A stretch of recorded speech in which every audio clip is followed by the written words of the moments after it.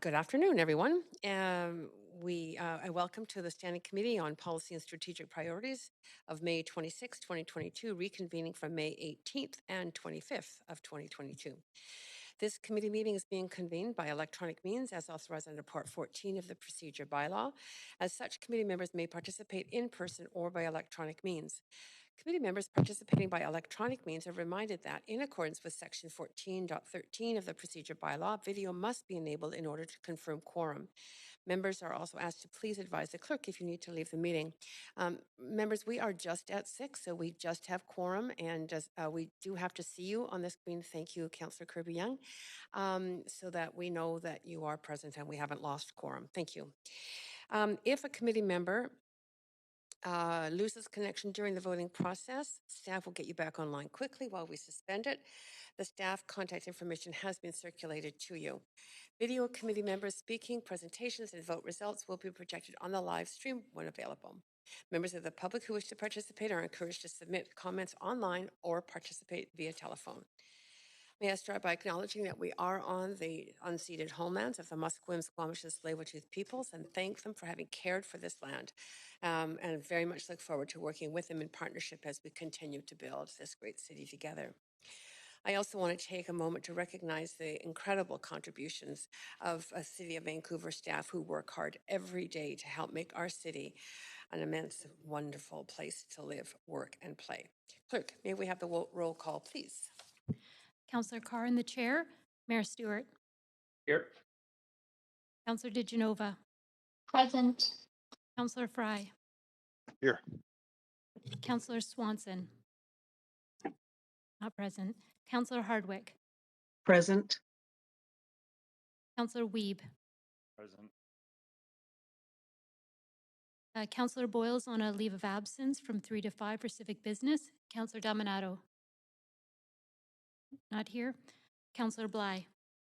Present. Councillor Kirby-Young. Present.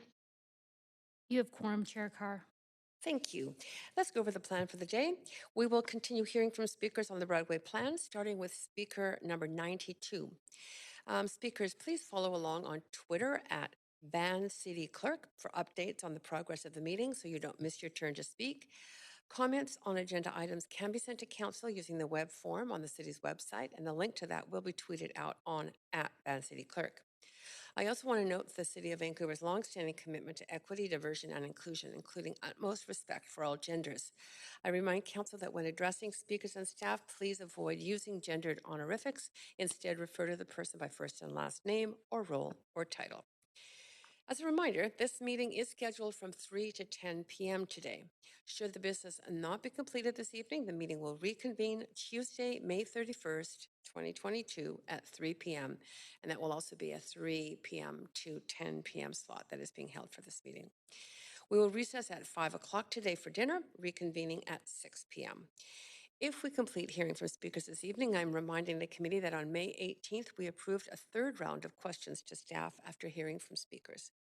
Finally, I want to remind council members that if amendments are brought forward, they must be submitted to the city clerk in final written form before the council member introduces them. And please ensure the clerk has received your amendments by using council meeting amendments-DL. Before we begin, I would like to remind speakers you have 5 minutes to make your comments, should state whether you are in support or in opposition to the recommendations, and may only speak once. Committee members, you have 3 minutes to ask questions to speakers. However, as you know, speakers are under no obligation to respond. I will also ask if speakers are residents of Vancouver if it is not already noted on the speakers list. Following the last speaker on the speakers list, we will go back through the list for those who were not present when their name was initially called. Do that. I'm going through the list one time. We will now continue hearing from the registered speakers, starting with speaker 92, Paul Morris. Is Paul Morris on the line? Good afternoon, Chair Carr, Mayor and Councillors. Yes, go ahead. My name is Paul Morris. I'm a resident of Vancouver in the Broadway Plan area, and I oppose the Broadway Plan in its current form. At the rezoning hearing for 1477 West Broadway, Council had heard me speak in detail about the adverse environmental impact of building concrete towers rather than wood frame 4 to 6 story. You'll be delighted to hear I am not going to repeat all those facts and figures. However, I do want to remind you the environmental benefits of shifting people from cars to transit are negated by housing most of those people in concrete and glass towers.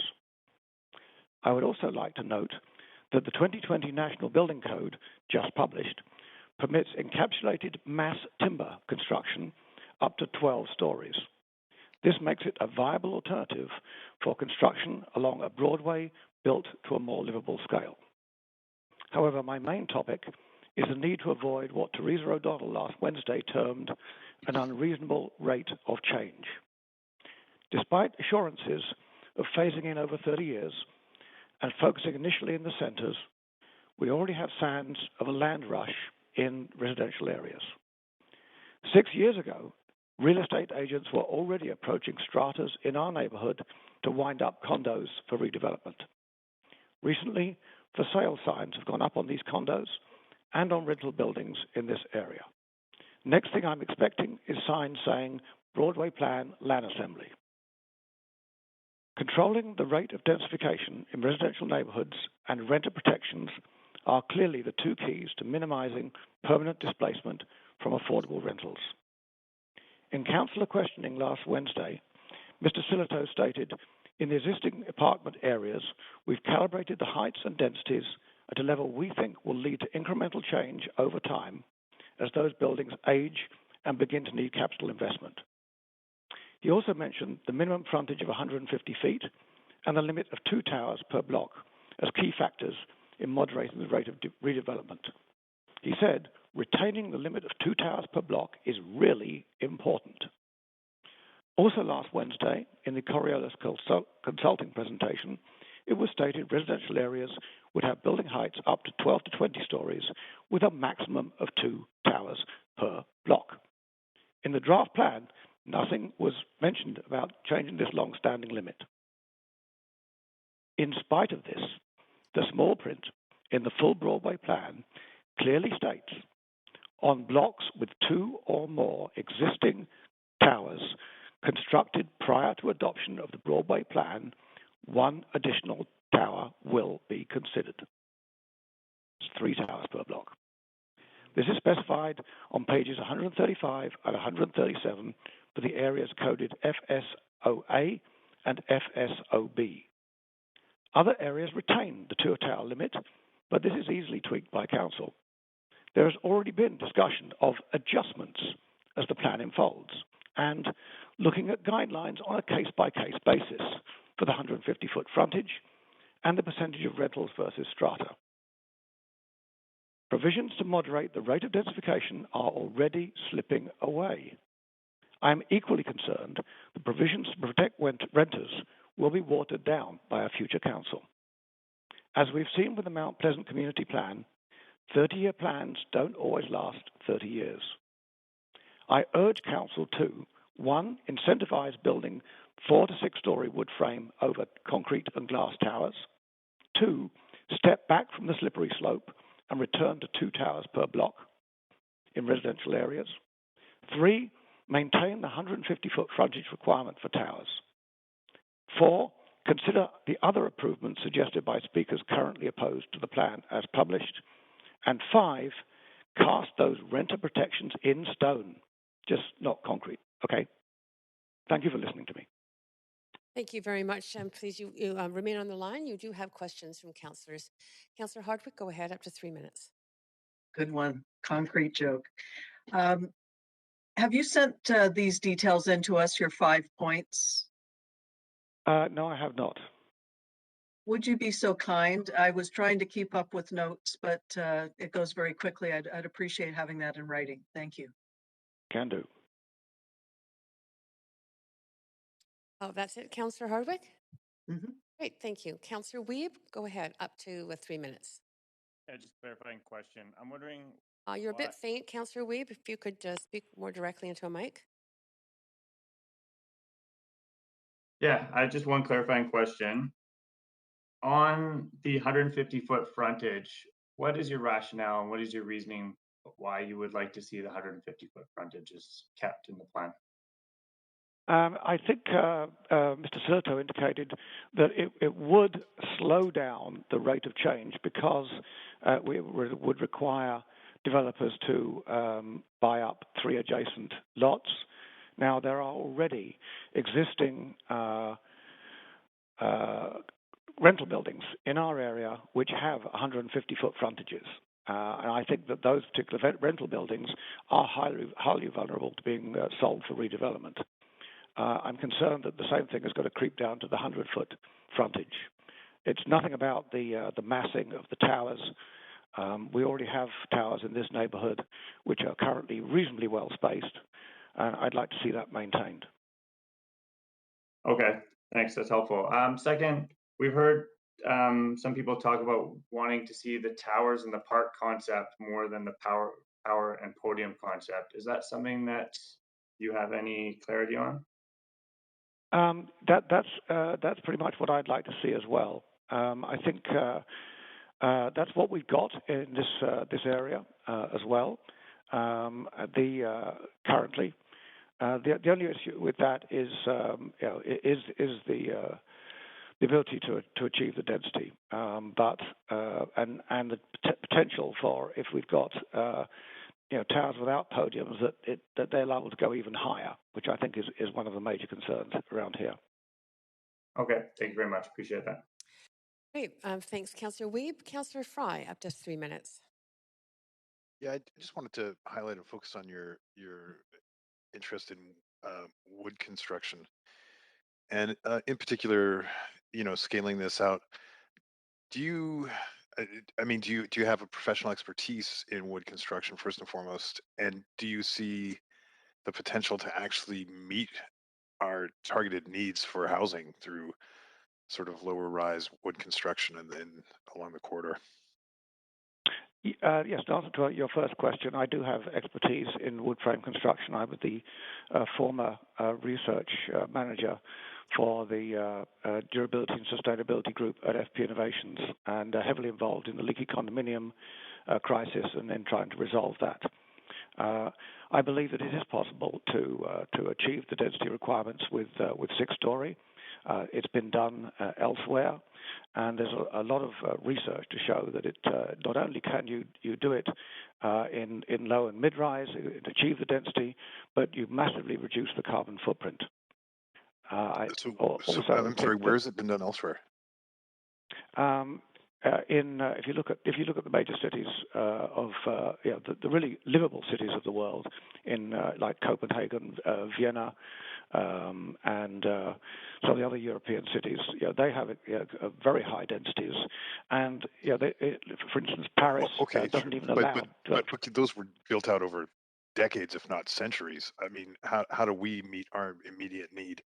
And also recognizing, here in the West, land ownership has been kind of the mantra and speculation, for the history of the city. So we have a lot of lots that we would have to assemble to achieve that kind of density at that kind of scale.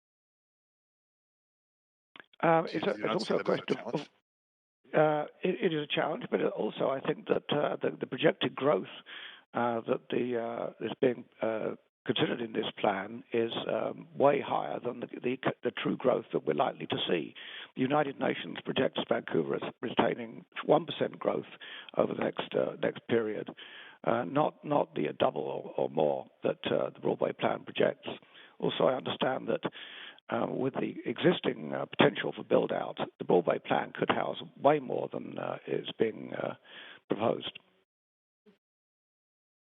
Okay, so yeah, I mean, none of us have a crystal ball, of course, but I do see a pretty grim vacancy rate and pretty steady growth in actuality, with the exception of the COVID blip. But okay, thank you very much. Appreciate your insight. Yep. Great. Thanks, Councillor Fry. Councillor Kirby-Young, over to you for 3 minutes. Are you on mute? Sorry, double mute, Chair. Thank you, Chair. Thank you for speaking to Council, and I appreciate the discussion and the points you raised about frontage. And I'm wondering, we're hearing different points of view on this, and we're hearing from some that retaining the longer frontage would actually potentially put more pressure for land assembly, because if you have to have a minimum size site, you need multiple lots, and then that could, an unintended consequence of that could be that it puts pressure on those older existing apartment buildings because you need more sites. So they would get bought up as opposed to being able to use 1, 2, 3 parcels potentially. I'm wondering if you have comments on that, because we're trying to strike that balance between protecting and supporting existing renters in life of those buildings and trying to create new homes for people. Yeah, I think if the developers are required to put together land assemblies, that is going to moderate the pace.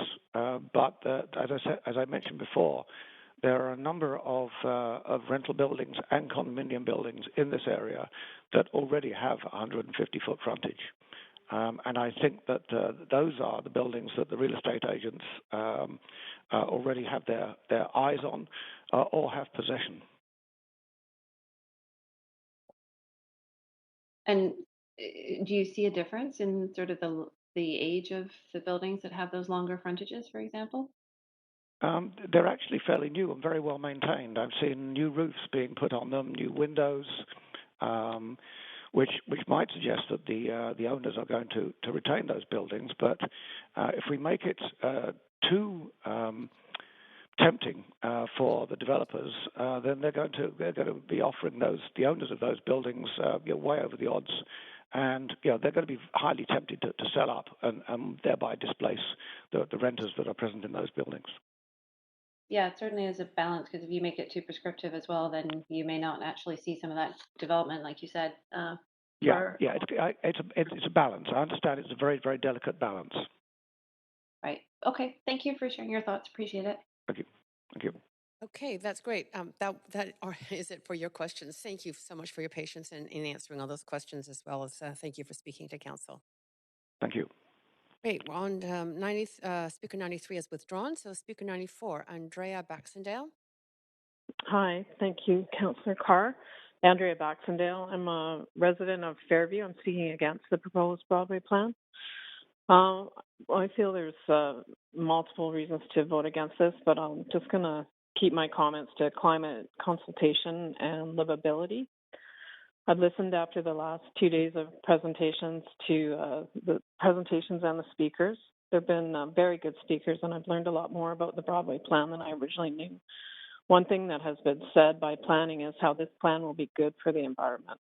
I don't believe we can take just one aspect and say that it is a win for climate. Building 40-story concrete towers is not environmentally friendly. Concrete is not an environmentally friendly product. That, coupled with the energy needed to run these buildings once they're built, does not make them a good choice. Recently, Vancouver has said it will require new buildings to have air conditioners, which are also high energy users and create heat to the areas surrounding them. The areas north and south of Broadway have established tree canopies, gardens, and grass. All this greenery helps to cool the city. The proposed Broadway plan looks to pave over a vast amount of it. I'm wondering what studies have been done to show the impact of adding so much concrete and taking away so much greenery will have on the overall temperature of the city, particularly in the areas that are affected by this plan. I feel very strongly that we cannot minimize the effect COVID had on the public consultation process for the Broadway plan. It's only recently that we are opening up after being essentially locked down for close to 2 years. For myself, these last 2 years have been incredibly stressful, both personally and professionally, and I know I'm not alone when I say that. To now be presented with a plan that will drastically change the city and be told that there was adequate public consultation is quite shocking. Filling out an online survey is not the same as going to an open house. Seeing actual models, being able to speak to neighbors and planners to ask questions and exchange ideas is an integral part of the democratic process. There has been criticism of the diagrams and renderings made by private citizens to illustrate what the added density in the 500-block plan could look like. These wouldn't have been necessary if the city had provided them to the public. I, for one, am very grateful for the time spent by those residents. It was shocking for me to see the several neighborhood plans will be dismantled by the Broadway plan. Worse to hear that Teresa O'Donnell say these neighborhood plans are outdated. Does that mean that this plan will also be outdated before it's fully implemented? The proposed plan lacks any added public amenities, including schools, libraries, community centers, and parks. The city cannot keep adding people without adding these amenities. Our existing community centers are quite literally crumbling down. If the intention of the plan is to attract family, then there needs to be the infrastructure to support them. Otherwise, they will be having to travel to schools and other facilities, which negates the idea that everything will be walkable distance from where they live. The city now defines 2-bedroom units as family units, which has resulted in developers putting 2 bedrooms into increasingly smaller square footage units. 600 square feet now have 2 bedrooms, and as definition would be a family unit. I would say this is unlivable, particularly when there are no amenities within walking distance. I suggest for transparency we speak in square footage rather than bedrooms. For more than 10 years, the city has been upzoning as a solution to the affordability crisis. Rather than getting better, it's only getting worse. The definition of insanity is doing the same thing over and over and expecting a different result. I'm asking council to send the Broadway plan back. Thank you. Thank you. You do have you do have questions. If you would stay on the line, Councillor Hardwick, Hardwick, up to 3 minutes. Thank you. Very quickly, Andrea. You were critical of the public consultation process, and I know during the pandemic it has been very limited. Have you had experience in other community planning consultations in the past? Yes, I have. I live in a heritage building, and the one public consultation very close to me was in that building. We worked to push the building back. We worked with the city. We worked with planning. We went to the open houses. We went and talked to the planners, and we had a result on that. I also was involved in next to the hospice. There was another big open house. There was a proposed building going in next to the hospice on Granville Street, and we campaigned in our neighborhood to ensure that lots of people got out to that. And again, a lot of neighbors, talking with neighbors, planners were there, and it's vital to get the information out and to exchange ideas and to get a better understanding of what's being proposed, and also for the public to be able to express how they feel about the proposed plans. There are those that are arguing that the online process is more equitable and accessible for residents. How would you respond to that? Well, I would disagree with that. I took the surveys.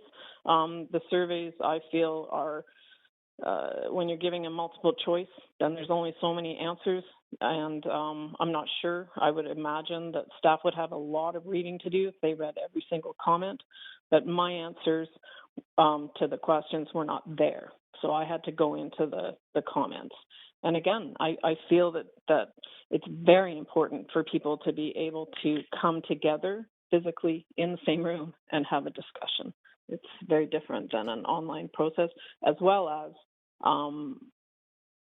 I believe those surveys were open to everybody and they were available multiple times. So. Well, thank you very much for your input. Appreciate it. Thank you, Councillor Hardwick. Thanks, Councillor Hardwick. And that is it for your questions. Thank you again for coming to speak to Council. Thank you, Councillor Carr. Speaker 95, Lindsaya Ann O'Shea.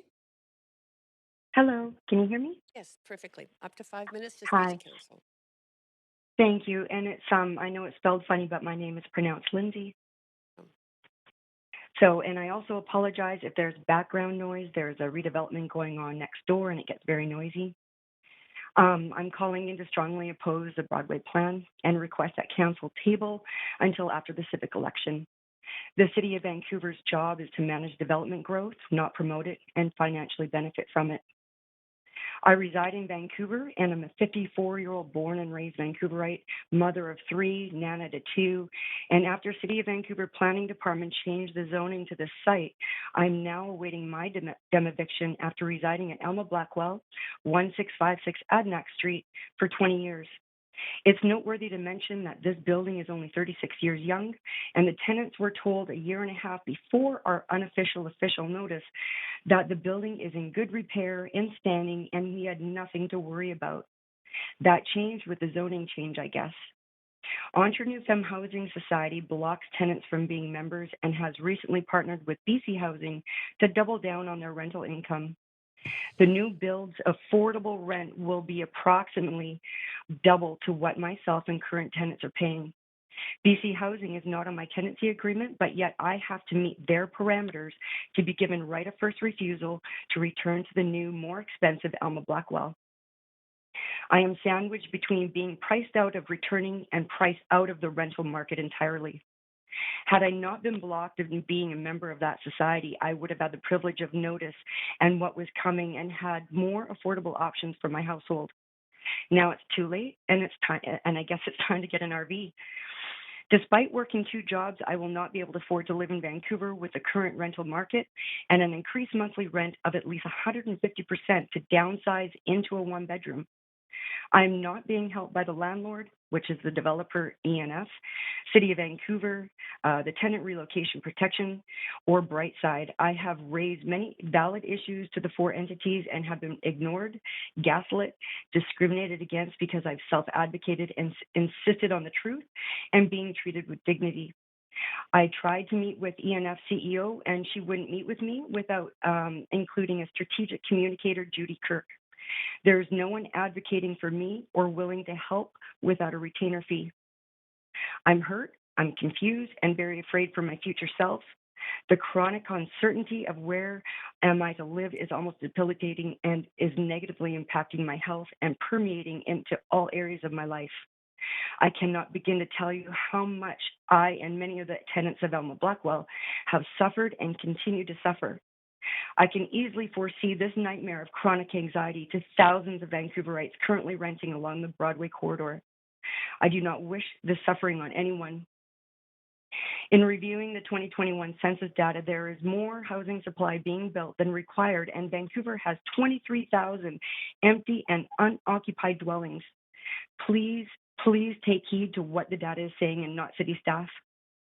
One of humanity's greatest strengths is our ability to innovate solutions to complex problems, and this can be a detriment when we misdiagnose the problem.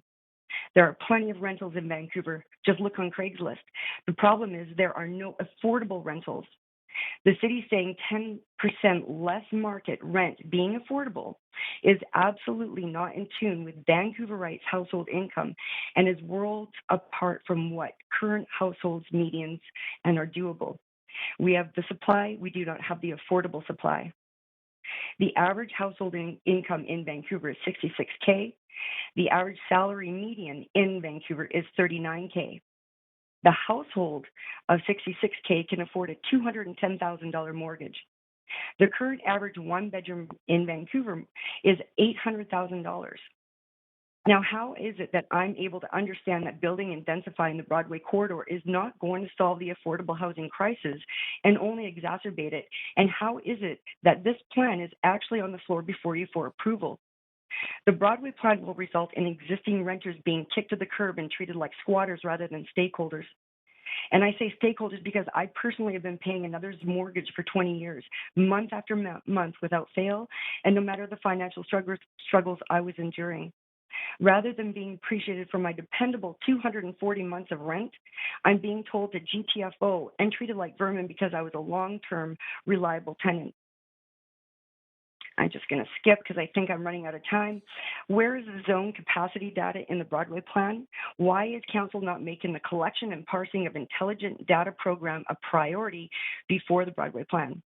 Vancouver's population increases 1% a year. What is the pipeline? Where exactly is the pipeline data coming from? Yes, actually, you are out of time, but you do have questions. So okay. Potentially you can complete some thoughts there. But first to Councillor Hardwick for 3 minutes. Go ahead, Councillor. Thanks, Lindsay. You're breaking my heart. You're welcome. Sorry. My heart is broken. I love my house. Is your house in the Broadway plan area? No, I'm in Grandview Woodland, and I'm near Clark. And the reason why I'm bringing this to you is I'm worried for all the renters that are going to go through what I'm going through. So yeah, so that's your point, is you're going through this terrible situation, and you're anticipating that this will be the pattern for renters along the Broadway corridor. 1,000,000%. I know that it was further down in my. I know it was long, but I have a lot to say. I have 20 years worth of stuff to say. But the promise of tenant relocation and protection, it's just from what I can tell, it's just a slogan for a mayoral candidate. It certainly has not been my experience. I have gone to the TRPP. I don't know if I'm allowed to name staff that I've talked to. I've talked to several staff, and all I've been told by the city staff when I brought different things to them about what we're going through here is it wasn't their job, and it Can I doesn't ask seem you to be anybody's job. another quick question? We know that the subway's going down Broadway. If not, what is being planned, then what? Consultation. I would suggest all the different speakers that have lined up to talk, myself included. There's a lot of really smart people. I don't think it's about necessarily densifying or and kicking out the renters. I think there's a way that this can happen without gentrifying the corridor. But Great. this isn't my area of expertise. I'm a yoga teacher. So you don't have any particular comments about housing typology from your perspective. It's really about retention of existing affordable rental. Retention of yes, yes, but I know that there were speakers before, and I've been watching the TIE and different medias about different ideas of what can be done in Vancouver to maintain affordability, like true affordability. If the median is $39,000 for the average income, how is a $2,500 one bedroom? How is that doable? That's what the current rents are. Yeah, Councillor Hardwick, Yeah. actually, you are out of time. I had to reset your timer because it had continued Yeah, from a it's previous been time. long. Thanks, Chair, and thank you, Lindsay. Great, thank You're you. welcome. Councillor Swanson, over to you for 3 minutes. Yeah, thanks for coming, Lindsay. Thank So you. if we could change the TRPP so that it said that you would be evicted people, demo evicted people would be able to return to the new building at their old rent. Would Yeah. that be something that you'd go for? Well, at this point, it would be something I would have to go for because I don't have any options. I have no options. My trust is very, very strained right now with my landlord and this developer. But that is absolutely, and if that is something that is doable for the developers and in the future, then absolutely. I don't know. I actually don't know why it's people are not grandfathered in with their rental, especially for the long-term tenants that have been contributing, for so long, right? Like I also I know that Minister Eby put in like 2.8 billion or 2.3 billion. I'm sorry, I'm not very mathy. For the housing hub, that was one of the things that I brought up. It's like, well, what about housing hub? Why would wouldn't it be wonderful if us? I was a single mom of 3. I've never been able to have a savings account, and wouldn't it be wonderful if maybe my rent could contribute to a down payment, and I could actually maybe own part of this or something? And I was laughed at. It was. And so I don't know who Housing Hub is benefiting. I don't know where that money actually went, but I certainly do not have any access or way to access that. But Yeah, sorry, Jean, to answer your question is yes. Yes, I would. that housing hub money is pretty mysterious to me too. Okay, thanks for coming in. Thank you. Thanks, Councillor Swanson, and thank you so much, Lindsay, and appreciate very much you coming to speak and to answering questions. Thank you so much. Speaker 96, Matthew Schultz.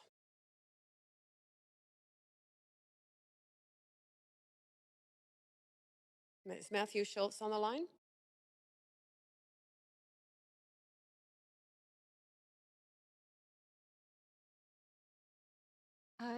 Speaker number 96 is not on the line. Thank you. Speaker 97, Pierre Galland. Good afternoon, Mayor, Council. I am the chair of the board of directors of La Maison de la Francophonie at 1555 West 7th, and I would like to speak in favor of the Broadway plan. La Maison, as you may have been told, is owned by 13 organizations that offer services for Francophone and Francophiles in the Greater Vancouver. Francophones not only come from Quebec, but from all parts of the country. There are Francophone communities in every provinces. We also have Francophones from other continents, and we offer services to enable them to integrate more with the community. We are asset rich and cash poor. Our facility is about 30 years old or so. It's in desperate need of repairs, renewals, and improvements. Partnering with our developer to allow a redevelopment enables us to hopefully get rid of our mortgage, and instead of going for subsidies from the federal, provincial, and municipal governments, we would like to be more self-sustained. The redevelopment would answer many of our problems and offer newer, fresher spaces for the community. The theater that we are rebuilding would offer services not only to Francophones, but to every theater group and indeed the live performing arts. I heard through many presenters that concrete towers are energy hogs. That is not entirely true. I'm a recently retired architect. It's true that concrete has embodied energy, as most materials do. But if designed appropriately, it can use far less energy than many other buildings. So the stereotyping of energy hogs is perhaps inappropriate. It varies from building to building. I'd like to point out that older buildings typically use far more energy than newer ones, unless, of course, there's a retrofit and a renovation of the project. Many people don't like change. I used to say to my AIBC members, if you don't like change, you'll like being irrelevant even less. I would urge council not to throw away the plan because of some concerns are not met. There's no such thing as a perfect plan. It's perfect to someone, and it's, of course, imperfect to others. It's a compromise, it's a balance, and it's very difficult to achieve. I don't think the plan should be thrown away because it does not answer each and every need of every circumstance. The residential tower, one of our board members alluded to the fact that it would be a mixture of market and non-market housing. That has not been decided. The residential tower will be negotiated in good faith with city staff to fulfill our needs and, of course, the needs of the community in the city. And I will let our developer partner, Canderel, speak to that. A lack of density, I'm told that increased density increases cost. Lack of density also increases cost. San Francisco would be an example where the rich want less density and raises the prices without the social benefit that would come with it. So again, I'm not a planner, only a lowly architect, but I can assure you that for a reaction is a reaction, and it's very, very difficult to achieve an appropriate balance. I certainly defer to planning staff and all the researchers that they face, and to provide council with the balanced plan. It's a living document. It will continue to be modified. It will continue to be improved. And if specific elements can be addressed to answer some more pressing concerns, I certainly defer to collective wisdom. Merci beaucoup pour votre attention. Thank you kindly for your attention. Merci beaucoup aussi. But you do have some questions, if you don't mind, staying on the line. First, Councillor Kirby-Young, go ahead. Yeah, thanks, Chair, and thanks for speaking. I really appreciate kind of having your professional perspective, and I wonder if you can delve a bit more into this because we are hearing a lot of concerns and folks that are stating that this is not green in terms of the concrete towers, the amount of embodied GHGs, and you touched on that certainly. With respect to sometimes the use of older buildings or building standards, Vancouver's adopted some pretty detailed and kind of leading green building standards. And I wonder if you can kind of comment further on that, as well as, you know, should we look at it just in terms of the building? Should we look at it in terms of transit and people not having to drive cars? How does it compare to people, for example, living in single family homes and having to travel further? Like, would you like to fill in that perspective a little bit? Because that's something that we do hear a lot, and I'd love to get your point of view. Smaller footprints, smaller apartments typically have one exterior wall. Single-family homes have 4 exterior walls, plus a roof, plus a slab on grade. So they have 6 exterior surfaces. So the energy loss through the exterior surfaces is far greater than a typical condominium project or an apartment building. There's more energy efficiency in sharing some of the central units. There's more energy efficiency in having heat pumps and heat recovery. And those typically are more efficient with higher density. I think I spent a career repairing buildings, retrofitting leaky condos, schools, and hospitals. There's energy loss through thermal bridging and air leakage. Most older buildings have considerable thermal bridging and considerable air leakage unless, of course, they're renovated. Newer buildings with the newer energy codes are far more stringent. They're not stringent enough, in my humble opinion, but we are moving in the right direction. We're nowhere near ready for zero footprint, carbon neutral buildings, but there's a few prototypes that have been built in order to achieve that. And some, yes, include concrete and steel structures, not only, of course, wood frame structures. Okay, and with respect to, looking ahead, I mean, staff have conveyed this as a 30-year plan, and right now I know that there's some constraints with respect to mass timber in terms of sort of the ideal height, and currently the cost of construction of the relative options, et cetera. But do you see that also having the opportunity to change over time throughout the life of the plan, that wood could also, mass timber could also contribute positively from an environmental perspective? Indeed, mass timber is relatively young. BC has been at the forefront of promoting it. We've seen some European architects and constructors promoting it as well. It's in its infancy. Forestry needs to be managed, but of course, to manufacture these timber has embodied energy as well, just like concrete and steel. However, it's more renewable. I think in due course it will be more competitive and be a better alternative. I don't know at this point if we're there yet. The plan should certainly offer that opportunity. I'm so sorry to interrupt you, but Councillor Kirby-Young has gone well over her time. But you do have more questions. Thank you. Councillor Dominato, go ahead, up to 3 minutes. Thanks, Chair. Thanks, Pierre, for calling in today. I just wanted to circle back. Councillor Kirby-Young asked a bit about built form and sustainability of buildings, but I'm curious, both from a personal and professional perspective, can you offer your thoughts on the issue of affordability? Because some of the criticism of the plan is that it doesn't deliver enough affordability over time. And I'm just wondering if you have any thoughts or insights to offer on that. With utmost respect, I think that exceeds my knowledge and expertise.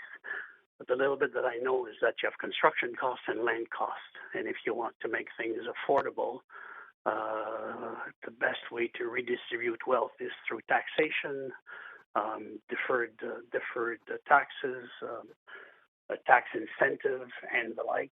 And of course, that reduces revenue for the city. Therefore, the city needs to increase revenue elsewhere. So that's a very simplistic comment. In terms of reducing construction costs, I think the market continues to try to achieve that. And I'm afraid that's all I can add to that. It's not very helpful. No, it's certainly helpful. We appreciate you've called in, and I know there's a number of members of Maison de la Francophonie who have called in to offer perspective, and so thank you for that. Thank you. Thanks, Councillor Dominato, and that is it for your questions. Thank you so much for answering them and for speaking to us. Thank you kindly. Great. Speaker number 98, Erica Weiss. Afternoon, Mayor and members of council. Can you hear me? Yes. Yeah, very clear. Go ahead. I'm not opposed to development that provides for greater density in Metro Vancouver, but I am opposed to the Broadway plan. There are a lot of problems with the plan, many of which have already been articulated by other concerned residents, and so I will limit my comments to the existential aspect which affects us all, which is the environmental impact of the plan. Fundamentally, the plan is a generic, overreaching policy that is completely blind to the twin exigencies of a local context and the reality of climate crisis. It treats Vancouver like an ordinary American megacity. It disregards protection of Vancouver's view cones, solar access, and green spaces. It has a top-down approach which ignores the nuances of individual neighborhoods, and it has an outdated emphasis on carbon-intensive, energy-inefficient high-rises. And all of that reflects what a banal, retrograde policy it is, and how out of touch planners are with the unique qualities of the city. The plan would chisel away at Vancouver's livability by privatizing views and causing significant shading across Kitsilano, Mount Pleasant, and Fairview, which may fly in places like Dallas or Vegas, but that is a big problem in a city as stubbornly gray and dark as Vancouver. The Broadway plan treats housing as a zero-sum proposition of high rises or nothing. There's a common myth that taller, more densely packed skyscrapers are the most sustainable because they optimize the use of space, house more people per square meter, and limit urban sprawl. But recent studies demonstrate that densely built, low-rise environments are actually more space and carbon efficient, while high-rise buildings have a significantly higher carbon impact and reduced energy efficiency. A recent BC Hydro report concluded that despite many new high-end condo buildings being marketed as energy efficient, those living in them have a much larger energy footprint than those living in older buildings. Low to mid-rise buildings have 45% of the life cycle GHG emissions compared to high-rise developments for the same population density. In fact, the City of Vancouver's own 2016 zero emissions building plan stipulates that the low-rise, multi-unit residential buildings are the ideal building form and construction type for cost-effective, high-performing building envelopes and ventilation systems. The city's density targets can be achieved with little high-rise construction at all. When wood-framed and mass timber buildings are widely accepted as the standard in sustainable construction, and the city's own zero emissions building plan recommends low-rise residential buildings as the ideal construction form, why does the plan provide for the development of hundreds of high-rises? But, you may say, what about the millions of people who are coming here and the density needed to support the subway extension? Based on census data, Vancouver's population is growing at a rate of 1% a year, or about 7,000 people a year. Current housing projects already in the development pipeline would more than accommodate census-based growth for the next 30 years without any additional housing from the plan. The prospect of surplus housing development will simply increase land price speculation and further erode existing family-friendly housing stock, as we are already seeing merely in anticipation of the plan's adoption. TransLink's own planning guidelines suggest that a density of 50 dwellings per hectare is sufficient to support rapid transit. The Broadway area is already at 62 dwellings per hectare. So why the continued insistence on the need for significant density increase to support the subway extension? We are on the brink of climate catastrophe, and people are literally dying in BC from climate change-induced heat waves. Council should be scrupulous in ensuring that future-oriented development is based on actual census-based demand, and that any development under the plan meets the highest standards in sustainability. The Broadway plan squanders an opportunity for Vancouver to be a global leader in sustainable development and pays mere lip service to its greenest city aspirations. There is a more climate-resilient, less carbon-intensive, family-friendly middle ground that would meet census-based housing demand while enhancing livability in the city of Vancouver. I would ask that the committee accept the plan for information purposes only, refer it back to staff for proper neighborhood-based planning to adopt appropriately scaled forms of sustainable ground-oriented development worthy of the City of Vancouver and reflective of its commitment to reducing global carbon emissions, and bring it back to Council after the election. Great. Thank you so much. You do have questions? Councillor Swanson, go ahead. Yeah, thanks so much for coming in. You referred to a 2016 city study that said that low-rise housing was best. I wonder if you could just email me a link to that. So Yeah, I don't no have problem. I'd be happy to. I'd be happy to. Okay, good. Thank you. Okay, thank you so much. That is it for your questions. Appreciate you answering them, councillors' questions and speaking. Thank you. Next speaker, 99, Andrea Olson. Hello? Yes, we can hear you. Go ahead. Okay. Yep. Oh, hello, Council and Mayor. I'm Andrea. I'm a millennial that lives in the Broadway Plan area of Fairview, and I've lived here ever since I moved to Vancouver 7 years ago. I'm speaking today in opposition of the Broadway Plan as it stands, because I don't feel it actually protects tenants in the way that you're claiming it does. I've already seen, reading through all the literature, that you kept saying that people want development. I am one of those people that participated in this surveys and said I wanted development.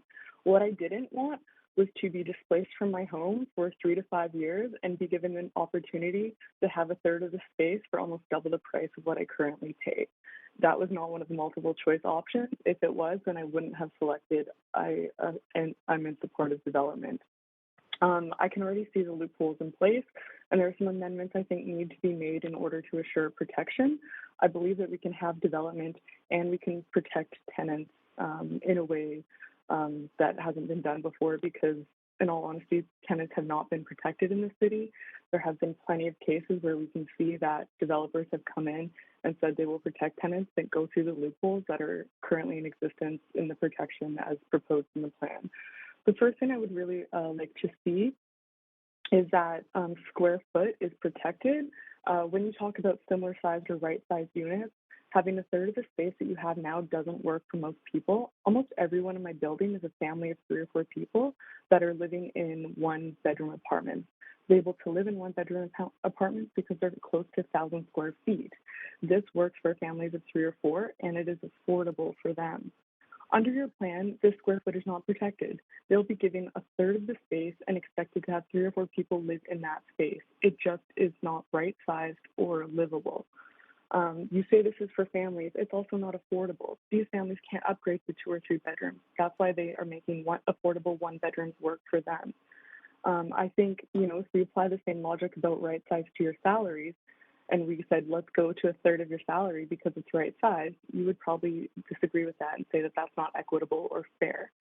I also think you need to consider, when we talk about people being displaced or then evicted for a period of time, where are they supposed to go? There's hardly any units available, especially that are affordable. And I think developers need to ensure that people are able to stay in their same neighborhoods during this time. Again, because most of the people in my building are families, these people chose Fairview for the schools. They chose Fairview for the access to work. Where are we supposed to move for 2 or 3 years while we wait to move back into a micro unit? There needs to be protection in place to ensure developers have rentals available lined up in the exact same neighborhood for people to move into, so that it doesn't fall on the tenant and create what other people have mentioned, this deeply rooted anxiety about where they're going to live. Lastly, you have nothing in there about how these protections are actually going to be enforced or put in place. I think that really needs to be considered, because there's already so many cases that even you as councillors have spoken out on, saying, ooh, we didn't want the developer to do that, but when they're not legally held accountable, they get away with it. So those are the things I would like to see considered before the Broadway plan gets approved. I'm afraid that if you approve the Broadway plan, we'll never have real protections in place for all the current tenants. And if you're not going to put in real protections, then please just stop saying that you have rental protections in place and gaslighting people for votes. That's not the case. We can all see the loopholes, and you need real protection if you want to make this development work. Thank you. Thank you. You do have some questions, so please do stay on the line. Councillor Weeb, up to 3 minutes. Yeah, no, I really appreciate your comments. One of the ones I was wondering is about, there's been conversations about swing space, about making sure that there's spaces available for families to go or for people to go, and that we need to make sure that the current renters are significant stakeholders in this plan as it moves forward. Is that something that you think we need to make sure that we kind of focus our efforts on putting new housing in places that don't displace while we build out the kind of process and ways that we can support renters appropriately? Yes, I absolutely do believe that. I've looked into cases that exist right now, and we'll see, some of the buildings in the West End that have been redeveloped and displaced people to Gastown. I'm sorry, but most of the families in my neighborhood can't be displaced to micro units in Gastown while we wait for redevelopment. So I do believe that swing space and that protection needs to be in place so that families can continue to live in the same neighborhood. I mean, myself personally, I'm a millennial. I have a master's degree. I work through jobs. The reason I'm able to do so is because I live in Fairview, and I have created a life where my jobs are accessible to each other within the areas which I live and work. If I get displaced, that would greatly change my livelihood. I'd likely have to quit some of my jobs and all the things I go between. And I can see that for many people as well. And then the other big concern you have is that if you return back to a space that's half the square footage, that won't be able to be a place that's acceptable for your family. Is that correct? That is correct. It's not only my family, it's literally everyone in my building. Like I said, is a family of 3 or 4, and they live in one bedroom that they've been able to MacGyver and maneuver into 2 or 3 bedrooms. And so, yeah, so I think the space needs to be considered. And if this can be considered with the development going on, yes, maybe they have to build a few bigger units, but I believe it can be part of the build. And if it's put into place now, developers can prepare for that accordingly. Okay, thank you. Appreciate that. Because if you can't move all your stuff back in, it doesn't seem like it's similar unit to me. No, that makes sense. Appreciate you coming to speak today. Great.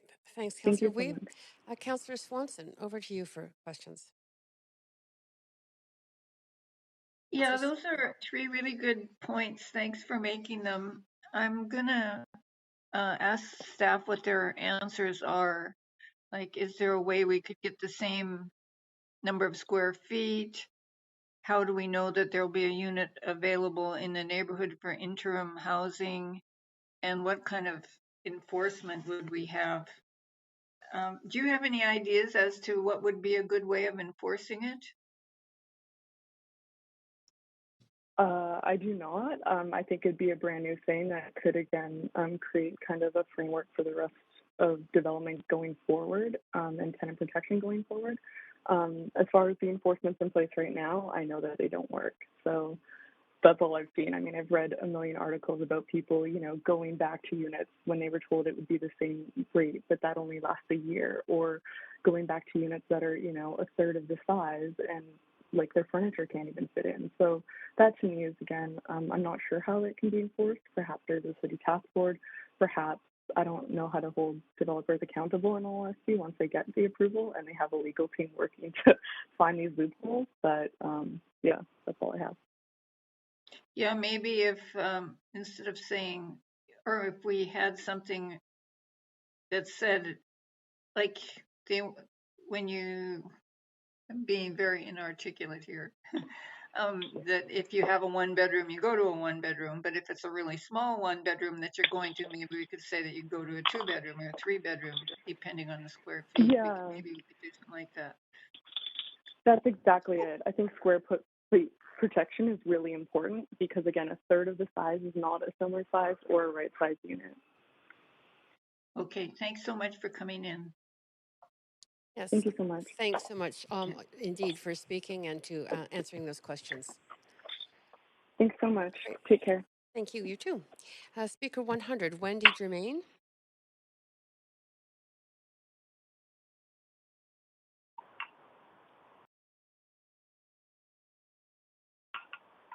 Wendy Germain.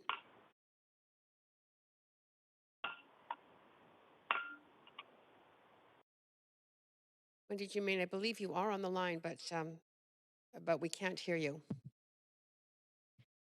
Speaker 100 is not on the line. Okay, Speaker 101, Janice Hamilton.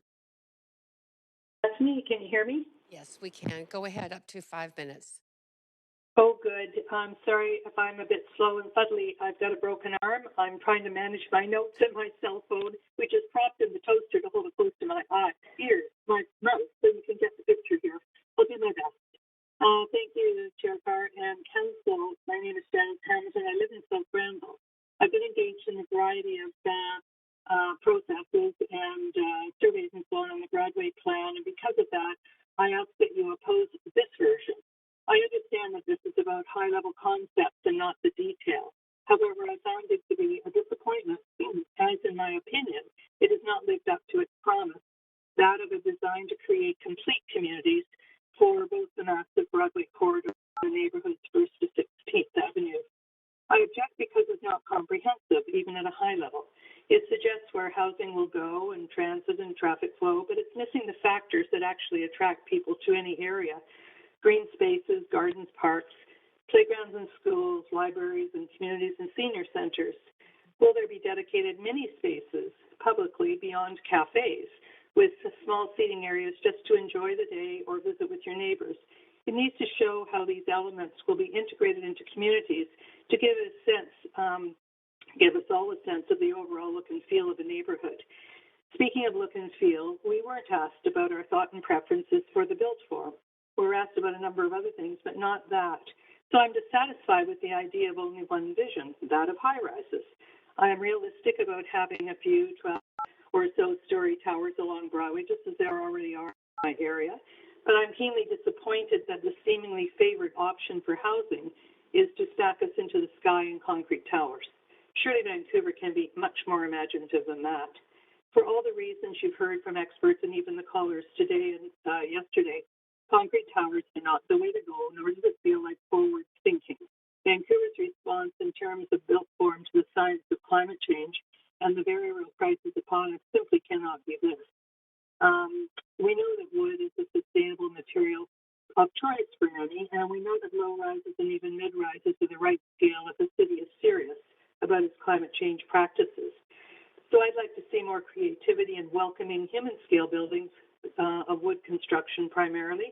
Let's add some low rises and courtyard style housing where people can socialize and kids can play safely. And what about rental only areas interspersed with other housing in neighborhoods so purpose-built rentals can catch up? Co-ops and social affordable housing woven into neighborhoods, and this way density can be creatively spread through the entire area. My last point is about the gentrification that accompanies any concentrated densification. As a renter for over 20 years by choice in South Granville, my favorite area, I have the right to enjoy community enhancements like transit, but it should not come at the expense of being forced out.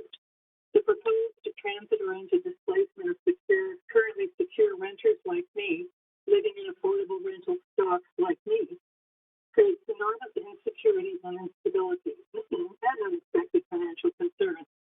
My high rental area is home to singles, families, and about 6,000 seniors, all several comfortably. Point of privilege, Chair. I'm having difficulty hearing the speaker. Yeah, yes. Oh, is this any better? Yes, just go ahead and let's hear. I'll pick up where I left off. Sure. My high rental area is home to singles, families, and around 6,000 seniors, all settled comfortably here in a place we call home. The Broadway plan asks me not to mind living in suspense over time, wondering if and when my property owner will sell my building or rent evict me for huge profits, and then ask me to pack up and move away for the years it takes to rebuild, and then relocate back to a smaller, more expensive unit in most likely a tower which may not feel safe or secure.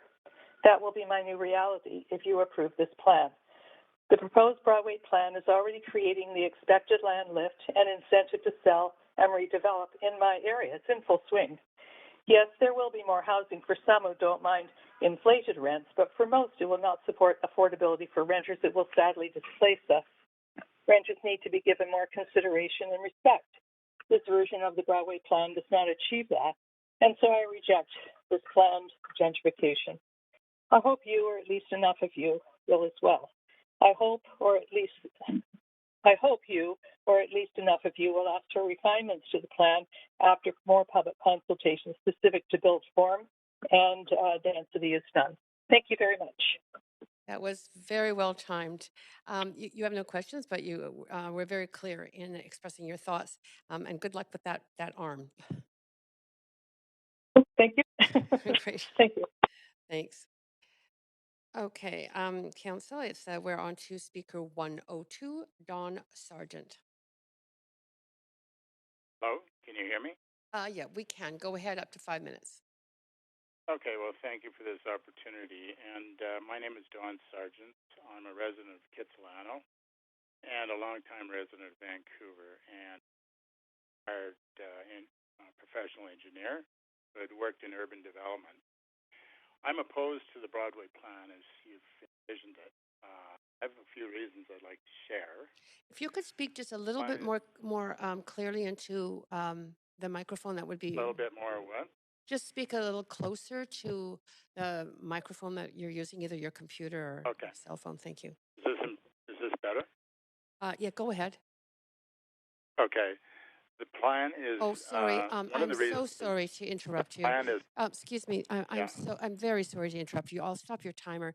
We've just lost quorum, so we don't have sufficient councillors at the moment to continue with the meeting. So I'm just going to pause and make sure we get up. Some people have now reappeared. So again, we didn't... I'm going to reset your timer. Go ahead. We've got quorum now.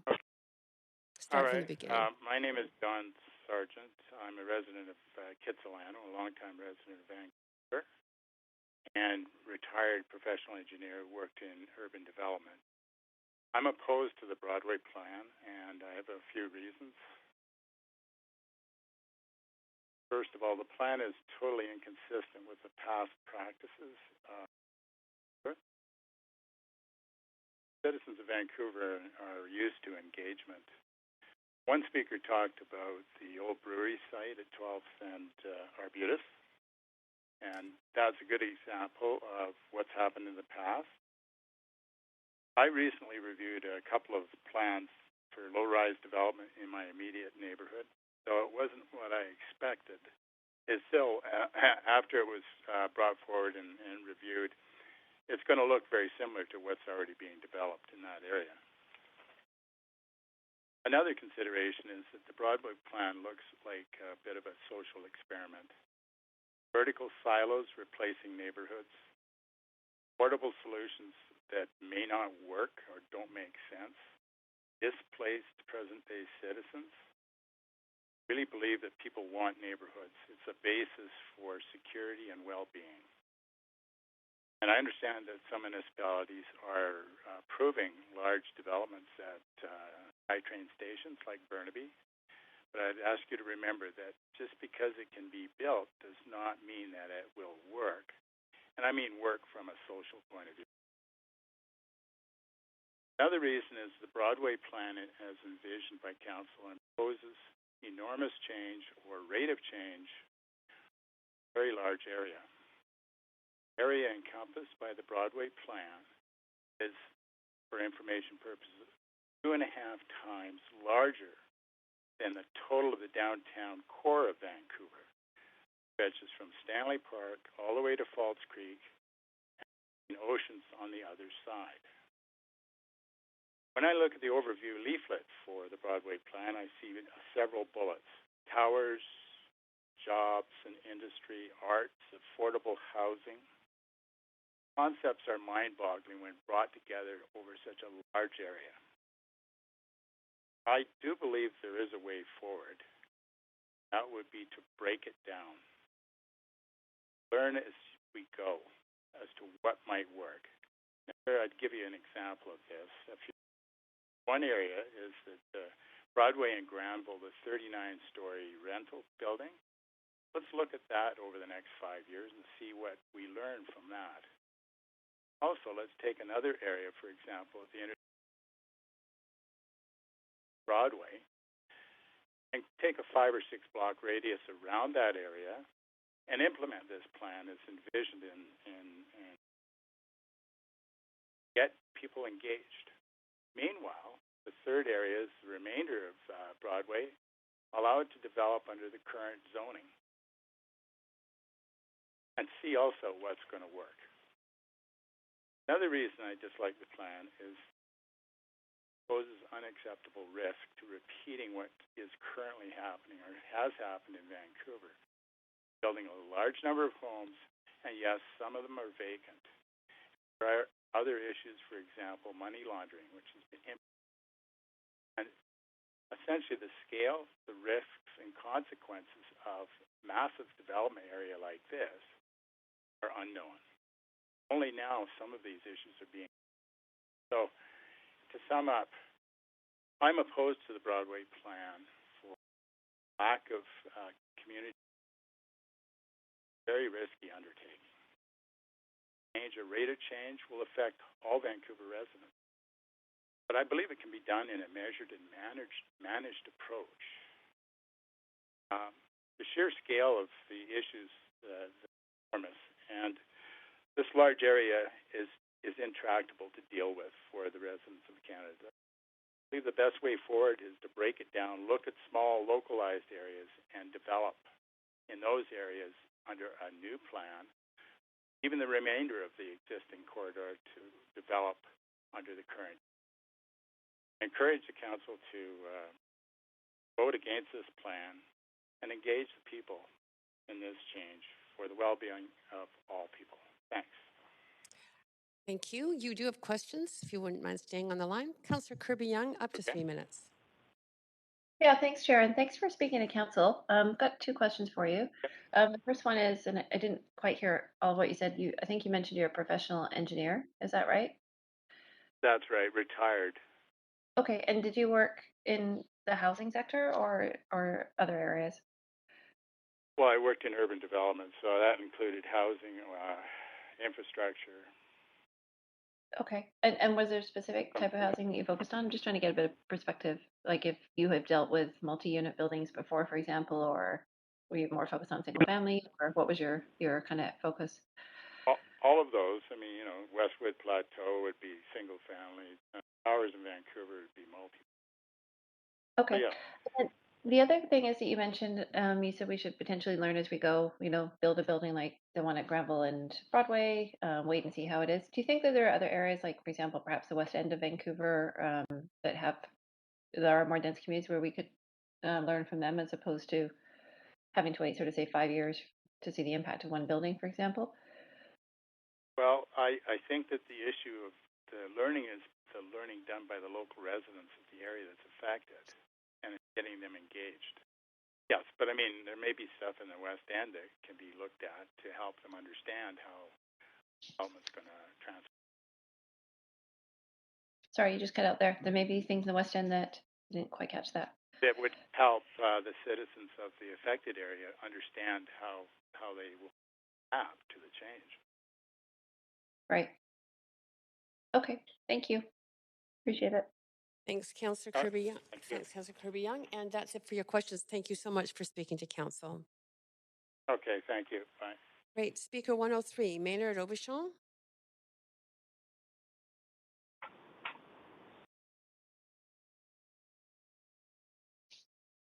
Maynard Aubuchon on the line. Speaker 103 is not on the line. Okay, Speaker 104, Valerie Porter.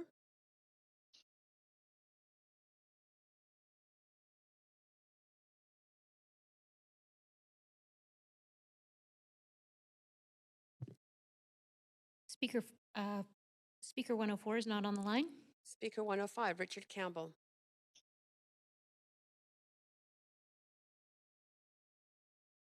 Hello? Yes, we can hear you. We can hear you. Go ahead. Up to 5 minutes. Oh, great. Okay. Hi, Chair and Council. Thank you for the opportunity to address you this afternoon. So regarding the Broadway plan, I guess I support it generally, but I would like to see more affordable housing and also more density and more homes in general within like 400 meters of the rapid transit station. I think that's really important, especially if it can help with affordability and enable more people to live in the city. My main comments are going to be around transportation and public space, and I strongly encourage you to support the proposed amendment by Councillor Boyle regarding more street space, for people in general, and specifically active transportation lanes. I think that's a critical component of the land, and it's a bit surprising that other municipalities are doing these, like Burnaby is including these in all new developments, and it's surprising that these will actually stop at the border of Vancouver unless this is addressed. So I sent an email earlier today. Apologies for sending it rather late, but had some. It's a lot of work, and kind of digging into it, I made some realizations, and specifically in the area around Broadway, Main, Cambie, and Second Avenue. I had the realization that there's the industrial area there, and a great idea would be to route the through traffic off the arterials like Broadway, Main, Second, and Cambie onto the wide roads that are on the industrial area. Nobody lives in there, so the noise isn't as a big concern, and it would enable us to get a lot of space on Main, Broadway, Second, and Cambie, for people and green space and things that people really value on the city, while still maintaining essential access to vehicles.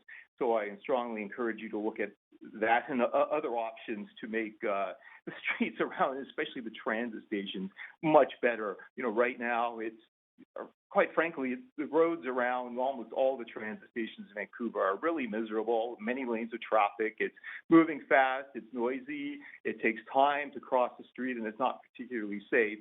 And I sent you, a few images and a few examples of other cities like New York City and Rotterdam, where basically they're pedestrian plazas, and some have buses in them, but, people can walk and cross the street wherever they please. And that not only makes transit more convenient to access it, it also makes it safer, and also, puts that strong message home that transit is the priority. People walking are the priority. People cycling are the priority, and people using wheelchairs or enjoying public space are the priority. And while that language is at a high level in the Broadway plan, it's really not, reflected in the details of the streetscape or actually the maps that it comes out with. So I think that needs to be addressed. Failing that, it might not be possible in all spaces, but, definitely let's not have left and right hand turns right by the transit stations. They can happen, on the roads before or after,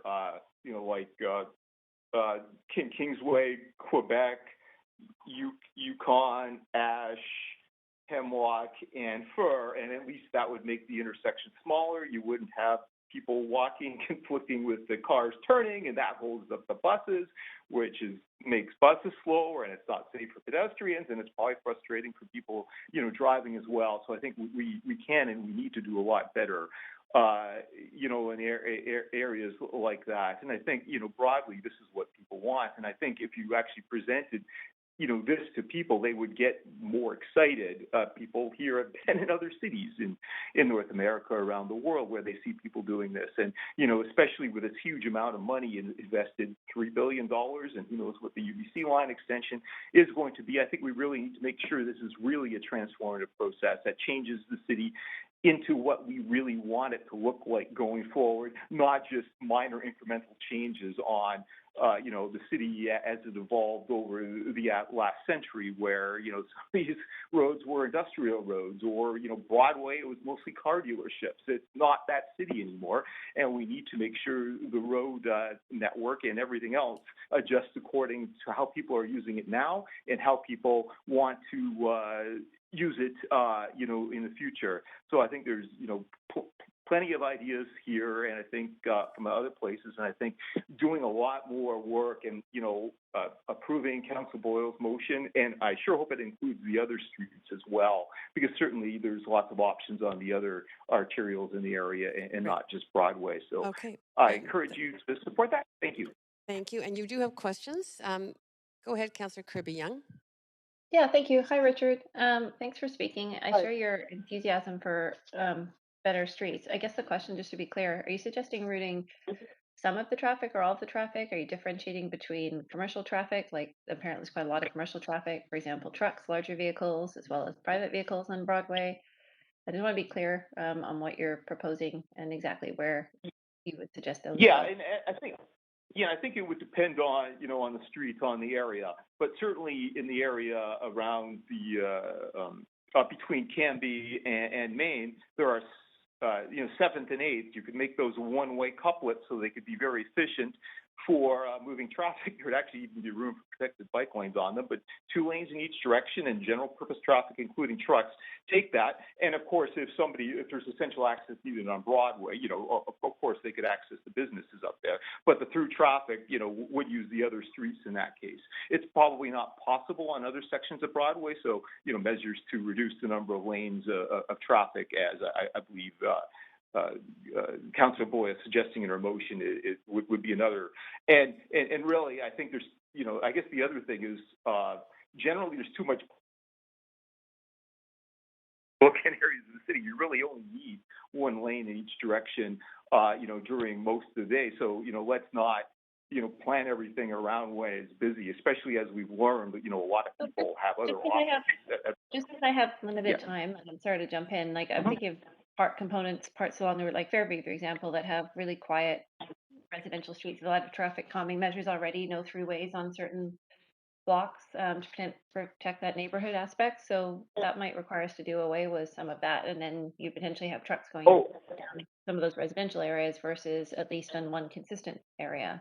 How do you think the neighborhood would respond to?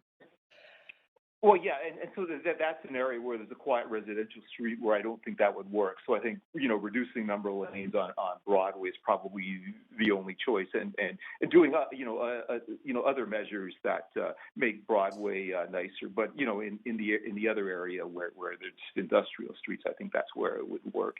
And maybe where are the industrial ones specifically? Because I'm thinking like Mount Pleasant still has a fair amount of residential. Like which part are you thinking of as being mostly industrial? So or commercial. So the area bounded by Maine can be Broadway and 2nd. So that area, it's almost all industrial, and I believe the plan or commercial or employment. So I think the idea behind the plan is that's going to remain like that. So I think there's a huge number of roads there, and they're really wide, and they aren't particularly busy. So I think that's where there's the opportunity to divert traffic off of Broadway, Maine, Canby, and 2nd onto those roads. And actually on 2nd, it's actually shorter. It would be a shorter driving distance, through there, because it's a longer distance to go on 2nd, and you might be able to have fewer pedestrian lights. So it's something that could actually work out for most people, if not everyone. So that is it for Councillor Kirby-Young's questions. Thanks, Councillor Kirby-Young. And Councillor Swanson, up to 3 minutes. Yeah, thanks for coming in, Richard. You said at the beginning that one of the things you wanted was more affordability. Do you have any ideas on how to get that? Well, certainly I'm not an expert in that area, so I believe there's lots of other people that will be kind of speaking on that. And I guess one option, I guess speaking to what I just talked about. So if you make Broadway quieter, there's strong evidence that you can get higher rents, for that, or people are willing to pay more. So you could actually use those higher rents to subsidize other apartments in that building. So essentially, it improves the financial viability. And of course, some people may be paying more, but especially if it's a nonprofit or a government, run building, you're generating more revenue, which means you could subsidize more people, for social housing or affordable housing in that building. So that would be my one idea that kind of riffs off what I've been talking. Or if there's more greenery on the street, or it's a linear park, that's going to be much more attractive to people than something along a busy street like Broadway or 4th Avenue or Maine. These are horrible streets to do anything along, and anything to make them more pleasant, will improve the the financial performance of it, which, if it's done right, can also generate more money, which could subsidize other housing. Yeah. And okay, so the second question is, what would we lose on Broadway if we did with it what you're suggesting? I don't think we would lose anything. You would still have essential access. We do already do that on a street like Granville, where deliveries, work just fine there. Broadway's a lot wider than Granville, so you can accommodate buses and cycling lanes and delivery bays, and especially if there's not general traffic on that just makes the street more flexible and nicer for everyone who really needs to be on Broadway, as opposed to the people that are using it just as a through street. Okay, thanks so much. Thanks, Okay, thank you. Thanks, Councillor Swanson. And I do have a few questions. First of all, thank you so much for sending that email full of an unbelievably long list of suggestions around the plan. Really appreciate it. My first question is around this idea of that you've got in there about taking car traffic or reducing car traffic on residential streets. We had a motion at council that council passed, I believe, it might have been unanimously, to reallocate 11% of Vancouver streets to emphasize non-car uses, which would include active transportation, parklets, community gardens, play areas, etc. Do you think this plan would be a good place to actually implement that policy suggestion by council? Yeah.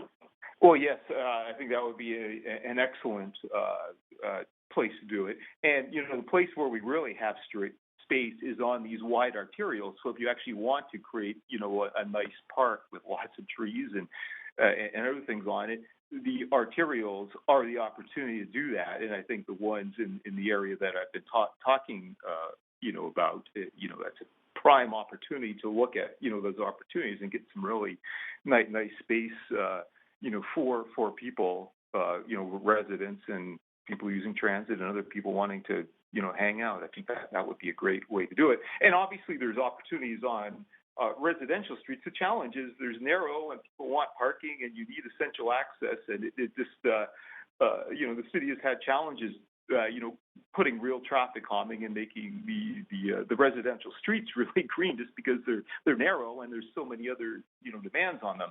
Meanwhile, just because they're sometimes twice as wide almost, there's just a lot more flexibility and space to play with on the arterial streets. So I think that's something that we really need to look at. Understood about the arterial streets.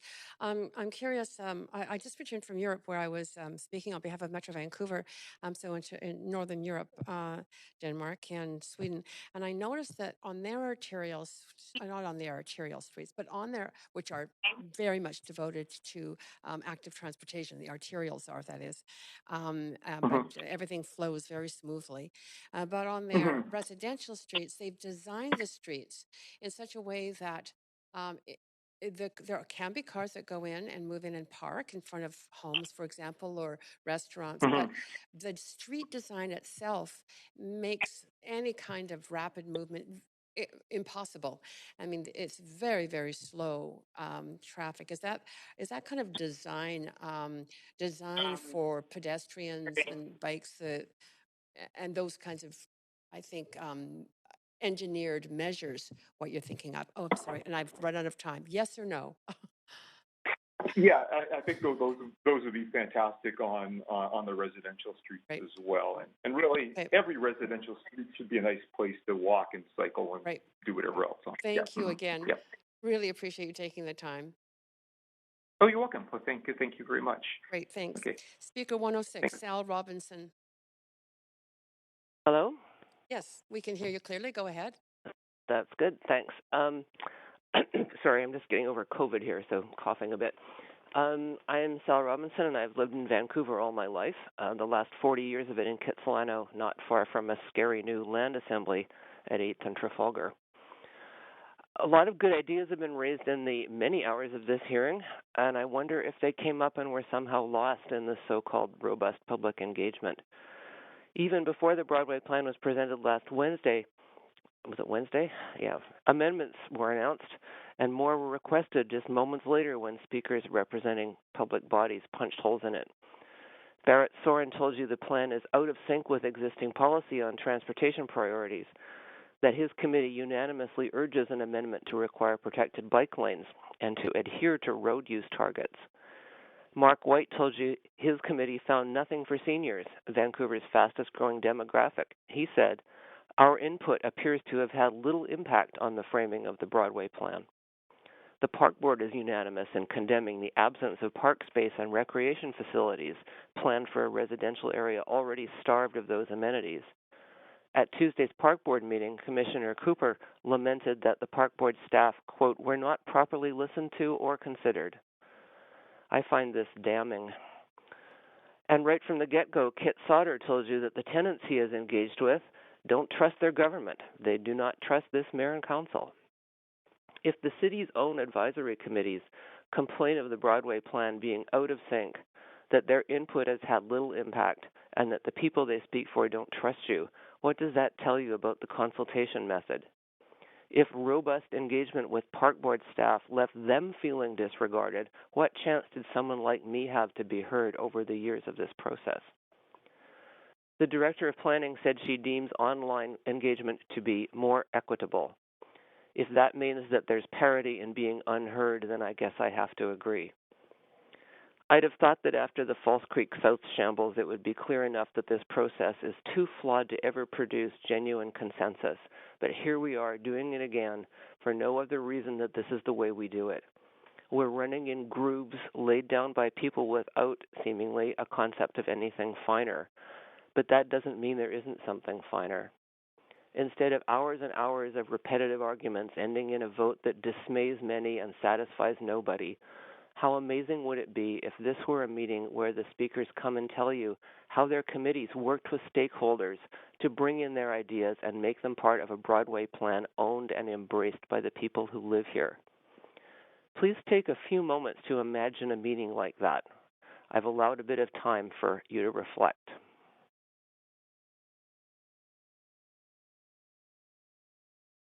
Yeah, I see no questions Okay, for you, but yeah. thank you very Okay, much. no, I'm not finished. Sorry, Oh. I'm not finished yet. I was hoping that you would reflect on the possibilities of a better meeting. I read the 1977 Kitsilano Neighborhood Plan, the one that is outdated and irrelevant. These are some of the issues it addressed: upzoning, open spaces, commercial and shopping areas, people services, loss of families, opportunities for residents to remain in the area. How are these issues not relevant now? In 1974, the city opened an office on 4th Avenue and staffed it for nearly 3 years. Planners and neighborhood committees worked together not only to identify and solve problems, but also to inspire dreams and make them a reality. Residents came up with plans for daycare centers, community center improvements, an ice rink, low-income and senior citizens housing, mini parks, restoration of old homes, and a curb on demolition. How many of those things are not built into the Broadway plan? Why aren't they? I ask you to call out this manufactured consent for what it is, ignore the developer hysteria, and stare down the bully in Victoria. The Broadway plan is not good enough yet. Please send it back to your staff and demand something better. Be remembered for that kind of leadership. Thank you for listening. Thank you. And you do have some questions. Go ahead, Councillor Hardwick, up to 3 minutes. Thank you, Sal. Thought-provoking. You referred back to the 70s when the Kitsilano plan was done. We hear a lot of people say that was ancient history. Today it's a different deal altogether. Why do you think it was important to consult with the public at that level of detail then and not now? It's absolutely important to consult with the public with that level of detail now. It's because we did it then that Kitsilano is such a great place. We're really missing an opportunity. Sorry, I just think that a huge opportunity has been missed, and it's clear from what people are saying when they call in and give suggestions that are of things that would work better than what's suggested in the plan or that aren't even mentioned in the plan. Well, there's two parts to this. There is a plan, and it's how the plan is arrived at, whether it's reflective of the people that live here now, or whether it's reflective of a desire for the future. And I think what we've been hearing in large part is that we have a huge influx of people coming in the future, and we have to get out ahead of it. And so the people that are here now, you know, listening to them, it's just not being balanced in my view. But I'd be interested in hearing your perspective of where you think it changed the way that we approach our planning process as a lifelong resident. Well, I think the internet didn't do us any good. Back when the only way to do something was to walk into a storefront and look at a map and say, wouldn't this be a better place to put that? That's how they did it in the 1970s. And now we think that just because we drop a postcard through a door and wait for somebody to go on a website, that that's consultation. COVID has done us no good at all. I remember going to, public meetings at Kit's Neighborhood House or at a community center or something, and we see a plan and we see how it's going to look. Those kinds of things are vital, and people will come up with ideas just like they've done in the last many hours of this hearing that haven't made it into a plan.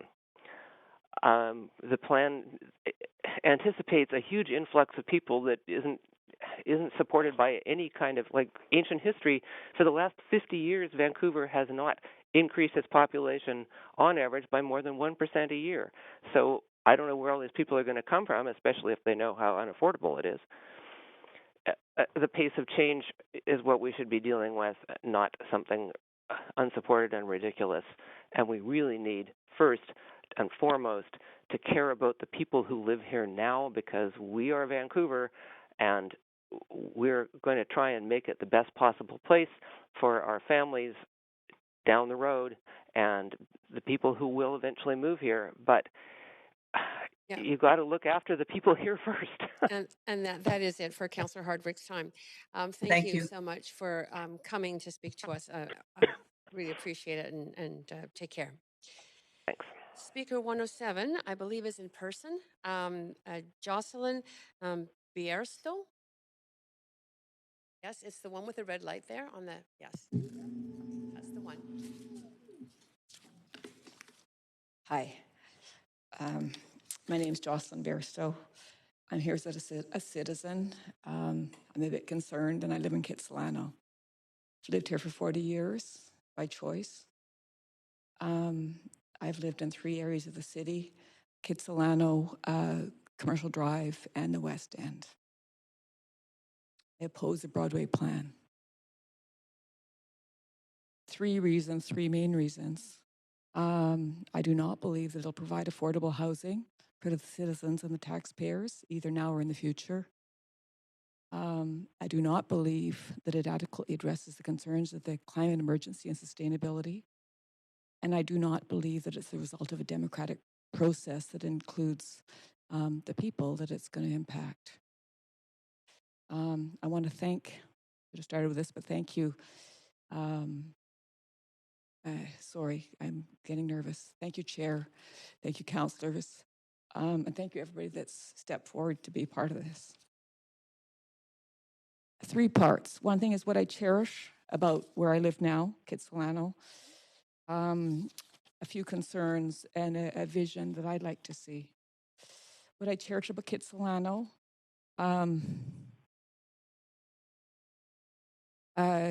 we provide a lot of affordable housing. I live in West Kitsilano. We did an informal survey.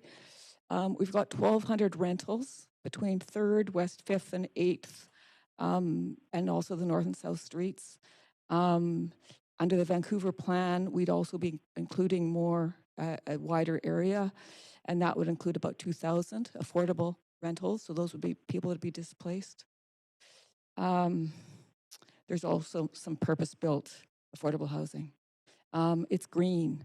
As you can probably tell, I'm very nervous. I walk a lot. I walked this morning, and there's trees everywhere, everywhere. That's healthy. We don't need numbers. It's healthy for people. It's really healthy for mental health. During COVID, there were people everywhere under trees, in parks, on the beaches, everywhere. We have a beautiful city. I don't want to say I'm a rich person in that area. I would love that there's lots of green space.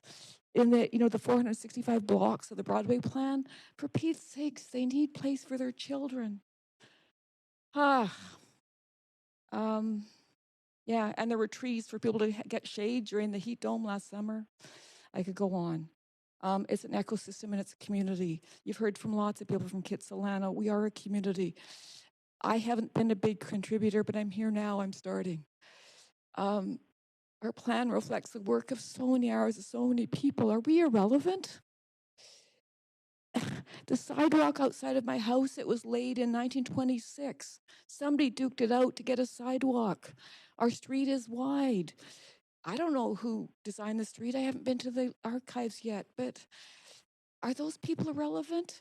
There's I don't know, half a dozen benches in our park. You guys, your council, you guys, you put a bunch of benches. You calmed our street last June. Thank you. There's been 30 years of citizens, my husband included, who worked to make our street livable for the people that are really lucky to live there. That's what I love about Kitsilano. Dogs, cats, crows. We evicted a squirrel. It cost us $1,200. We've never done an eviction. My husband lived in the house in 1983. We've only paid once to have somebody evicted. It was a squirrel. We hired AAA wildlife. My concerns, it's not about affordable homes. You guys have heard everybody else speak. It's not about affordability. It's not what it's about. I studied public policy in Ottawa. I was in public policy in 3 social policy areas in the province for 20 years. It's not all truthful. It's not all lies either, but there's lots of stuff being spun. Come on. It doesn't address the housing needs of average people, the gig economy, the ones that are on their bicycles. The people that are disabled, the vulnerable. There's lots vulnerable. Doesn't address the needs of seniors. The average age in Vancouver is 42.2. 25% of the population is a senior. It doesn't represent people between 50 and whatever their end of the life is. That's a lot of people. It favors investors, local and foreign, favors money launderers. It favors numbered companies, people who may not be, maybe not as honest as some of us. If you could just wrap it up, you're just at your time. What I'd like us to pause. I can send you references on that. There's lots out there about stopping and pausing. Sorry, but Minneapolis, Krista Tippett, there's lots of documented stuff on pausing. That we take the summer off. Everybody takes summer holidays, 2.5 years. You guys have worked for 4 years. You've worked like hell, obviously. Look at the work you've done. Take the summer off. Come back in September. Say no to the Broadway plan. Yes, it's got good things, but don't do it, please. We come back. October 15th, we vote. You are so over time. I'm so sorry. I have to be fair to everyone. Yeah. Great. Thank you so much for taking the time to speak to us and being here in person. Thank you.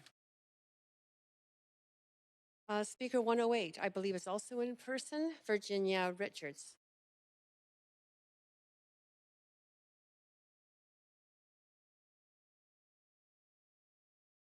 Good afternoon, councillors and mayor, or is he not here today? Anyway, it's people like Jocelyn, who I've never met till sitting here today, that inspires me to keep trying to make this city better. And I'm here to oppose the Broadway plan. And my message today is to city councillors.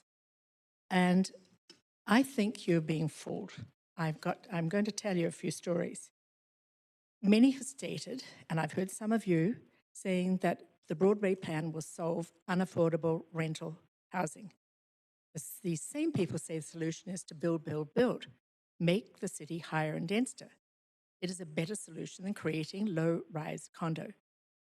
And it will accommodate new growth along a transit route via the Broadway plan. I disagree. Our West End neighbours' experience with West End Community Plan should be a warning of what's to come for those living around Broadway from Clark to Vine and 1st to 16th and the rest of the city from east to west. It's been a history in the city that we've had concerted and very active consultation. We had that for the West End Community Plan. We did for 2 years, and I was one of those West End champions. So at 2011, 13, and it was very active. We engaged with a lot of the community. We got to know each other well, and it was very neighbourly. The new West End Community Plan allowed construction of units to accommodate, this is the city's calculation, an anticipated 7 to 10,000 additional residents over 30 years from 2013 to 2043. Well, we are well on the way there. As soon as the plan was adopted, the city withdrew all public outreach and engagement resources, and even now is paying limited attention to neighbourhood concerns. It has completely lost control, was flooded by development and rezoning applications as soon as the West End Community Plan was passed. Well, actually, it was before it was passed. It was a gold rush, and I mean a gold rush. Developers bought every piece of property along Alberni and Robson that was possible to develop.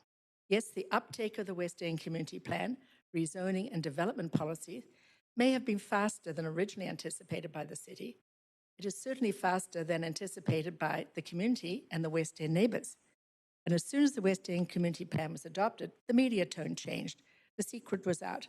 They quickly understood what the West End Community Plan was really all about. In 9 years, since November 2013, there's been a wave of development and change.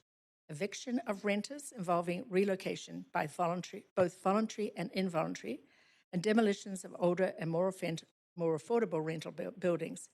Property tax increases, retail business closures, multiple construction projects, and dozens of development applications. View cones have been pierced, shadowing of neighbouring buildings, traffic is increasing, and privacy being lost, creating reduced livability for those who currently live in the West End.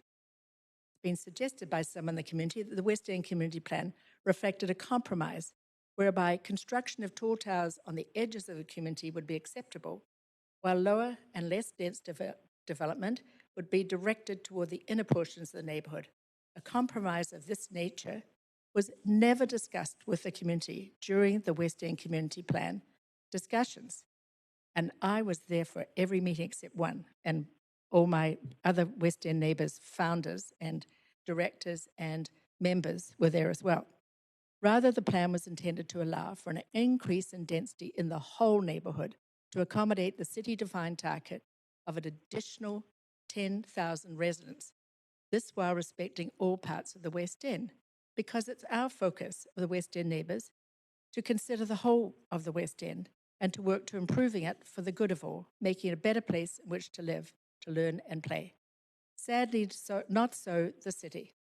And in fact, the additional population of over 30 years from 7,000 to 10,000 has in fact been absolutely demolished.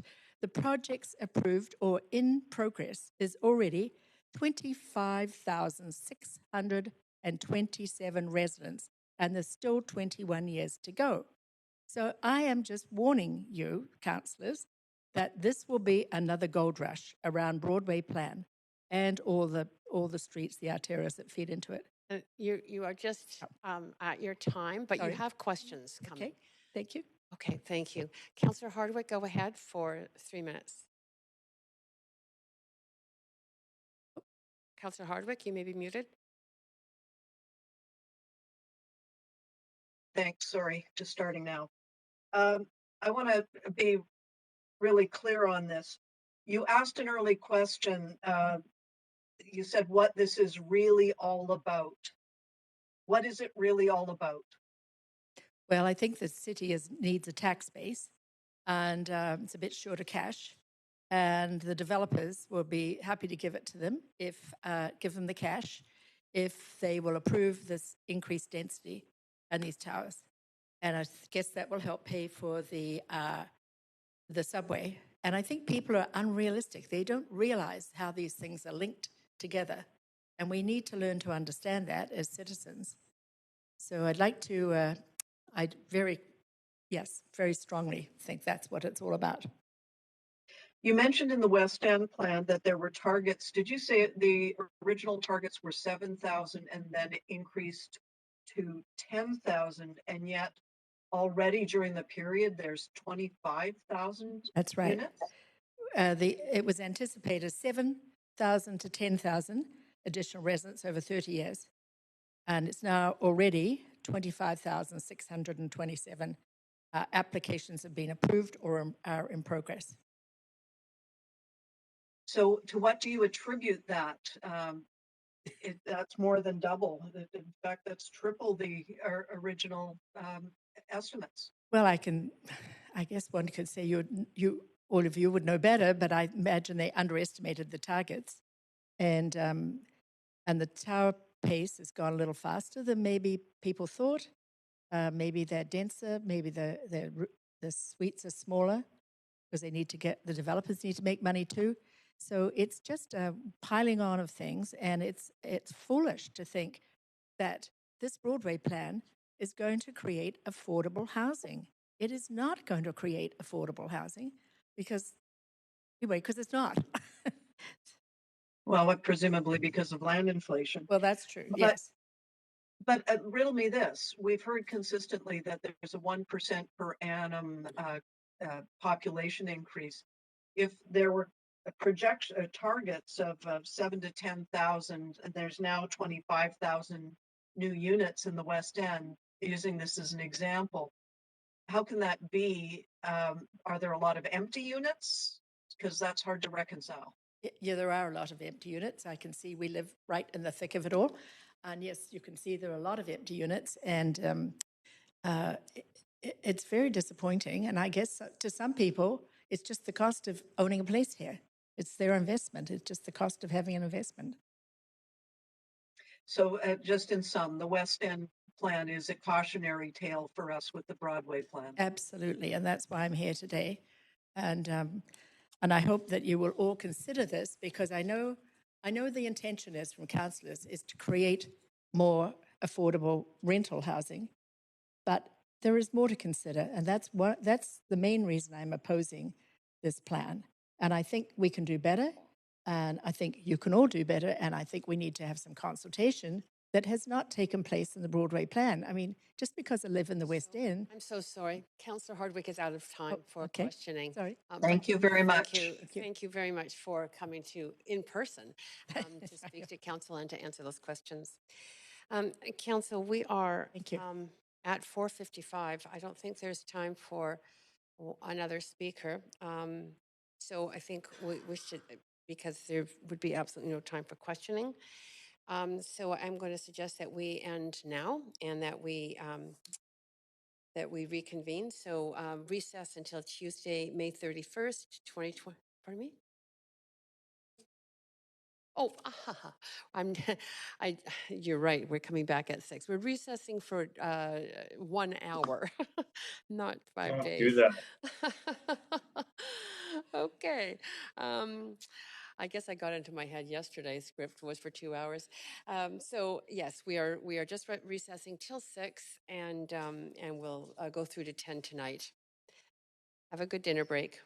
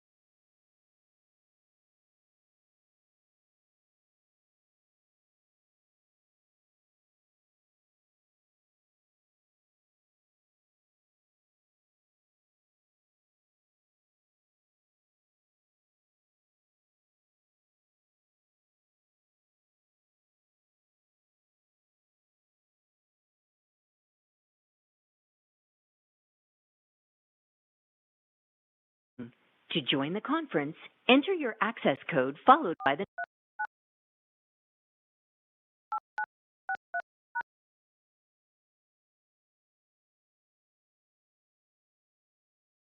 Hi, Denise. Can you hear me?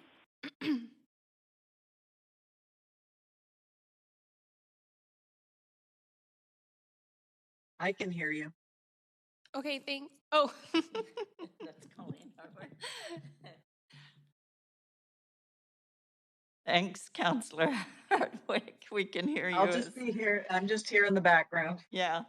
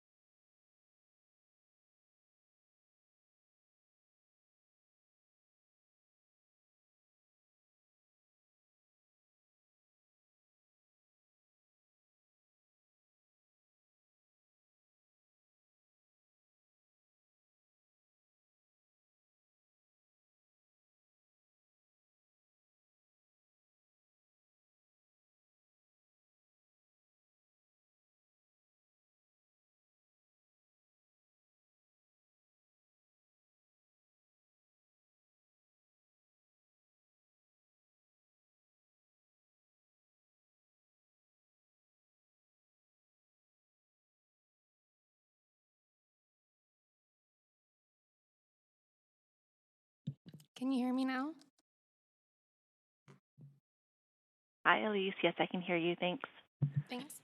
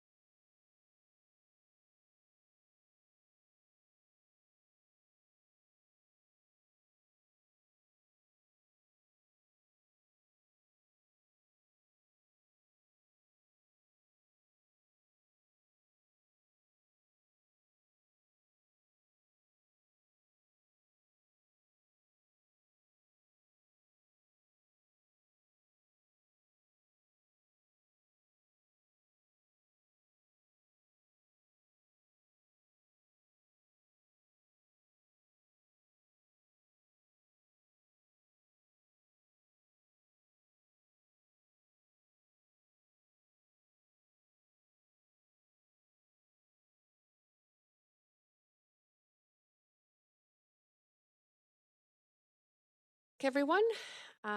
Hope you had a good dinner. We are reconvening to start with speaker number 109 on the list, Kevin Liang.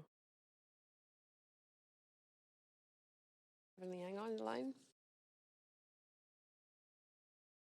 Speaker 109 is not on the line yet, Mayor, Chair Carr. Thank you. Speaker 110 is withdrawn. Speaker 111, Joan Bunn. Not on the line.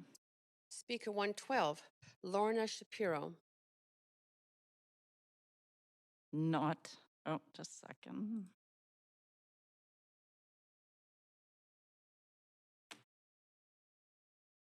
No, but Chair Carr, I'm just seeing we may have a slight issue. If you could just pause for a moment. No problem.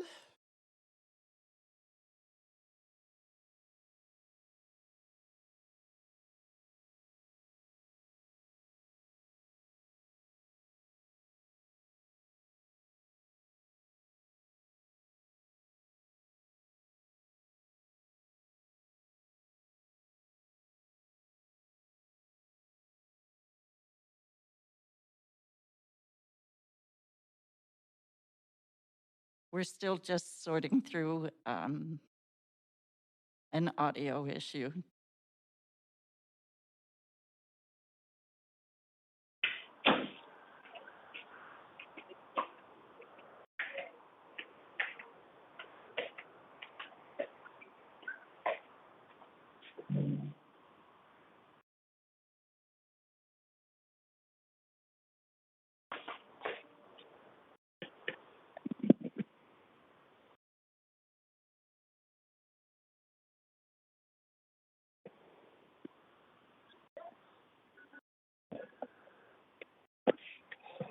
Denise, can you hear me?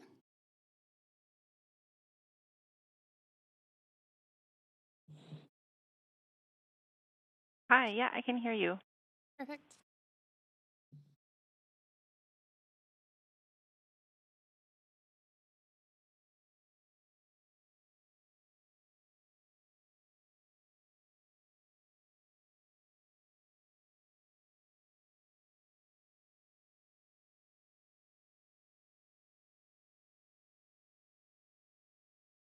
Just letting everyone know there's a bit of a technical difficulty with the line for the speaker, so it'll just be a few moments, we hope, to get that sorted out.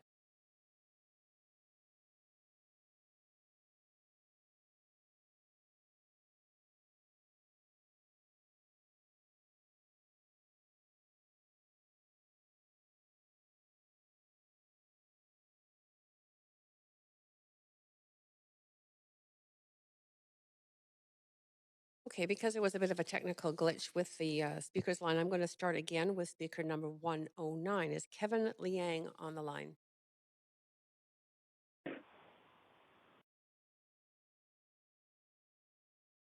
Speaker 109 is not on the line.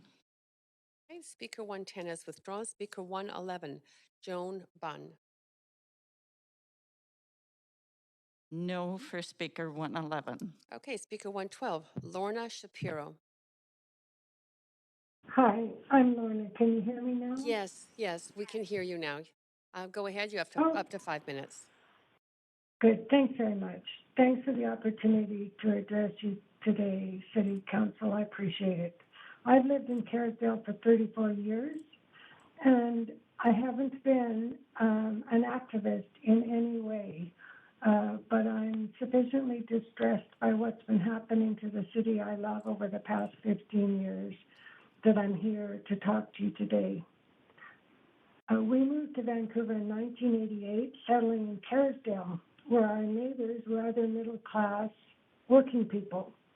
Our children walked to local schools and they played in local parks. We parents formed a community that knew and cared for each other. Some of us were renters, some of us were owners, but all of us were Vancouverites, committed to creating community. That reality over the past 15 years has given way to a housing market that seems to me to be driven by investors and speculators, ably assisted by developers happy to build housing that is unaffordable to middle-income citizens. I see affordable rentals being torn down as the city taxes properties based on the most intense possible use of the land. Real estate agents that I talk to speak of servicing an investor class these days who are buying up multiple properties.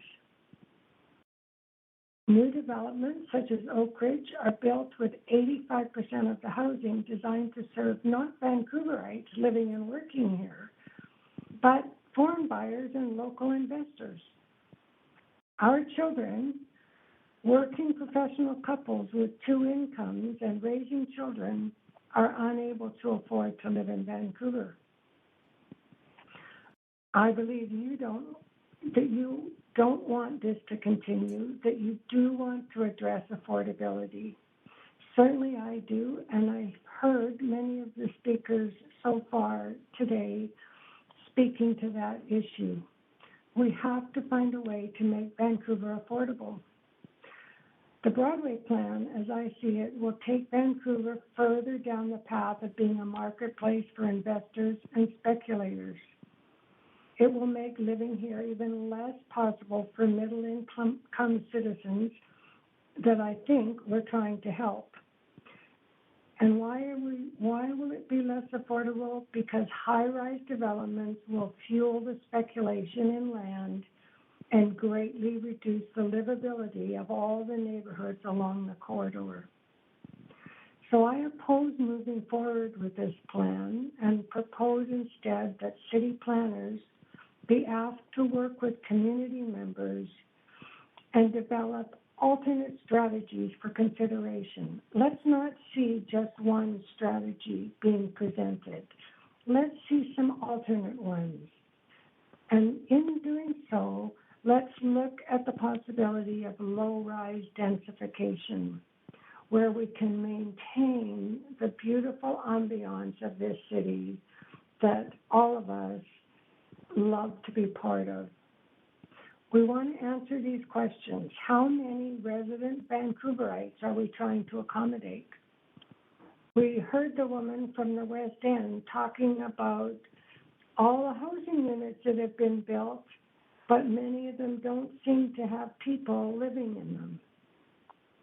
What's the capacity of current housing units and those that are already under construction?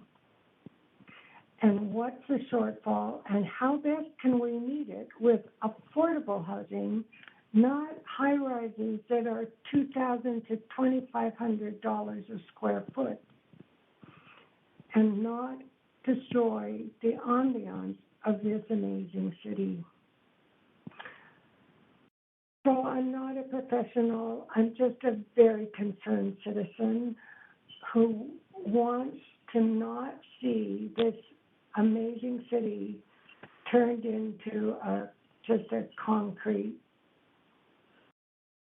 American-focused type of city. That's what I have to say for today. Thanks.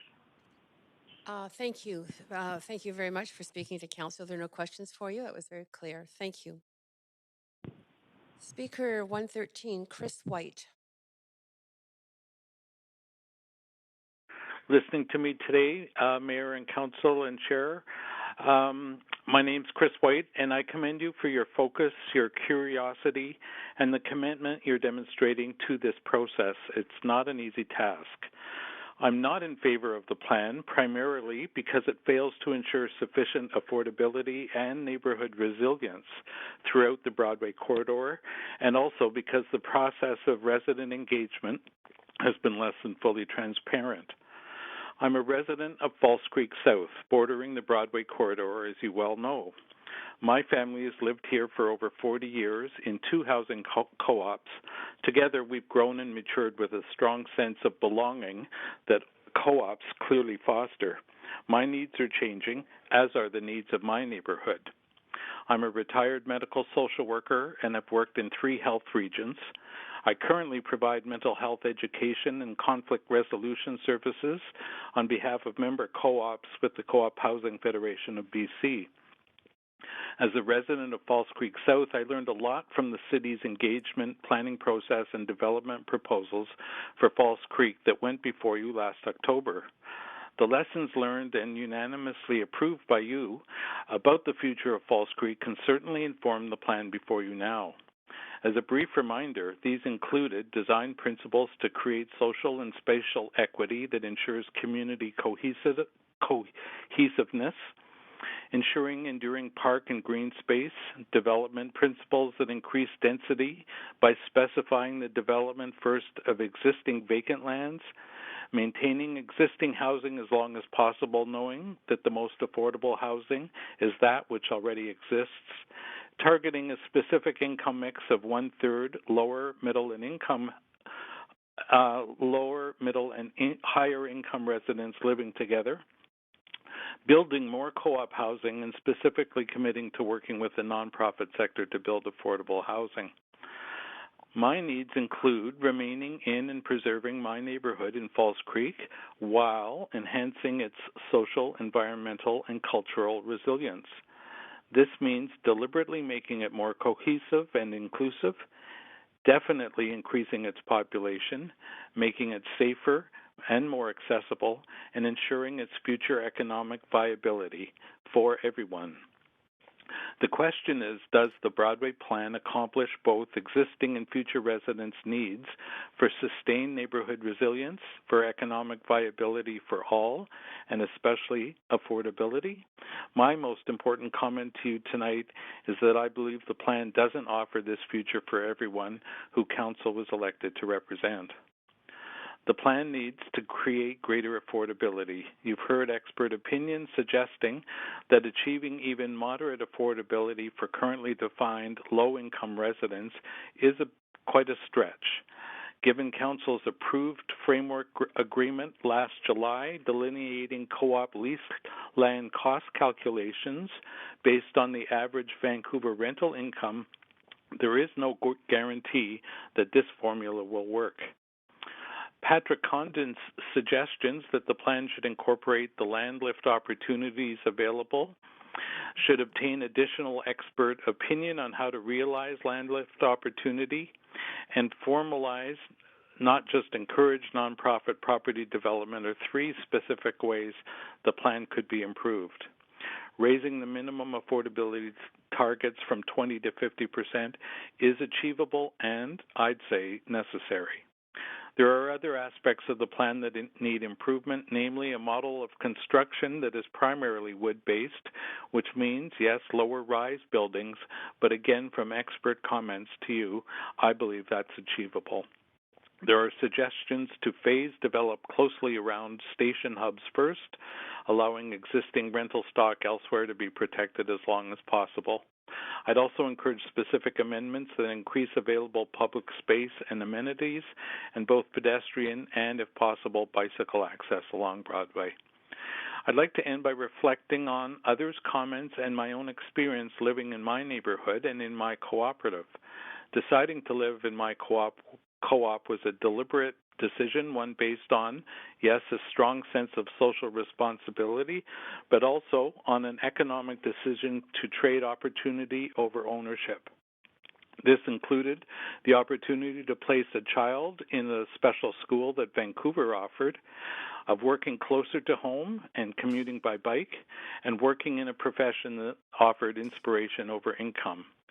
None of this is particularly unique, but would not have been possible without the opportunity to live in a viable community that needs to continue to be sustainable, affordable, and resilient. I urge you. Yes, I'm sorry, you are over time. Okay. So Super. That's great. Thank you so much. Yeah, you were very clear in your points you raised. So thank you so much for speaking to Council. You're welcome. Speaker 114, Robert Heyman. The speaker is not on the line. Great, thank you. Speaker 115, Celine McRae-Hamby. Yes. Celine? Can you hear me? Yes, we can. Go ahead. Up to 5 minutes. Thank you. Hello, my name is Celine. I'm a resident of Vancouver. I was born after Expo 86, moved here after the Olympics, but before the Women's World Cup. And I'm a renter calling in support of the Broadway plan because, frankly, we don't like, if you're like somebody like me or of the generation like me, we don't have time for all this dithering.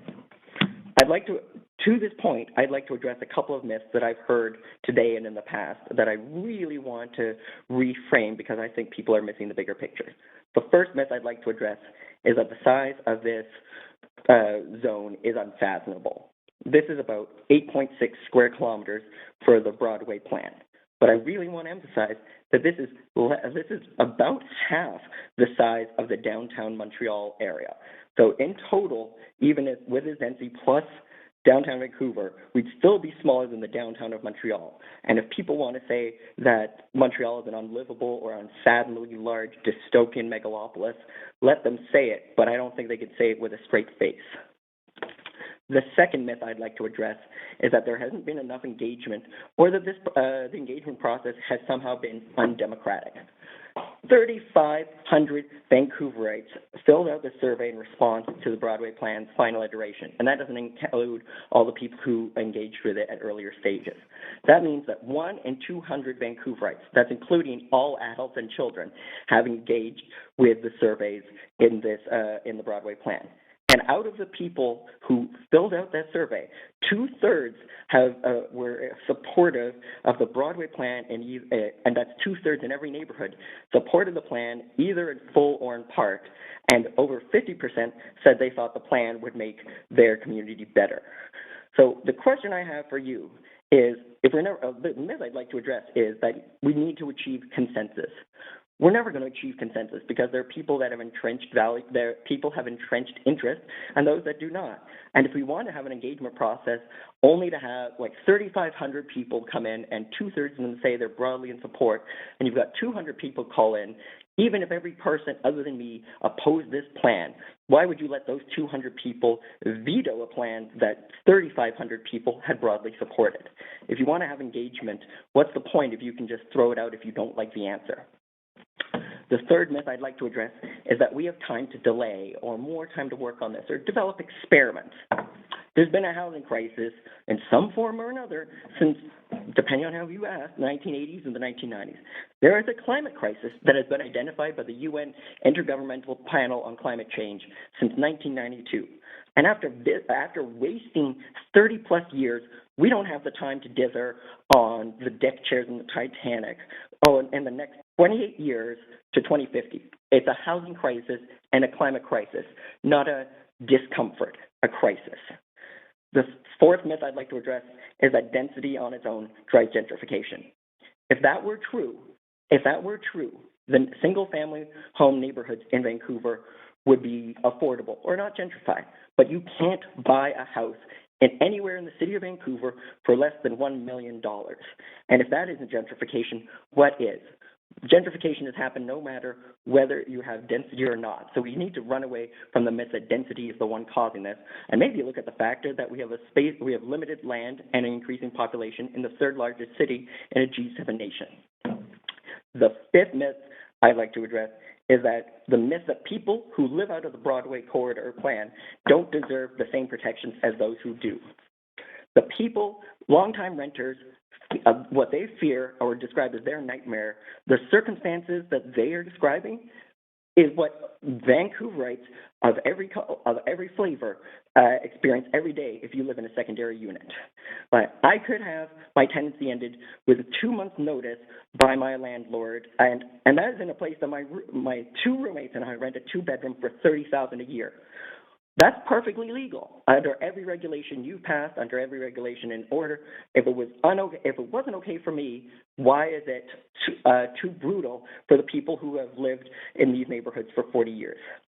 The neighborhoods in question are already unaffordable to anyone who hasn't been entrenched for 40 years. But if you want to get a 1-bedroom apartment in Kitsilano, you'd be lucky to find a rat-infested 1-bedroom for less than $2,000 now. And just realize that, maybe it's a dislocation for some to have to find a new place, but for others, it's literally what we have to do every year because landlords are allowed to end tenancies at the end of the fixed period or on a month-to-month basis. And we need to if the councillors think the existing policies are too brutal to expose the Broadway corridor of renters to, they are perfectly free to pass more renters protection that affects all Vancouverites. Yeah. But why do some people think they are entitled to have the benefit of living next to an urban core with none of the trade-offs? I appreciate that people might be used to how their neighborhood used to be in the 1970s, but the Vancouverites of today can't live in the nostalgia of retirees and millionaires of yesteryear. Those are the 5 myths I want to correct before you make your decision. I don't want to let misinformation or a myopic view of what it's like to live in Vancouver shape your decision. There are the people that will turn your bedpans, clean your houses, your firefighters, engineers, everyone you rely on will have to live here somewhere in the next 30 years. And if your answer is maybe they should go live out in a different part of the city but commute in, all you're doing is just saying the climate change crisis, it's not urgent, it's totally fine, someone else's problem. That is all I have to say. Thank you, and please take the big picture view of this issue. Thank you. That was very well timed. I really appreciate your comments. There are no questions, but you were extremely clear. Thanks a lot. Speaker 116, Helen Salter. The presentation is loaded as well. First, I want to express my respect for the Coast Salish peoples, and particularly respect for their elders.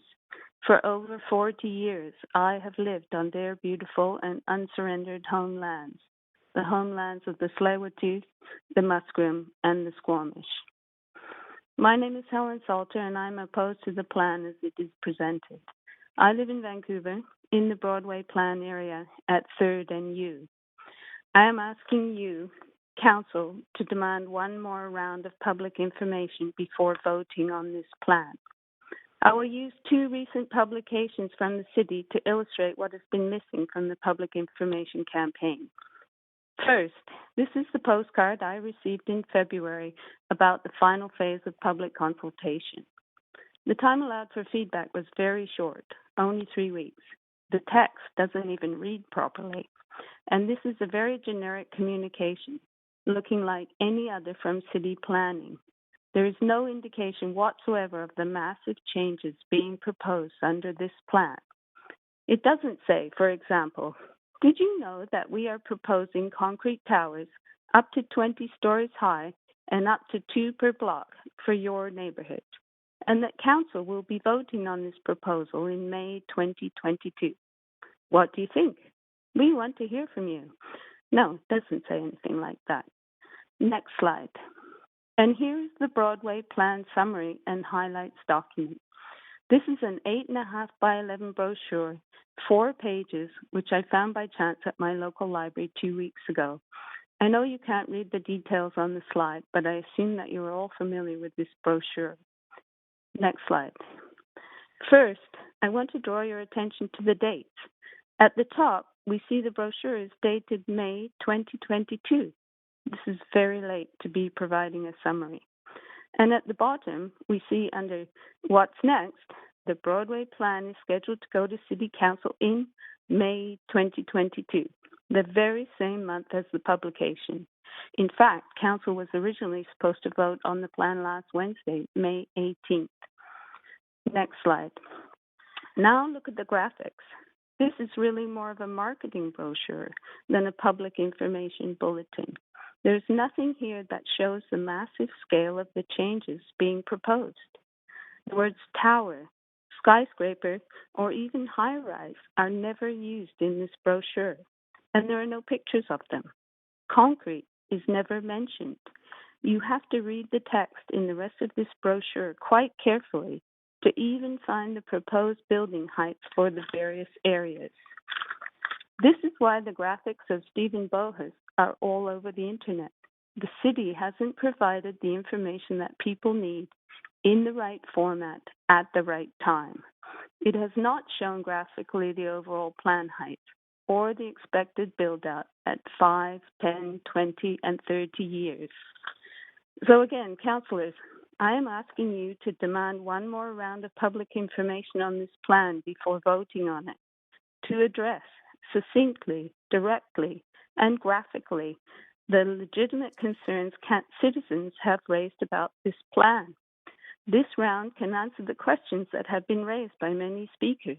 Why is the number of affordable rental units so low when the total development is so huge? Why is there so little social housing? Why are there so few co-op housing units? How will renter protections be enforced? Where will renters go when their buildings are demolished? How will this area, already underserved, be livable without new parks, schools, or community centers?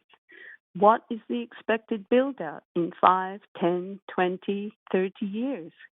What will it really look like standing on the corner of, say, Broadway and Heather, or 8th and Carolina, or 3rd and U?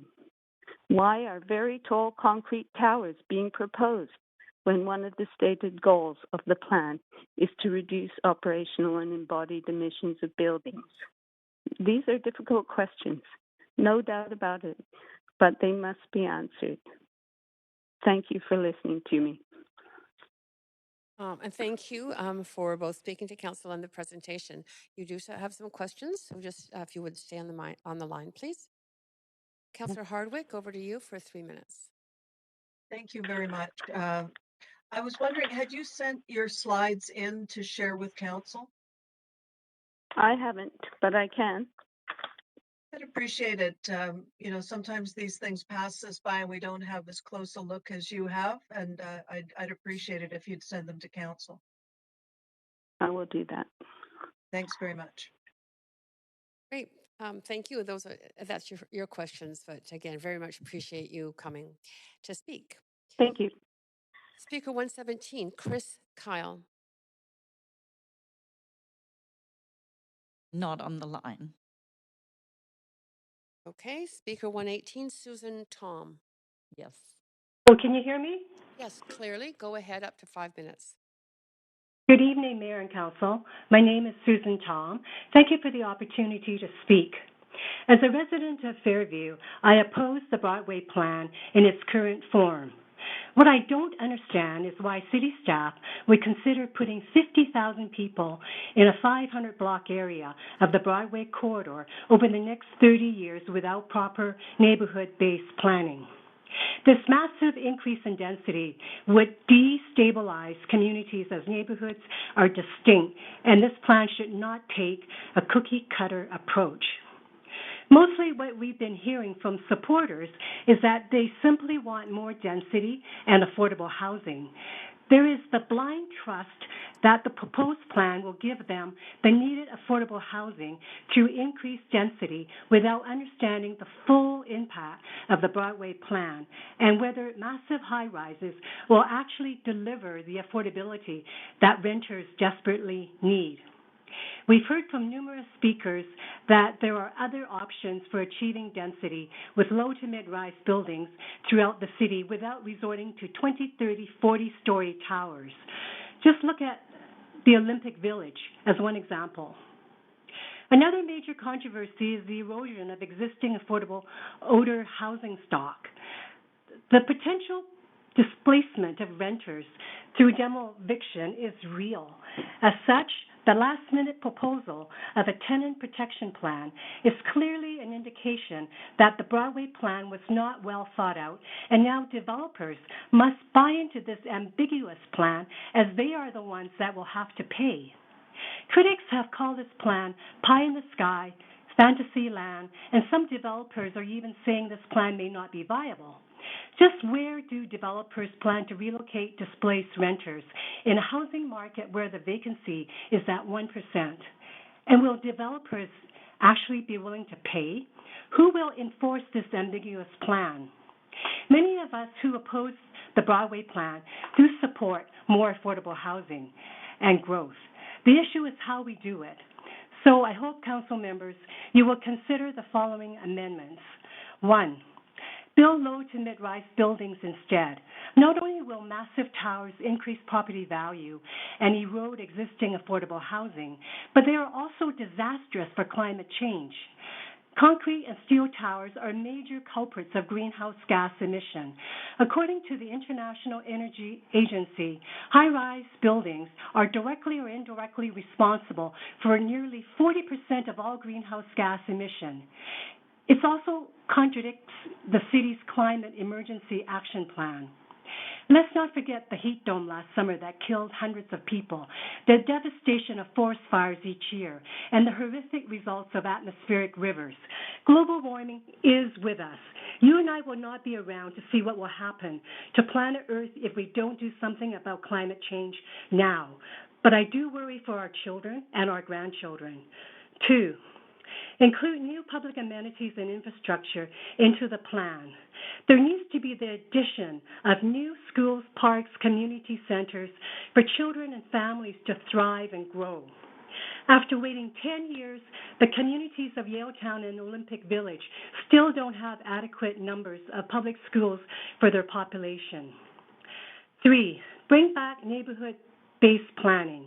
First of all, do not arbitrarily repeal the 8 neighborhood plans that are already in place. Years of work have gone into them. And we must engage local residents if we are to move forward with the next step of the Broadway plan. These are our communities and our homes. The feelings of many residents is that the city is only concerned about increasing density to extract CACs and DCLs from developers at the expense of Vancouver residents. Vancouver is my home. I love the beauty and the character of the city. Please, take an incremental and measure approach with the Broadway plan. Let's pause and ask city staff to make these amendments. Let's protect the heart and soul of Vancouver. It's what makes this city beautiful. We need to restore the trust and the confidence in our democracy. Thank you for listening. And thank you for your presentation. You do have questions? Councillor Hardwick, up to 3 minutes. Thank you very much, Susan. I have been asking many of the speakers, I've said, first of all, the subway's coming no matter what. And what do we do instead? And I think you've answered that question in a succinct way. Just want to make sure I got it right. 1, low to mid-rise.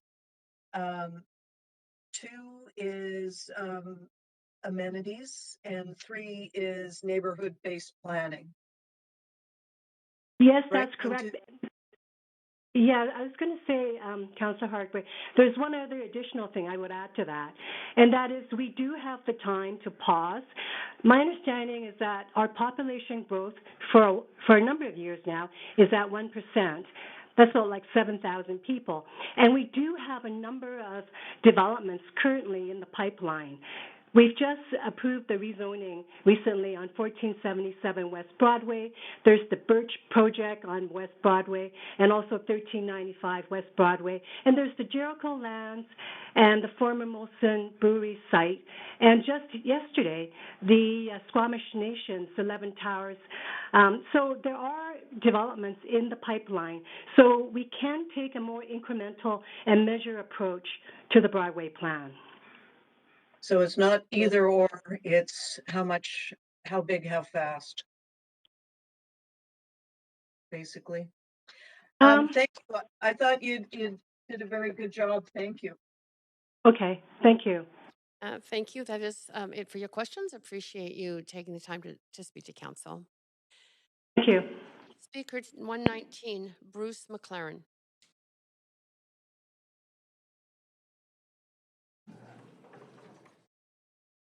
In person, that's great. Welcome.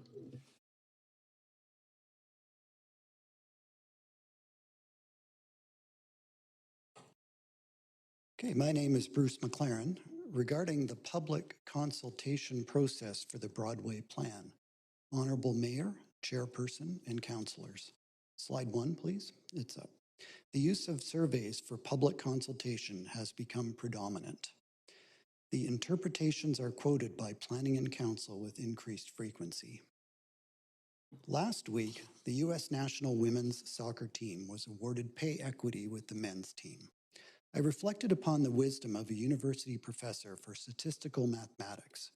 Her integration of social issues, such as gender pay equity, piqued the interest of both the female and male students. We were exposed to how our innate biases affected most areas of a survey build. Purity of the data was sacrosanct. It is possible, often unintentionally, to skew survey data to such an extent that the result is grossly in error.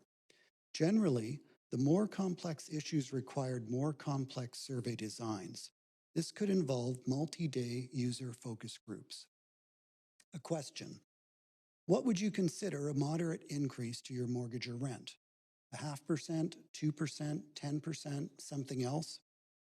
Note, plus 2% equals a debt collapse for some households. What about a moderate building height increase survey question? The question did not include any parameters. Reviewing the plan, the height increase is 50% and more. If a 50% rent or mortgage increase cannot be defined as moderate, how can the non-specific survey answer results be of any value? Slide 2. The public participation process for the Broadway Plan and Building Block Vancouver Plan is deeply flawed. Question Pro is an American company with numerous large corporate clients and is contracted to provide the basic structure. There remains a user requirement, Vancouver City Hall, to provide appropriate content, implement the survey, and properly conduct analysis to provide accurate data. In a democratic society, this process should be done with transparency.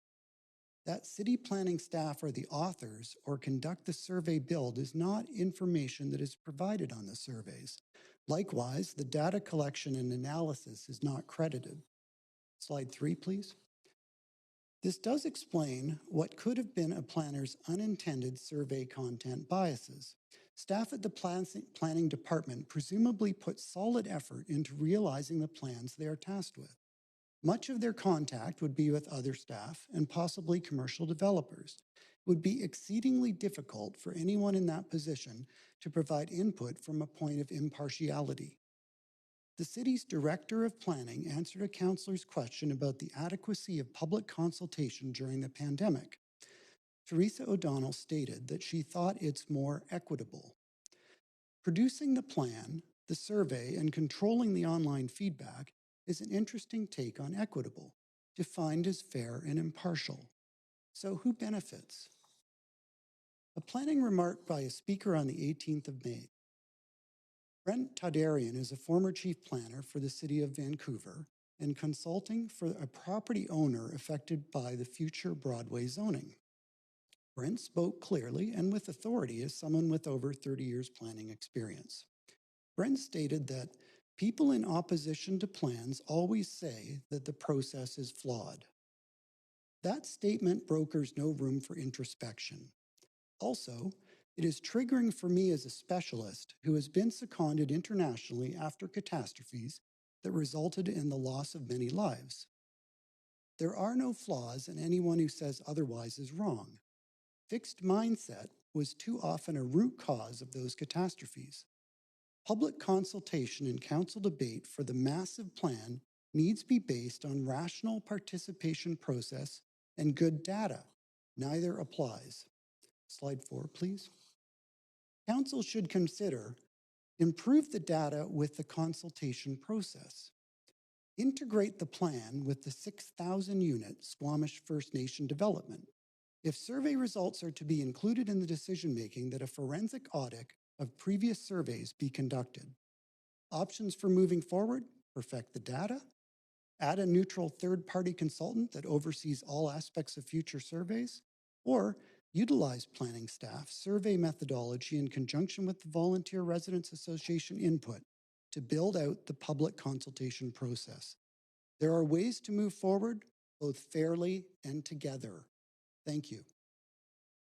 Perfectly timed. And you do have questions? Go ahead, Well, first of all, thank you. First of all, I'd appreciate it if you would make your slides and text of your talk available to council. But I'm curious, what is your background? Um, well, as I mentioned, university program for statistical maths. I don't have a specialty in urban planning or anything like that. And if there's more information required, I'd be pleased to speak with council off camera about countries I've lived in, authoritarian governments I've worked under, passports I hold, and former other councils that I've dealt with, because I have a lot of information. That's excellent. Being a big fan of data and evidence-based decision-making. Thank you very much. I'd be keen in learning more and appreciate you sharing with council. Thank you very much. And that is it for your questions, but thank you very much for both presenting and coming in to council. Yes, nice. It's kind of a dystopian process here. It reminds me of a Vancouver movie set or something. Well, it is a pleasure to have somebody from the public come. Nice to see you. Thank you, Councillor Carr. Speaker 120, Evan Allegretto. Hi there. Yes, we can hear you. Can you hear me? Yep, absolutely. Go ahead. Hi, Mayor and Council. It's Evan Allegretto. I'm the president of Intracorp, BC. I'm just calling in support of the Broadway plan. Generally I would say there's a lot of good things in the plan. There's one thing that I would like staff to consider, or council to consider. In the plan, there's a two tower limit on all the blocks. And what I'm concerned about with that limitation is that with all the different variables in the plan, with the shadowing, the heritage, the view cones, and some other concepts of the plan, that there's going to be pockets of the Broadway area that development's only going to occur where there's the most amount of density achievable. And the reason why that is going to occur because where the tenant protection requirements that are likely going to occur, for development to occur, you're going to need the full density that's in the Broadway plan.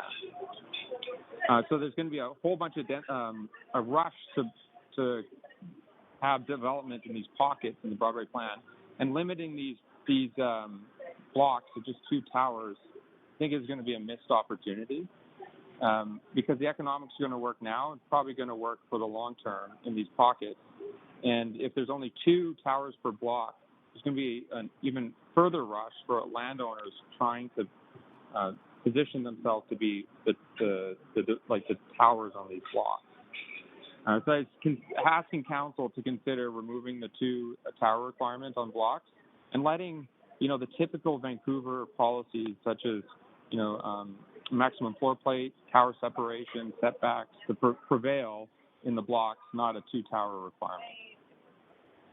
The other thing, have staff to consider or council to consider is, I think most of you know, I don't support the shadow requirements on retail streets. Generally, I would say I'm in full support of shadowing or limiting shadowing on parks and schools. But currently, the plan, it's again providing more limiting shadowing on retail streets, which then limits a significant amount of housing that can be provided in the plan long term. So it's just prioritizing shadowing on retail streets, or is it housing? In my view, I think housing is more important than shadowing on retail streets. Especially because, like I said, we have floor plate maximums, power separation, and that the sun obviously moves. So, there's always going to be solar experience on the retail streets. So that's just my two comments. And again, I want to generally say that I'm in full support of the plan. Thank you so much. I just wanted to ask council for those two considerations. Okay. Thank you very much. If you don't mind staying on the line, you have some questions? Yes. Councillor DiGenova, go ahead, up to 3 minutes. Hi, Evan. Thanks so much for speaking to council. I'm just wondering, I'm going to try and get through both of these questions, but on the tower requirement, the two towers per block, are you concerned that that this is a large plan and you know how often this plan will be reviewed. So we could, in fact, be in a situation where this isn't meeting the needs of our population growth in the future? Yeah, I think the plan, I think it's a 30 or 40-year plan. But the plan has, it's trying to balance everything. And I think there's only going to be pockets of development in the Broadway plan where you can balance everything. And by limiting these pockets to 2 towers per block, it's just a lost opportunity for housing. And it's also going to be a lost opportunity for landowners, because the people that aren't paying attention right now, they're going to lose out, because whoever's paying attention first, and they're going to have their 2 towers on, call it 150 feet each. That's only 300 feet on a full block. That's a huge lost opportunity long term. Okay, so you've addressed that question on the long term. And then you mentioned the shadow. I think you had said the shadow requirements. Do you consider that? So right now we have a shadow policy, or we have a shadow bulletin. It's not technically a shadow policy. I understand from our staff that there's interpretations in some other plans, like the West End plan. But do you see the shadow bulletin being something that you're given and told, here's a bulletin, please try and consider it? Or is it being interpreted as policy? Is that how you see it? The council's already passed. Yeah, so the bulletin is the shadow bulletin that I think you're referencing to is in the West End, and it's a staff enforced bulletin. And in our interpretation, it's supposed to be minimized shadowing, but staff interpret it as there should be no shadow. In the Broadway plan, specifically, the shadowing, call it requirements, are prescribed in the policy, in the plan. So unlike the bulletin, applicants have no kind of strength on trying to ask council to allow to, provide shadowing on retail streets, because it would be considered policy in the Broadway plan, not a bulletin. Are you concerned that because the shadow bulletin, it came after the West End plan, that there may be a shadow bulletin that comes of the Broadway plan, and that there might not be consultation with industry? Well, I think the difference here is the shadowing is within the West End, or in the Broadway plan. So yes, staff are bringing it forward now, not after the plan is adopted. You're okay with that? Well, you'd like it to be changed. I think forward. I think the shadow. I disagree with the shadowing on retail. I think the housing priorities are more important than the shadowing. But what staff are doing now, are bringing it forward as policy. I think they're doing a better job than they did at the West End, where it was a bulletin that was done after the West End was created. And I'm really sorry. I'm going to have to stop you there. You're well over time, Councillor DeGeneva. Appreciate that. Thanks, Evan. Okay, thank you. That's it for your questions. But again, thank you so much for joining us. Oh, wait, we do have more questions. Just one sec. Councillor Weeb, go ahead, up to 3 minutes. Yeah, just a quick clarification. You talked about that there would be density in certain pockets. Can you speak to a little bit of which pockets that you would expect the density to be delivered in the near term? So I would just say generally, like if you look at all the maps that are in the West End plan, there's a bunch of overlays that would, to say, limit the amount of density that would be achievable on site. And most of the sites in the West End plan, especially if they are like rental buildings, they're maximized to their full potential right now. And if the council's objective is to make tenant protection and meet all the other objectives in the plan, it's going to be really hard to do that unless you get the full density that's in the plan. So, for example, if there's a site that says you can do 20 stories at, say, 8 FSR, and then there's existing 100 unit rental projects, if you cannot develop to that 8 FSR because of a view cone or shadowing requirements, or call it a heritage requirement, those pockets will not be developed in the near term.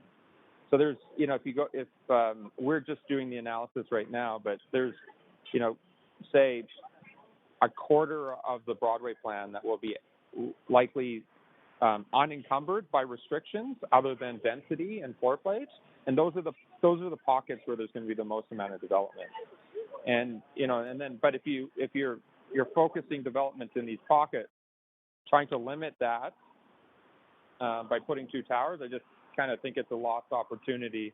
And I don't know why it's just two towers. Like if it was a two-tower requirement to limit to make development like a slow the pace of development, I would think that was a bad move. If there's two towers I don't know. I just think two towers on any block would be a bad move because there's such good, basic principles that we have, like I said, floor plates and power separation and setbacks that really separate these buildings already. And I don't think we need to, create greater distances between these buildings. Okay, thank you. If that gives you your answer. I don't have direct pockets, but I wish I was able to do the work. Yeah. Are you seeing a bidding war in these small pockets? You're almost out of time. Sorry, I just missed what you said there. All good, I'm out of time. Thanks for speaking today. Okay. Sorry about that. Sorry about that. No problem. Thank you again for not only speaking to us, but also answering the questions. Really appreciate it. Thank you so much. Great. Speaker 121, M. Wickham. Hi, I have slides. Looks like they are up. Yes, they're up, so go ahead. Okay. All right. Good evening, Chair and Councillors. I'm Marlene from Vancouver. I oppose the Broadway plan. The Broadway plan is supposed to make Broadway into a great street and make it more livable. Slide 2.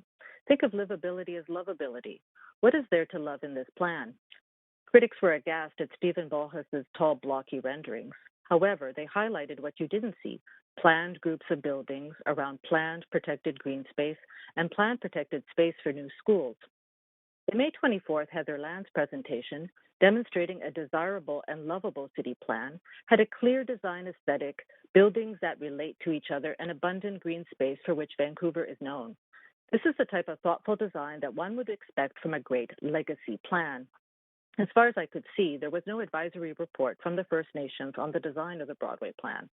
In fact, the Broadway plan is a detached planning process for individual buildings disconnected from each other.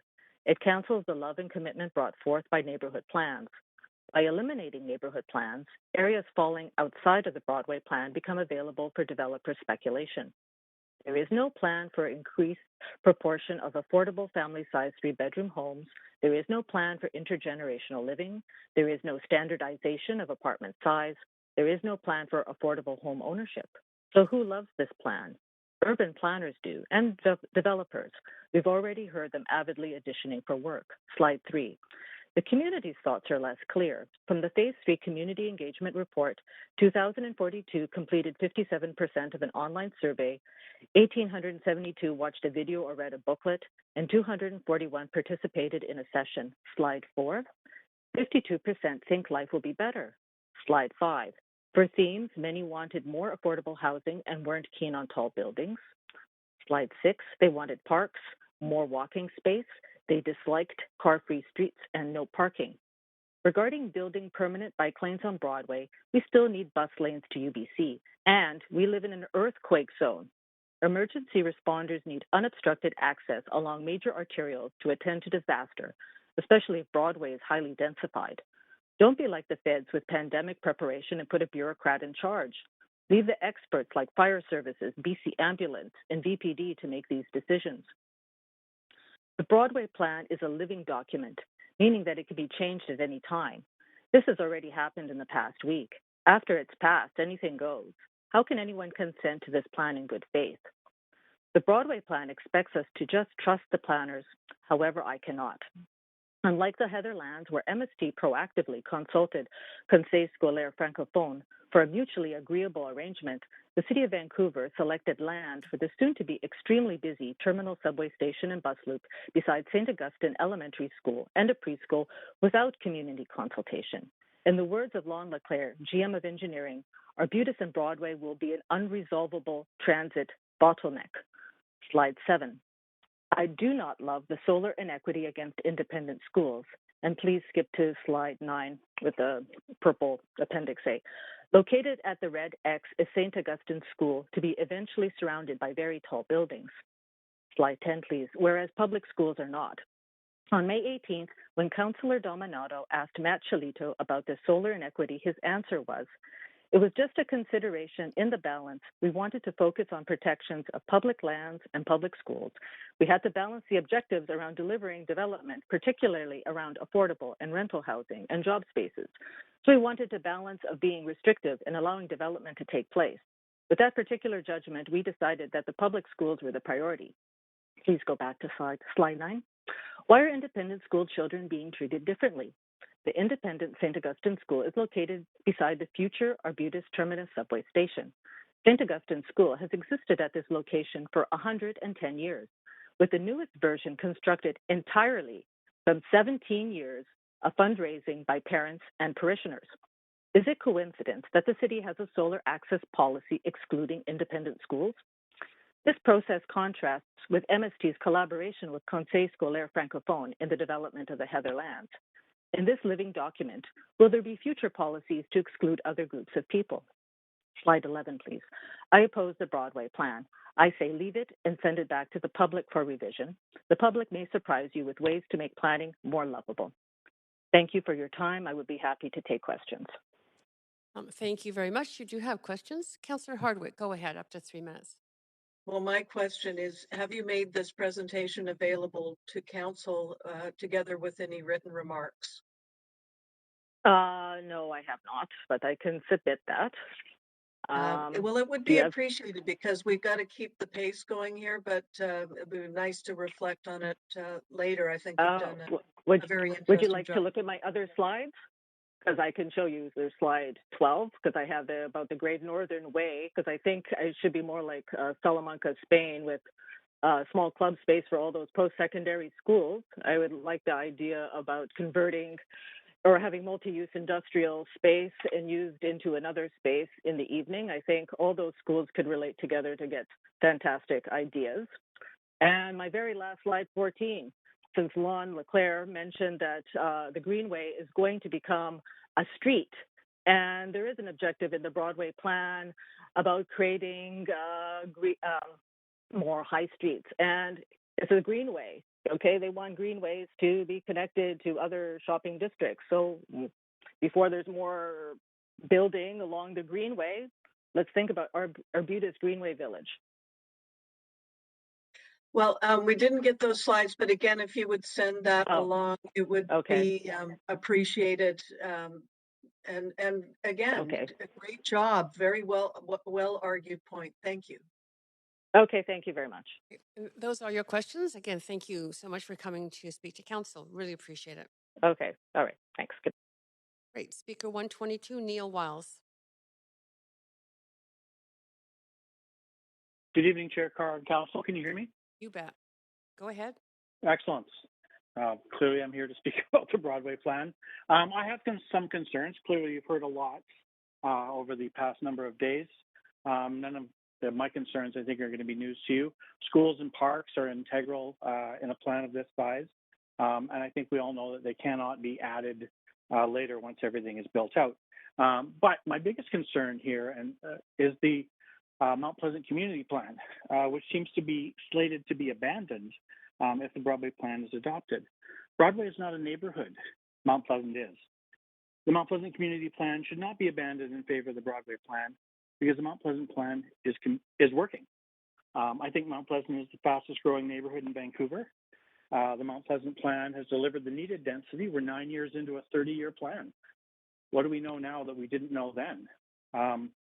The Mount Pleasant Community Plan includes language around transit development and employment in the Mount Pixel and Olympic Village areas.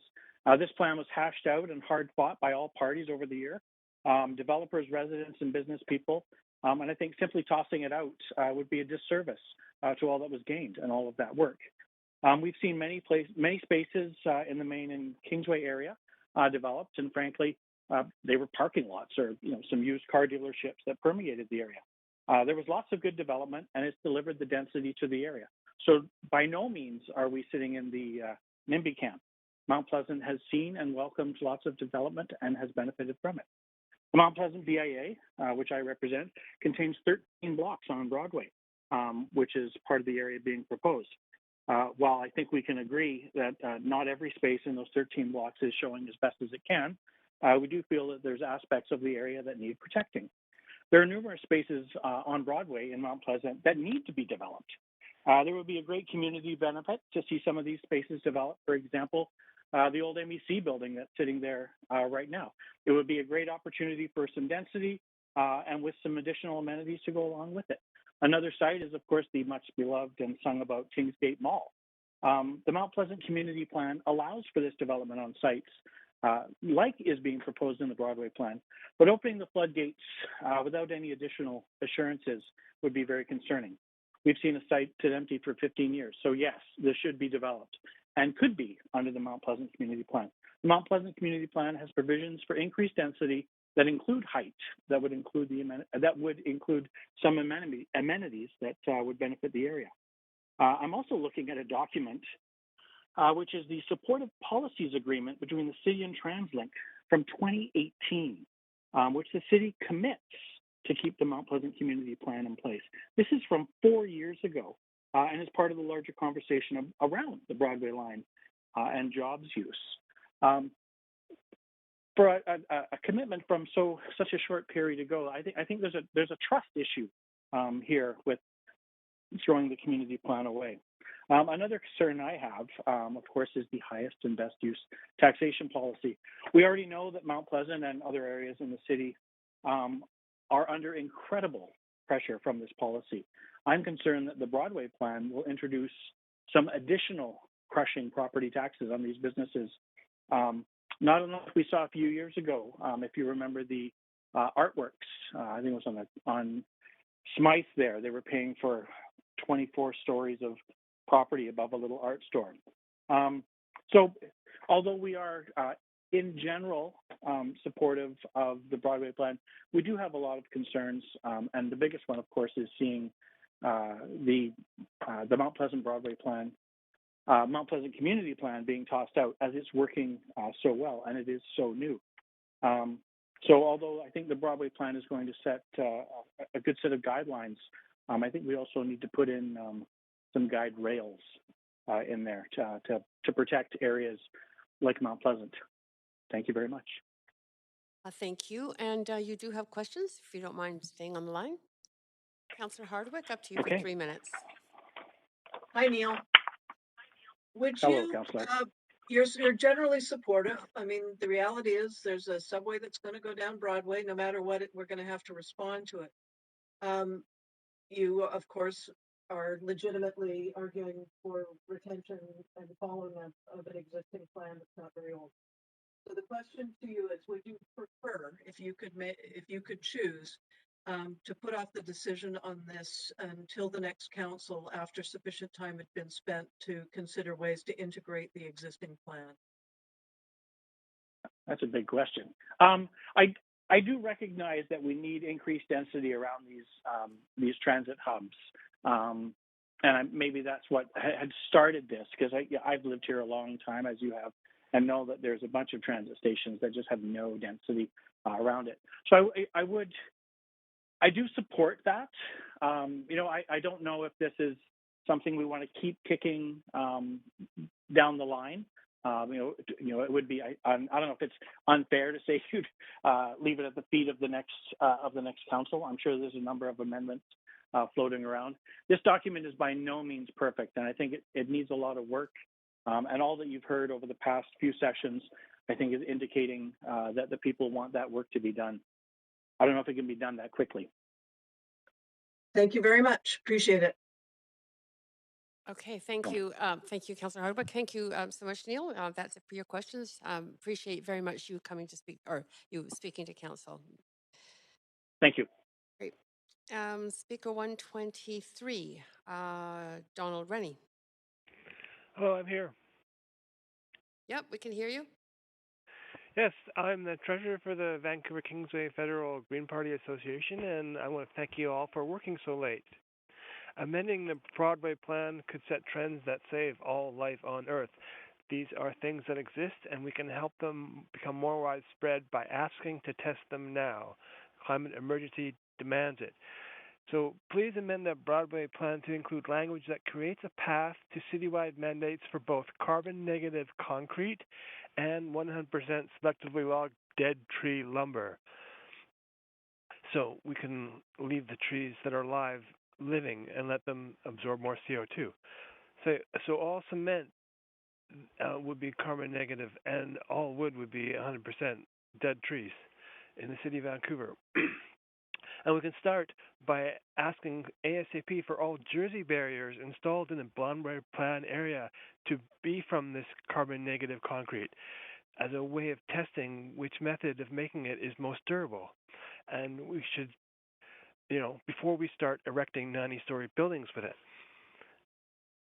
Carbon negative concrete needs carbon negative aggregate, which is made from direct air capture CO2, and carbon negative neutral cement and carbon neutral steel, both made from 100% renewable powered energy. And those are things that exist. And we can get a chemistry that continues to draw CO2 from the air over the life of the planet.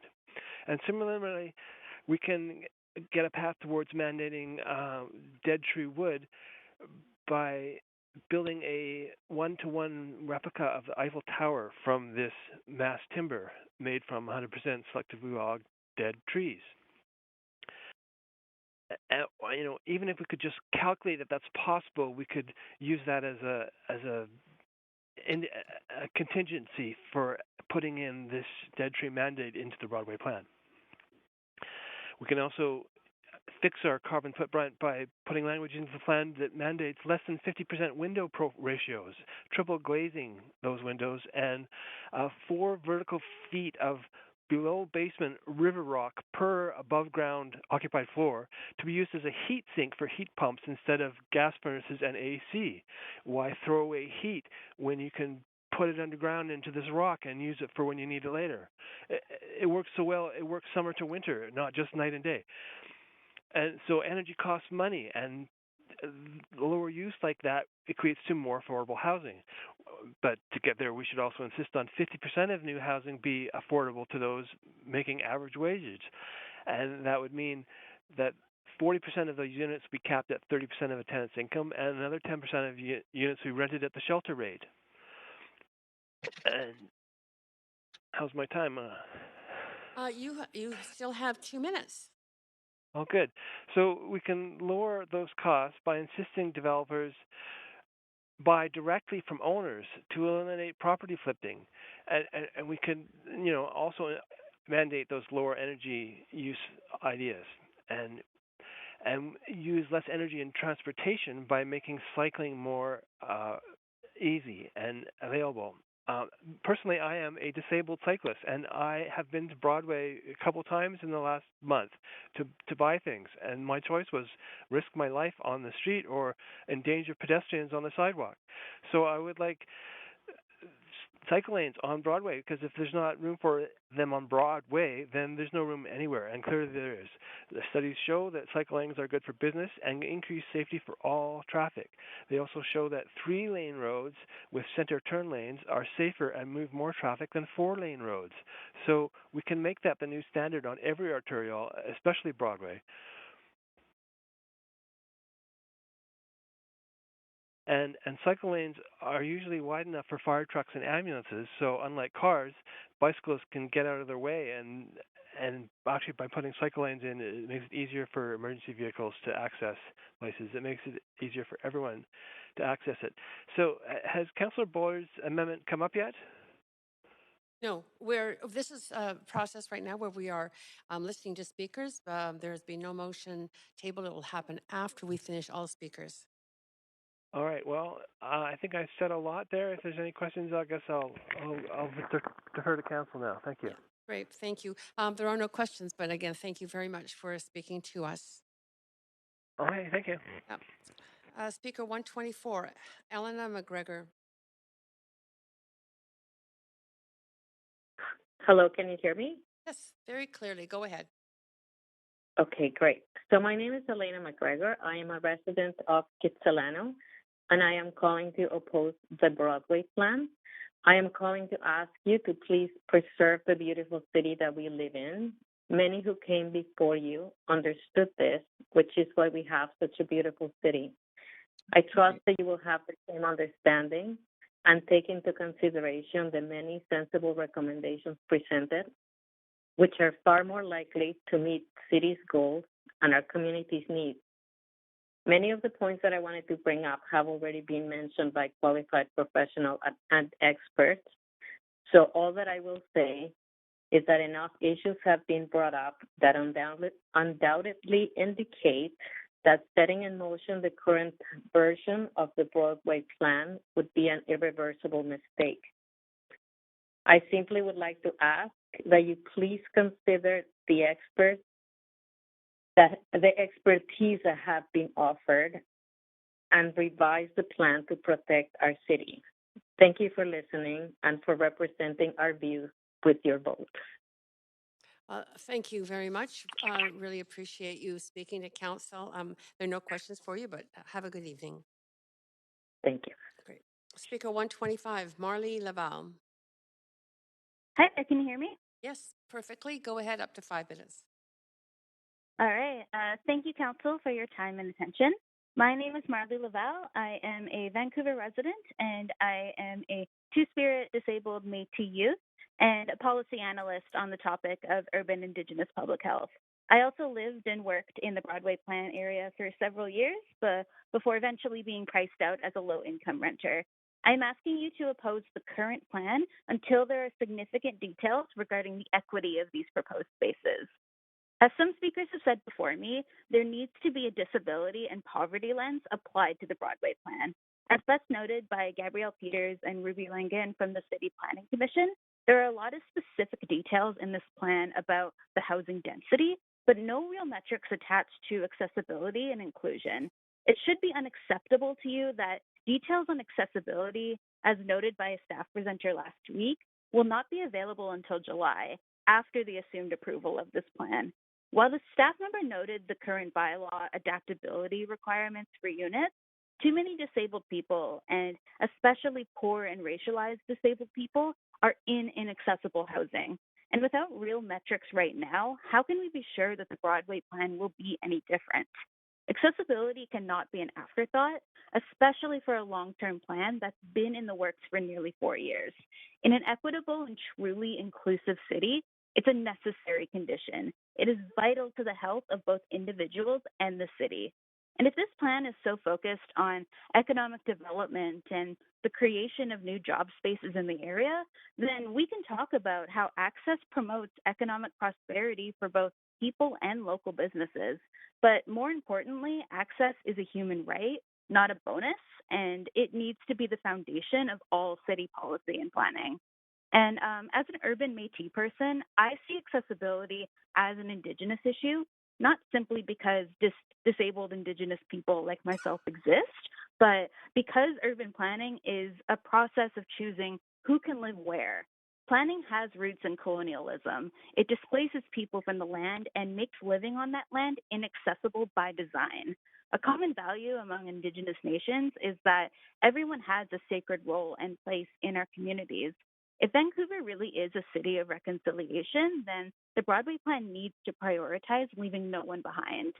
I also want to touch on how in Appendix A of this plan, Section 21.6 calls for another community policing center in the Eastern Plan area. CPCs operate under the guise of relationship building, but they do not change the material conditions and structural inequities within the community. If anything, they sustain them. CPCs are employed to displace those who the city isn't planning for, while creating a perception of safety for everyone else. In all likelihood, the people being policed by this new CPC will not be the people with strata ownership, but the people in below market and social housing. I have deep concerns that current or future councils will support increased policing in the Broadway Plan area rather than looking at non-carceral ways to support the health and safety of this growing population. I think that the $2 million proposed for this new CPC would be much better spent on community-led services that do not criminalize poverty, just as this council unanimously voted to prioritize doing. Lastly, to anyone saying that this is an imperfect plan, but that it should be passed now because of the need for more housing, I invite you to reflect on who can really see themselves and their loved ones in this plan. Of course, we need more housing, and I will never argue otherwise, but this housing cannot come at the expense of underserved people who, through intentional policy and planning, have the least means to thrive in this city. And as we look at the next 30 years, we need to think bigger and plan better for all of us. Thank you again for listening. I thank you again for taking the time to speak to council. You don't have any, you do have some questions, if you don't mind staying on the line? Sure. Councillor Weeb, go ahead, up to 3. Yeah, thank you very much for speaking. And also hearing some of these concerns from the Personal Disability Advisory Committee. Can you talk about what you would like to see in a revised plan that really speaks to being more accessible and ensuring that a plan like this has more inclusionary policies in it? Well, the main thing is just, based on current bylaws and housing and building codes, I just don't think that they're adequate for the diversity of access needs that community members like me face, not only related to mobility, but also, sensitivities to things like severe allergens, environmental concerns, sound, sense, all of these things. And with the recognition that maybe living in multifamily housing isn't physically possible for a lot of folks, and incorporating those accommodations into the plan as well. But yes, also, recognizing that density is important and absolutely necessary for a growing city, but taking unit size into account is going to be a huge part of that too, to ensure better access, especially for families. It's going to be a big thing. And also recognizing that, what might be considered walkable in the city doesn't always mean that it's accessible, especially for wheelchair users. So there are a lot of times where I see, renders of what walkable might look like, but then disabled folks and wheelchair users are, they have to go onto the road or a bike lane and things like that. So, you think about access not only as part of the physical unit, but also, what goes on outside that unit as well. And, just related to the climate crisis that we're in, climate actions that we take, they need to prioritize historically underserved people, especially as poor and disabled people are disproportionately impacted by things like the heat dome. And any climate actions as well must not be coupled with, the benefit of for-profit developers, because that's going to leave people behind. Thank you so much for the clarity of that answer. Appreciate it. That's great. Thank you, Councillor Weeb, and thank you very much. There are no more questions, but really appreciate you not only speaking to council, but taking the time to answer the questions. Great. Thank you very much. Thank you. Speaker 126, Chris Flerich. The speaker is not on the line. Thank you. Speaker 127, Lucy Maloney. Yes. Hello. I'm in favour of an amended Broadway plan that includes separated bike lanes and addresses the concerns raised in the dissenting opinion of the Vancouver City Planning Commission regarding the lack of specific provisions for affordable and accessible housing for disabled people. And I really agree with a lot of the comments made by the previous speaker. My family and I live downtown and we mostly commute by bike. Some of you are wondering, why would anyone want to cycle on Broadway? And the simple answer is to get to the places we want to go, just like people who drive. Every barrier we put up for cyclists, whether it's indirect routes, hills, or danger from cars, stops people from cycling for transport. Commercial streets in Vancouver are the flattest and most direct way of getting places, which is why they developed into commercial streets in the first place. I've been cycling for transport my whole life. I've ridden my bike to and from elementary school, high school, university, and work to get the shopping and run errands and take my kids to and from school. I've cycled on Broadway a number of times recently. I've visited a notary, a locksmith, a bike shop, a shop that sells dance clothing, Bed Bath and Beyond, and a medical clinic. And it's scary and intimidating cycling on Broadway at the moment, even for a confident and experienced cyclist. Separated bike lanes on Broadway would entice even the most timid and inexperienced cyclists to linger and explore. Cycling to Broadway using Vancouver's bike network via a cross street can be 3 or 4 blocks from your destination. So without separated bike lanes, you'll either have to ride along Broadway, mixing it with 4 lanes of cars, trucks and buses, or ride on the footpath if the plan isn't amended. When I have to go to Broadway, I don't want to have to ride back to 7th and 10th to travel between places on Broadway. And 7th and 10th aren't separated bike lanes except in a few limited places. Separated bike lanes will also create a better return on the subway investment through increased ridership by more than doubling the catchment area. People will walk several blocks to a subway station, maybe 2 or 3 block catchment area on either side of Broadway, but with a bike, that catchment area becomes much larger. But it means that people on bikes need to be able to access the stations. And cycling access to the stations has been eliminated all along Broadway. They don't even have rear access from lanes or side streets. Think about the 260,000 new residents and 210,000 new workers on and around Broadway over the next 30 years. Many of those people will also cycle or use e-scooters, electric tricycles and mobility scooters using the separated bike lanes. City staff said that a 3-lane configuration would probably be the most appropriate for including unidirectional separated bike lanes on either side of Broadway. And the good news is that multiple studies show that arterials with 3 motor vehicle lanes, so a turning lane in the middle and 1 moving lane in either direction, are safer than 4 lanes because this configuration reduces intersection crashes. And it's apparently better for motor vehicle flow. Staff also said that the Broadway plan was about fostering vibrant public life. Now, if I was going to one of the many new restaurant patios envisioned in the Broadway plan, I'd much rather be sitting next to a protected unidirectional bike lane than a noisy, smelly, dangerous lane of speeding motor vehicle traffic. Is Broadway to be simply a noisy, smelly highway or a pleasant thoroughfare full of interesting, beautiful and useful destinations? There are already lots of reasons to go to Broadway, and this is only going to get better. Demand for e-bikes, e-cargo bikes and e-scooters is skyrocketing. They are really unlocking active transport for people who have young kids as well as less fit people. E-scooters are also experiencing a surge in use because they're cheaper than e-bikes and easier to store and secure. Reducing another lane of car traffic on Broadway to install bike lanes would not only provide realistic alternatives to private car use, but would give residents of apartments a quieter, less polluted street to live on. My family and I have had very positive experiences living in towers. I think this plan is a very modest increase in density and should go a lot further. Multi-family homes are our first choice.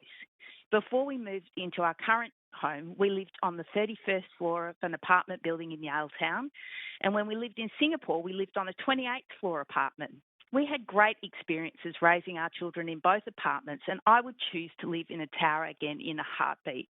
I feel like the opposition to towers comes from a place of fear rather than of experience of what it's really like. We've enjoyed getting to know wonderful neighbours, shared facilities that you don't need to look after, gardens that you don't need to maintain, and the convenience of being close to work, beaches, parks, shops, transit and bike paths. We lived in a low-rise apartment complex in Chile, and we currently live in a townhouse. Okay, I'm sorry. You have just run out of you're well over time, but you have questions from one councillor. So if you don't mind staying on the line. Sure. Thank you.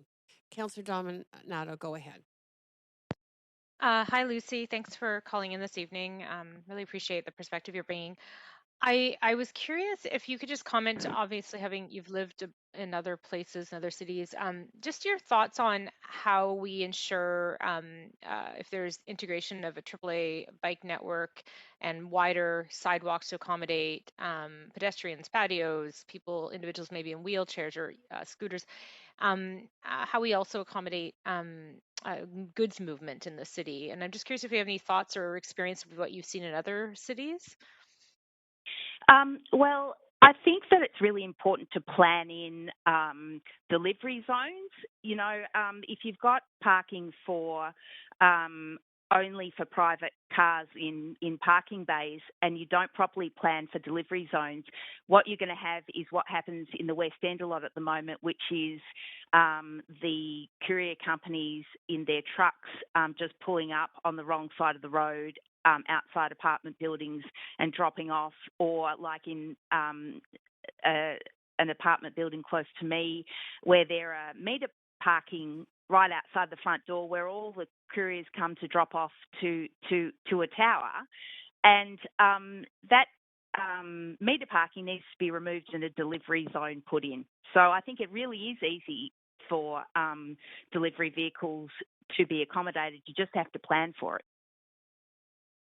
Right. No, I appreciate that. And I guess my second question is simply around, um, well, I think there's an aspiration to overall to reduce the number of vehicles on streets. Pragmatically, we're a destination city for various reasons. Arguably, I notice a difference in the traffic when it's, slower weekends, holidays, but we do have a lot of commuter traffic coming to the city. Do you have any thoughts on how we deal with that? Well, that is a very complex issue because we need a lot of public transport, but that depends on us having density. But I think that it's very important that we don't sacrifice the needs for the people who live in the city of Vancouver to benefit people who are living out of the city of Vancouver and want to commute through it.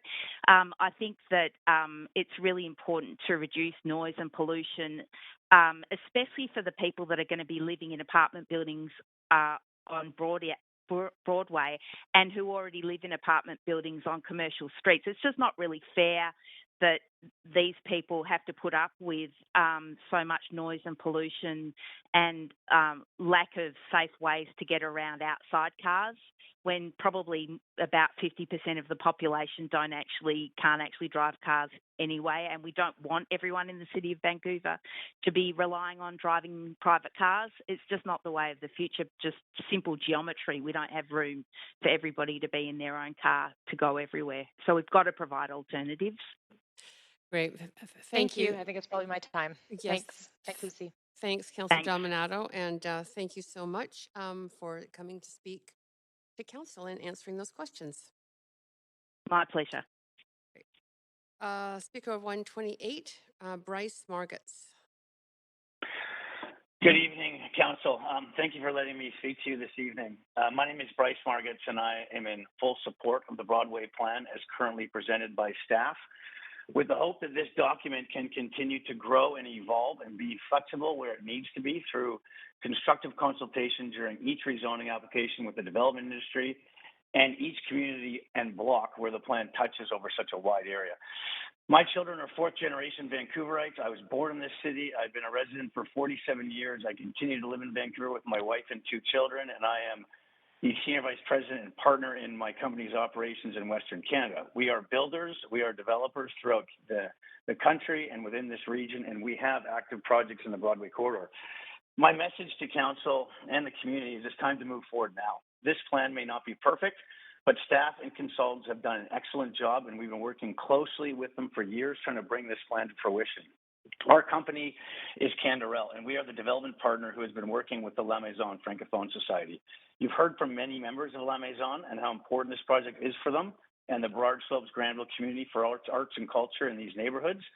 But what you haven't heard is that we've been working with them for 6 years trying to kick off this project, and we've been caught up for several years in the Broadway plan process, trying to deliver this new home with cultural amenities, including a brand new 160-person performance theater. The project viability relies upon moving forward now. We cannot wait and delay further, and we cannot be the only project in this position. I have been listening to virtually every speaker since last Wednesday, and based on the vitriol of some, I can feel people sneering through their computer screens at the mention of someone who says they're a developer. I have some other comments on the plan, particularly in Fairview, Kitts, and North Mount Pleasant, where we are also working on sites. But before I do, I'd like to offer this perspective. I also own a metal manufacturing business that's been operating in the city of Vancouver for 60 years, which I purchased from my father when he wanted to retire. Together with my business partner, we employ over 35 people. We are, as they say, a going concern business. Our goal as a going concern business is to make a 15% net profit per year. Sometimes we do better, sometimes we do worse, such as in the last 2 years when we almost didn't make it. I think every speaker on the line today and last week can agree there is nothing wrong with a going concern business making a 15% profit. If we didn't, we wouldn't be in business making things and employing citizens of our city. I can tell you unequivocally that these developments under the current plan and based on the density and form of development created by planning and the consultants barely make 15%. In fact, it's closer to 13% in most cases. My main job day to day is to try and build housing. And yes, our goal is to try and place capital where we can make around 15%. It's no different than a going concern business, and we cannot make this amount. There will be no project and no further supply of housing. The changes already made, reducing the height from 25 to 20 stories and reducing the density from 7.5 to 6.5, is jeopardizing the ability to make these projects financially viable. In my opinion, these changes to the plan killed any chance of near-term redevelopment on any site where an existing 40 to 50-year-old condo building currently sits. The Mount Pleasant North area in particular is so badly in need of upgraded housing, in my opinion, based on all the job growth that's happening at the new hospital along Great Northern Way, and it will not be touched by developers for many years, not until the buildings are basically falling apart. The numbers do not work. Here are some additional points. In the Fairview, Kitts, and Mount Pleasant zones, the final draft, in my opinion, was changed last minute from allowing 2 towers per block to allowing 2 towers per block street to street, including the lane. For those of us following the plan, this essentially cut the supply in half from what we expected. This may be an unpopular comment, but I think it's ridiculous we are only densifying 300 of 1,000 feet on each block, street to street, including the lane, and not taking advantage of such a massive opportunity for a $3 billion investment in a transit line. Another perspective, there are at least 7 to 11 small apartment buildings on each typical block. The plan currently contemplates 2 to 4 of these buildings being replaced with 2 towers. The only site size that makes sense is 150 feet, in our opinion. So there will remain 5 to 7 of these old affordable buildings left for rental housing at the current rates. Furthermore, a 150-foot site with a 3-story walk-up contains about 35 units, with average rents of one we just looked at of $1,677 per month. The replacement tower would create 36 affordable units at or below these rents and an additional 146 market rents. Make no mistake, we are in a countrywide emergency on the supply of housing. We need more. This will moderate rents and make things more affordable. We need more, not less. Thank you for listening. That was perfectly timed. And you have no questions, but really appreciate you taking the time to speak to us. Thank you. Great. Speaker 129, Margot Nicholas. Yes, I'm here. Yeah, we can hear you clearly. Go ahead. All right, thank you. Okay, you've been hearing a lot about lack of resources to support such a massive increase in density. I will focus on one, parks, dog parks in particular. I work in the pet industry. If you don't already know, Vancouver is a city full of dog lovers. About 1/3 of the population of Vancouver owns a dog. Due to the pandemic, there has been a rise in dog ownership, and all predictions are that this will continue to grow. Pets make for a healthier, safer, and more connected and happier society. Dog owners treat and care for their dogs like they were their children. Every decision in their life is made with the consideration of their pet's well-being. Currently, it is extremely difficult to find a place to rent that allows dogs in the city. Some buildings don't permit them even if you buy. The Broadway plan may add some pet-friendly buildings that will, but that won't help. The first concern of pet owners and why they can't move here is because there are limited options for where their dog can safely play and socialize with other dogs. Doggy daycares are not a replacement for outdoor space, and at $35 to $50 a day, it is not a service that people you are hoping to attract can afford to pay every time they need to go to work. The city is in the final stages of approving a small off-leash area in Granville Park.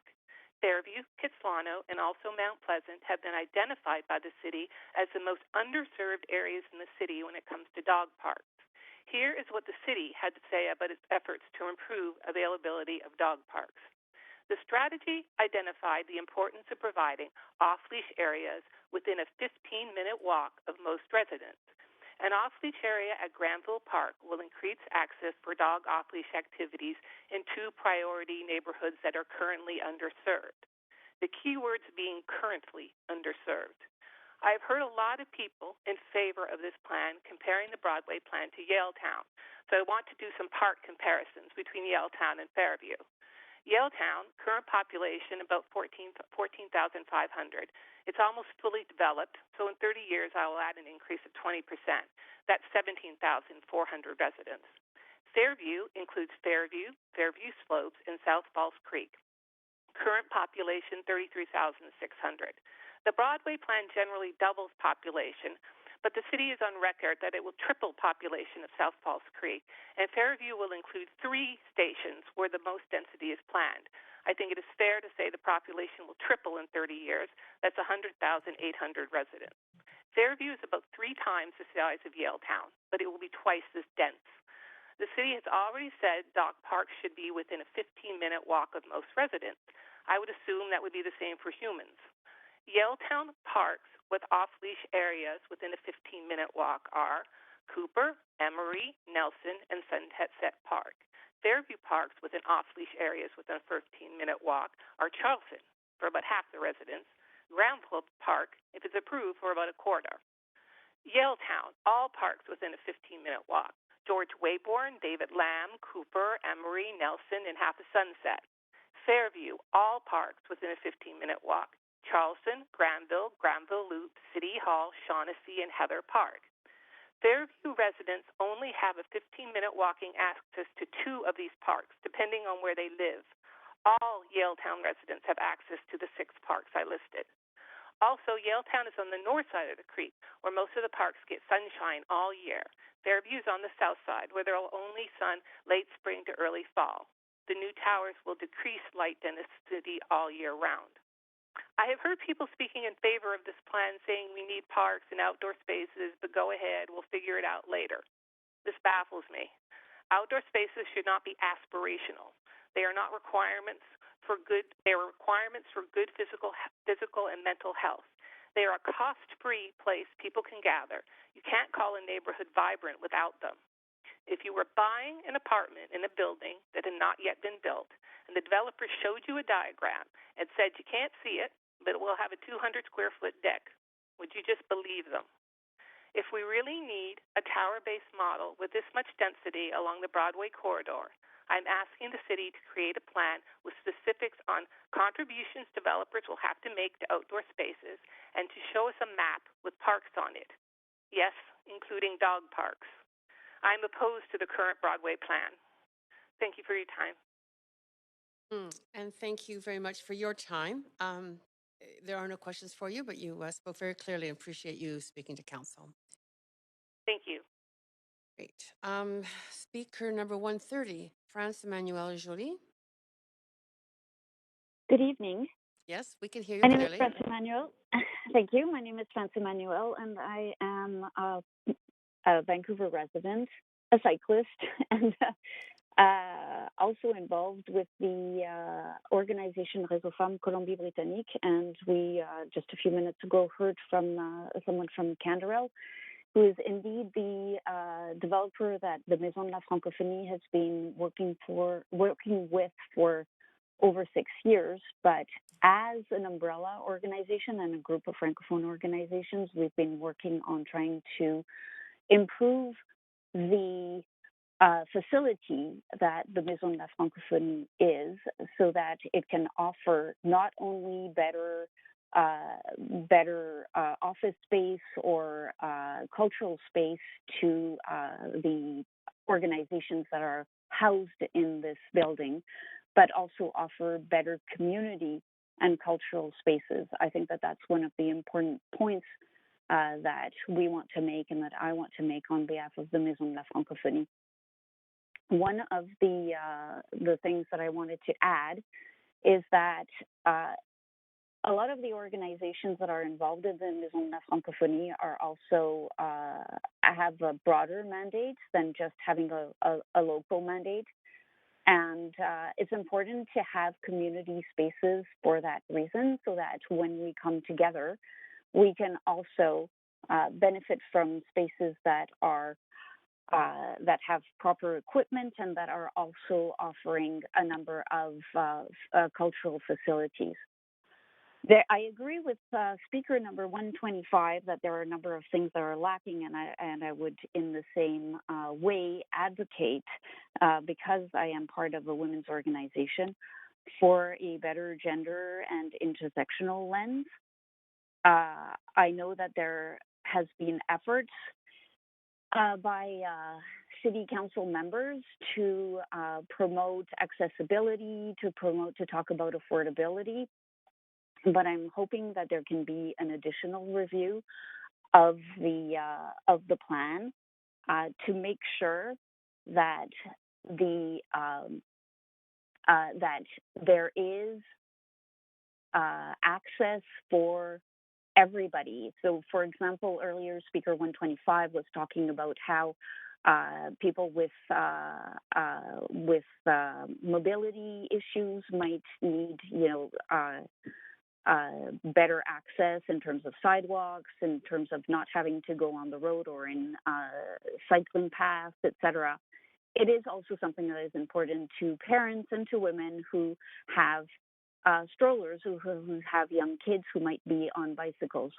So those are other things that need to be taken into consideration, and trying to think in terms of the most vulnerable populations who will take advantage of the neighborhood and of the facilities is something that could probably benefit if there's another reading of this long plan.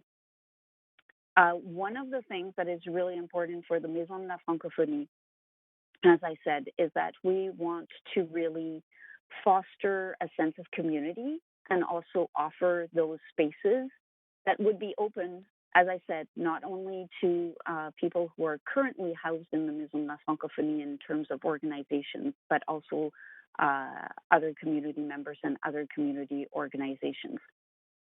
Sadly, in a way, the only way for a community building like the Maison de la Francophonie to be able to enhance and improve its facility is to have housing built above and to have to be part of a tower. It is not necessarily my favorite thing, but at the same time, I know that that's the way development is going. We would strongly like to advocate for a range of housing options, because this is really important that there be a diversity, and that some of the housing options can also support, so for example, market housing can also support social housing or rental housing. So those are some of the focuses that we wanted to point out. And I think that in terms as, sorry, I can't remember the name, the person from Canderel who was speaking earlier was also pointing out, is that one of the assets of the Maison de la Francophonie, and obviously something that would still exist in the next generation, would be to have a theater or a multi-use space that would be accessible to other organizations and to members, which is also bringing. I'm going to have to ask you. You're well over time. I'm sorry. Okay. That's great. You spoke clearly and conveyed your points. So thank you very much for speaking to council. You're welcome. Speaker 131, Derek Robertson. Hello? Yes, we can hear you clearly. Go ahead, up to 5 minutes to All right. speak to council. Perfect, thank you. Chair Carr, members of council, thank you so much for the opportunity to address you this evening. My name is Derek Robertson, the Senior Manager of Government Relations for Canada for Lime Technology, Inc., and I'm here to lend my support to the Broadway Plan. In 2019, Vancouver City Council rightly declared a climate emergency and committed to taking the necessary actions required to address the biggest threat we face today. The reason why I'm here to speak in favor of the plan is that it creates necessary density along key transit corridors, and it helps to create more livable neighborhoods by turning major sections of Broadway into a great street. I will also note my support for the amendment proposed by Councillor Boyle,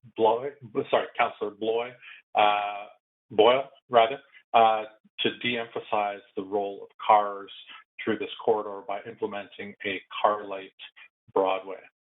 With the proposed expansion of mobility lanes in this plan, coupled with taking action to legalize shared mobility in Vancouver, Council has the ability to provide Vancouverites with the tools they need to get out of private vehicles and onto public transportation and other forms of sustainable transportation in support of the climate emergency plan. I thank you for your time. Great, thank you. Very clear. No questions. Appreciate you taking the time to speak to Council. Have a great night. Great. You too. Speaker 132, Dale McClanahan. Thank you very much. I'm a member of the Granville Island Council, and I'm speaking today on behalf of the Council, which has been appointed by the Minister responsible for CMHC to add local perspective and decision-making regarding the island. The Council is in favor of the Broadway Plan, and we see it as adding very thoughtful amounts of housing density with a very healthy affordability profile, which will enhance and further extend the services that Granville Island provides in cultural, educational, marketing, and artistic endeavors. I'm also a resident of the area.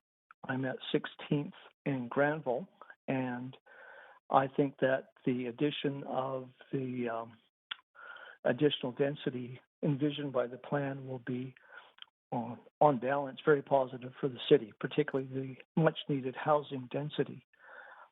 One of the aspects of this plan will be to add buildings that will intrude into my view of English Bay, which, although modest, is very beloved by me and my family. But nonetheless, I think that trading some of my view for a healthier Vancouver and a Vancouver with better housing opportunities is well worth the trade-off.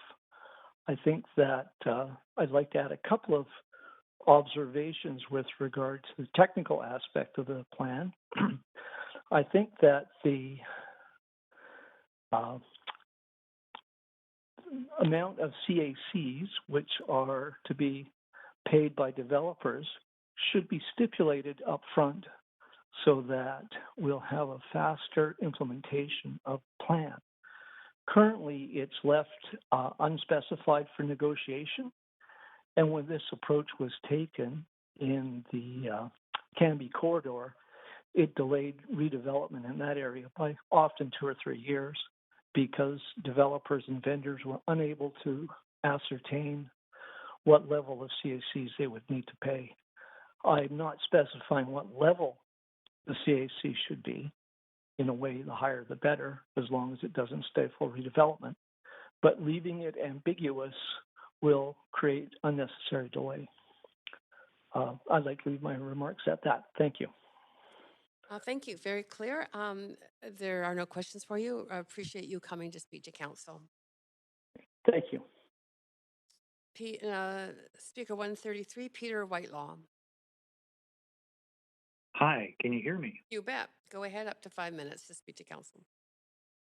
Great. Thank you very much, Chair Carr and members of Council.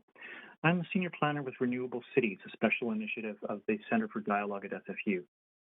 Because the plan will help us address our climate and affordability crises, Renewable Cities is speaking in favor of passing the plan, and we want to lend our voice to those recommending some improvements.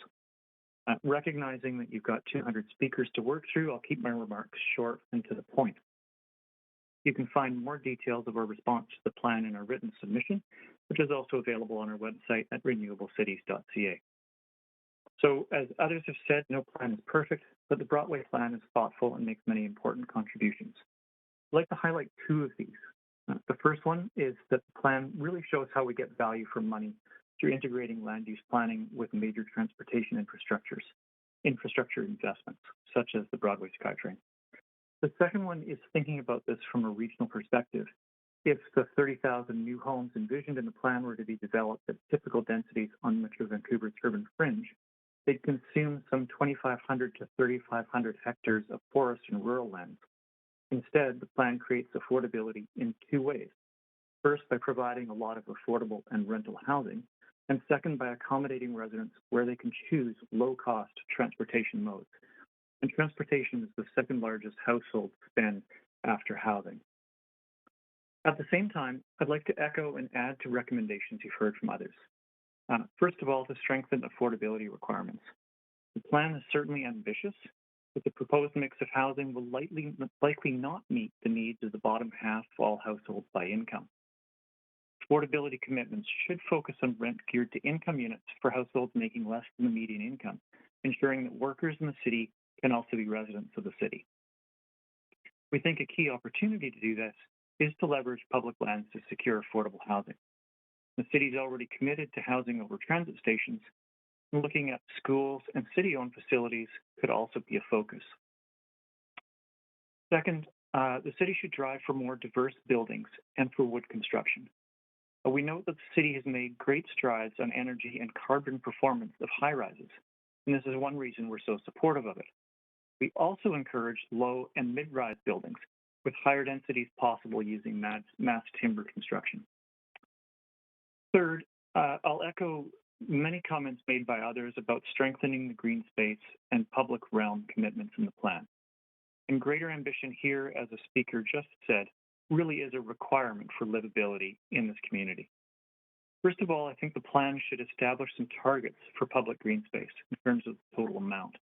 This will ensure a high quality of life for residents in the high-density corridor, whether they be families or seniors. Ample green space is also essential to reduce environmental impact and financial costs associated with conventional stormwater management, and can help mitigate extreme heat and flood risks. The city has been ambitious with public realm design, and this is an absolutely critical area to push further. As we grow, our region has the potential to have far fewer people moving by car, freeing up room to use our public rights of way as amenities.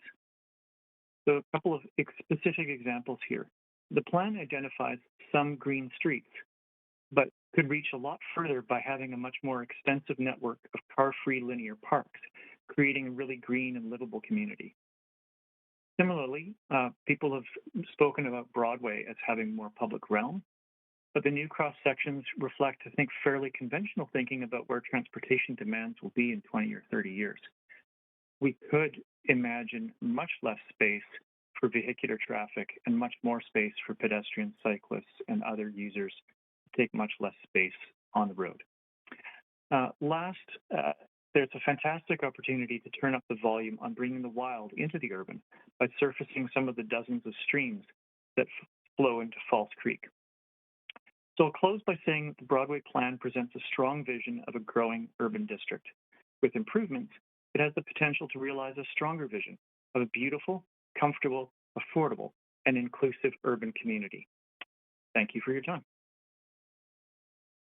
Great, thank you. And there are questions, and I'll start with myself. Taken by the point you made about green streets and car-free linear parks, we have passed at the council a while ago a motion to look at reallocating 11% of Vancouver's streets to purposes such as you mentioned, of car-free linear parks, of community gardens, play areas, areas to socialize, etc. What do you think about actually incorporating into this plan that actual objective to reallocate 11% of the streets to those kinds of uses? I would think that'd be an absolute minimum for a community with the density that's envisioned in this plan, both in terms of jobs as well as in terms of residents. I think that in the longer term, that's sort of looked at in this plan of a 20 or 30-year horizon, that the potential for this city to really shift away from cars into other modes can free up more than that sort of 10%. Um, for example, a number of years ago, Patrick Condon floated the idea of every second street being green. And while that may be a bit of a stretch, I think it gives you a sense of the vision that's possible. And I think the question that we should be asking ourselves is as much about what it would really be like to live in a place like this, to work in a place like this, as much as sort of our fears and reservations about the practicalities of it. So over this kind of time horizon, I think we can reach further than we imagine we can. Great. Okay, thank you very much. Appreciate your response. You have more questions? Councillor Wiebe, over to you. Yeah, my first question is on your website where it talks about your response to the Broadway plan. It's got a picture of the historical creeks, and one of them is China Creek, where currently the VCC has got a master plan that follows the Broadway plan, and it talks about only doing a symbolic gesture to the creek and not actually doing things differently, of actually building integrated water management through the park and being really creative and bold and innovative. So looking at the work, do you think we really need to be more creative and bold in this plan to change the way we build so we have more resilient and restorative cities? In principle, I would say yes. We definitely should push in that direction. I should say I have not seen VCC's plan, so I can't speak directly to that. But yes, in principle.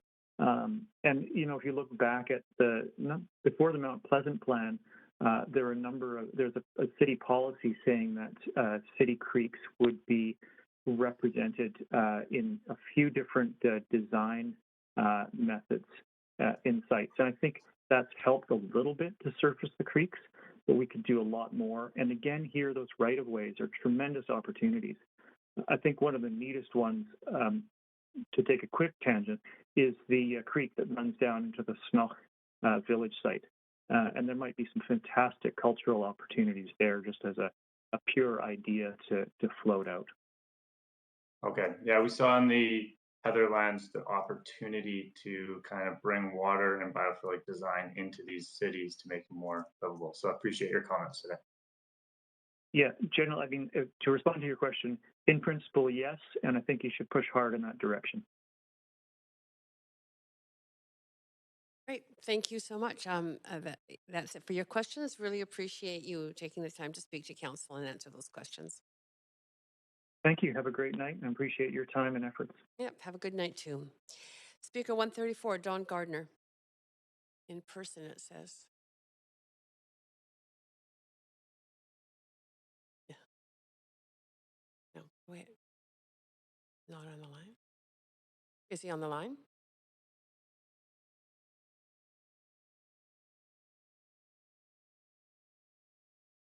Okay, not on the line.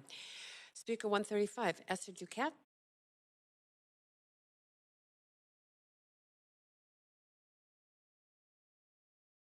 Chair Carr, speaker number 135 has withdrawn. Thank you. Chair, point of information. Yes, go ahead, Councillor Wiebe. I'm wondering if we're going to take a 5-minute bio break soon. You know, you must have read my mind. Needs to go. Okay. Okay. Yeah, I think we will. We do have a speaker in person, speaker 143, and I just want to make sure I'm going to count the time to make sure that we can get to it. No problem. That will definitely get to the speaker. So why don't we take that 5-minute break now? Bio break for everyone. Stretch your legs and see you shortly.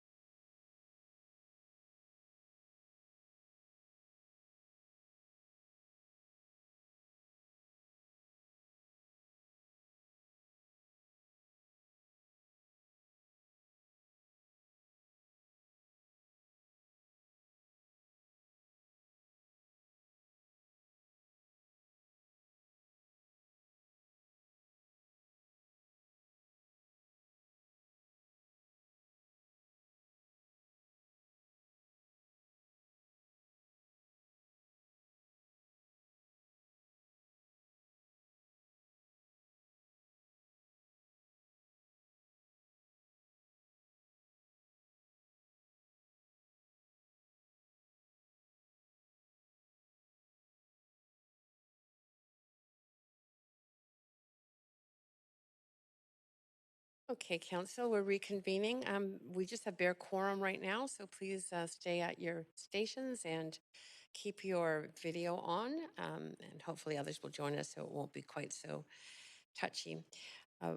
And so we are now on speaker 136, James Tang.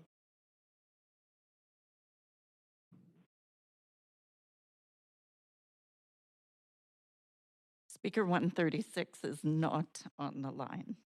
Speaker 137, Frank Hinselman. Yes. Yes, I'm here. Hello, can you hear me clearly? Yes, very clearly. Go ahead, up to 5 minutes. Thank you. I appreciate that. Dear Mayor and City Councilors, and especially hello, Adrian Carr. I appreciate that you're presiding this meeting tonight.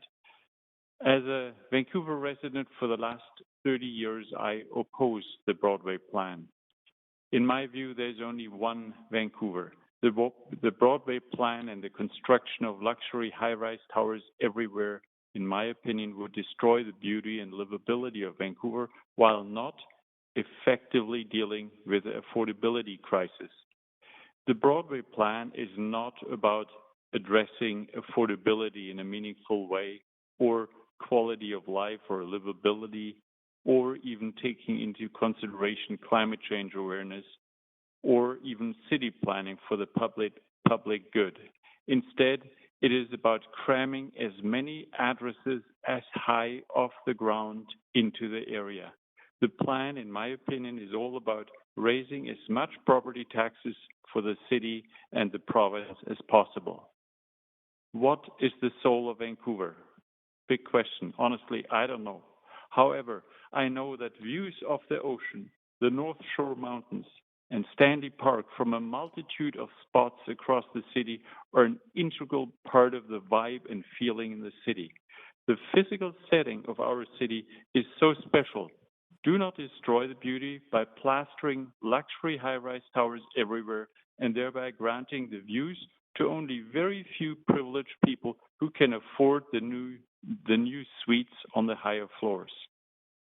The solution to providing greater housing density isn't high rises or nothing. There is something in between. There is a more climate resilient, less carbon intensive, more family friendly middle ground that will enhance our communities and green spaces and preserve the livability of the city of Vancouver for generations to come. Please pursue an alternative plan based on 4 to 6 stories throughout the area, with park space in between.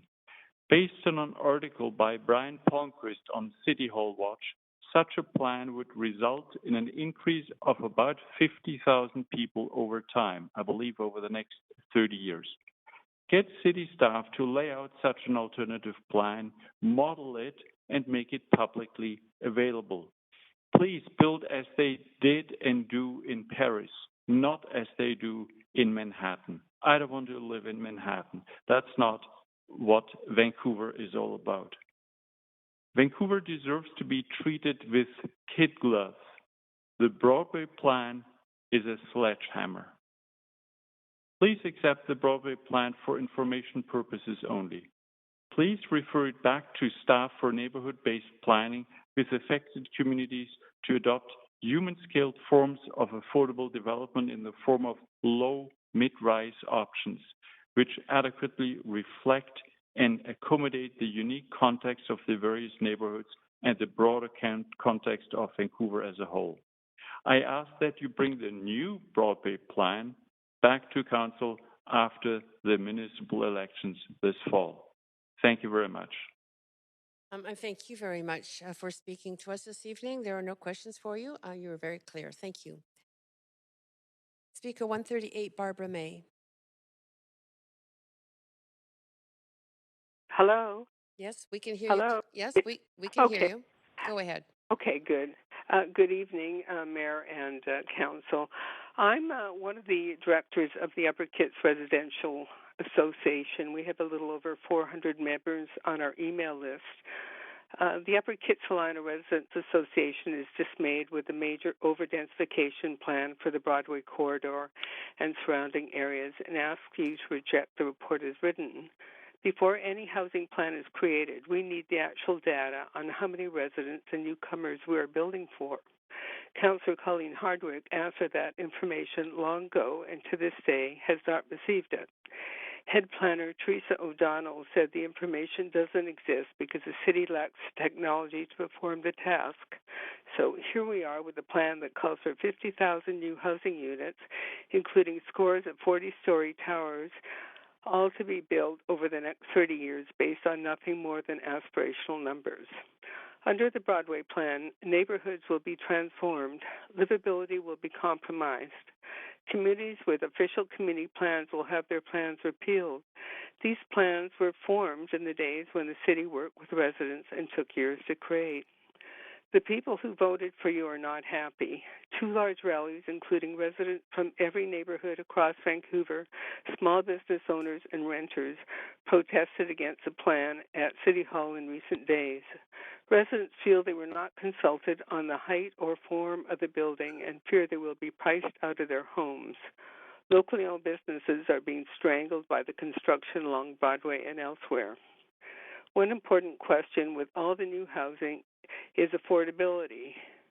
If the reason to have a major plan like Broadway plan doesn't address housing affordability, why have one at all? We all know Vancouver is in the midst of an affordability crisis. The idea of new, more expensive apartments and towers replacing affordable older rentals is diabolical in a city already suffering mass homelessness. And there are many cracks in the mayor's tenant protection plan, despite his claim that it is the best in Canada. Even the Vancouver Tenants Union resorted to protesting at City Hall to show their dissatisfaction with the plan and their fear of coming evictions. Yes, we need to renew the older apartments, but we can do it without tearing everything down. We need more housing, but not by building unsustainable towers. It can be accomplished with low to mid-rise housing, as architects and urban planners in the community have shown us. It's clear that both the city and province are relying on developer fees from tower construction, but these actually add to the cost of housing. The Broadway plan will further promote speculation and inflate land values and reset throughout the affected areas years ahead of the redevelopment that will displace renters and homeowners alike. In our neighborhood, we are seeing more and more for sale signs. One realtor told us this is happening because people know the Broadway plan is coming and they don't want to live in the city envisioned by the plan, a city of monoculture glass and steel towers, hyper-gentrification, ever fewer green places, international chain retail, and impossibly high prices.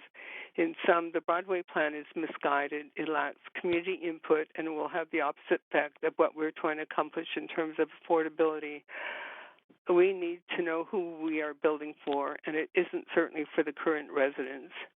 We implore you, please reject or significantly amend the Broadway plan so it works for everyone. Thank you. And thank you very much. You're very clear. There are no questions for you. Appreciate very much, though, you speaking to council. Okay, thank you. Speaker 139, Kathy Hochashka.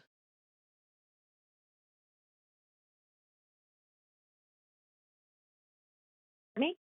Yes, we can hear you. Go ahead, up to 5 minutes. Thank you. Madam Chair, Mayor, Councillors, my name is Kathy Hochashka. Thank you for allowing me to speak tonight. I am a resident in Fairview, and even though I oppose the Broadway plan, I hate throwing the baby out with bathwater. So I want to leverage everything that is in it, because there's a lot of work, refer it back, do more detailed community engagement, and come back with a more robust and inclusive plan. There's a lot of work in there, 500 pages. You've probably heard of these last couple of days. I've only heard a few of them, but I had a lot of questions about affordability of pricing, supply, the process that the plan went through, and some of the lost revenues that may happen for the city and some of the unintended consequences. I initially was going to talk about some of these questions because there's a lot of them. But in fact, tonight, I actually just want to talk about a few different sort of process tools that may help you in not only in this Broadway plan, but possibly any other type of zoning or rezoning question. So the first thing, as I said, it's a behemoth of a document, almost 500 pages.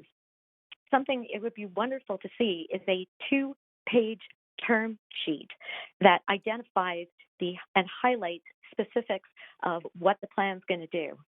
Another thing, it'd be fantastic to see it about a month before a meeting like this even happens, because with all the reading that you as mayor and council have to do, it's too much to take on in a matter of a couple of days.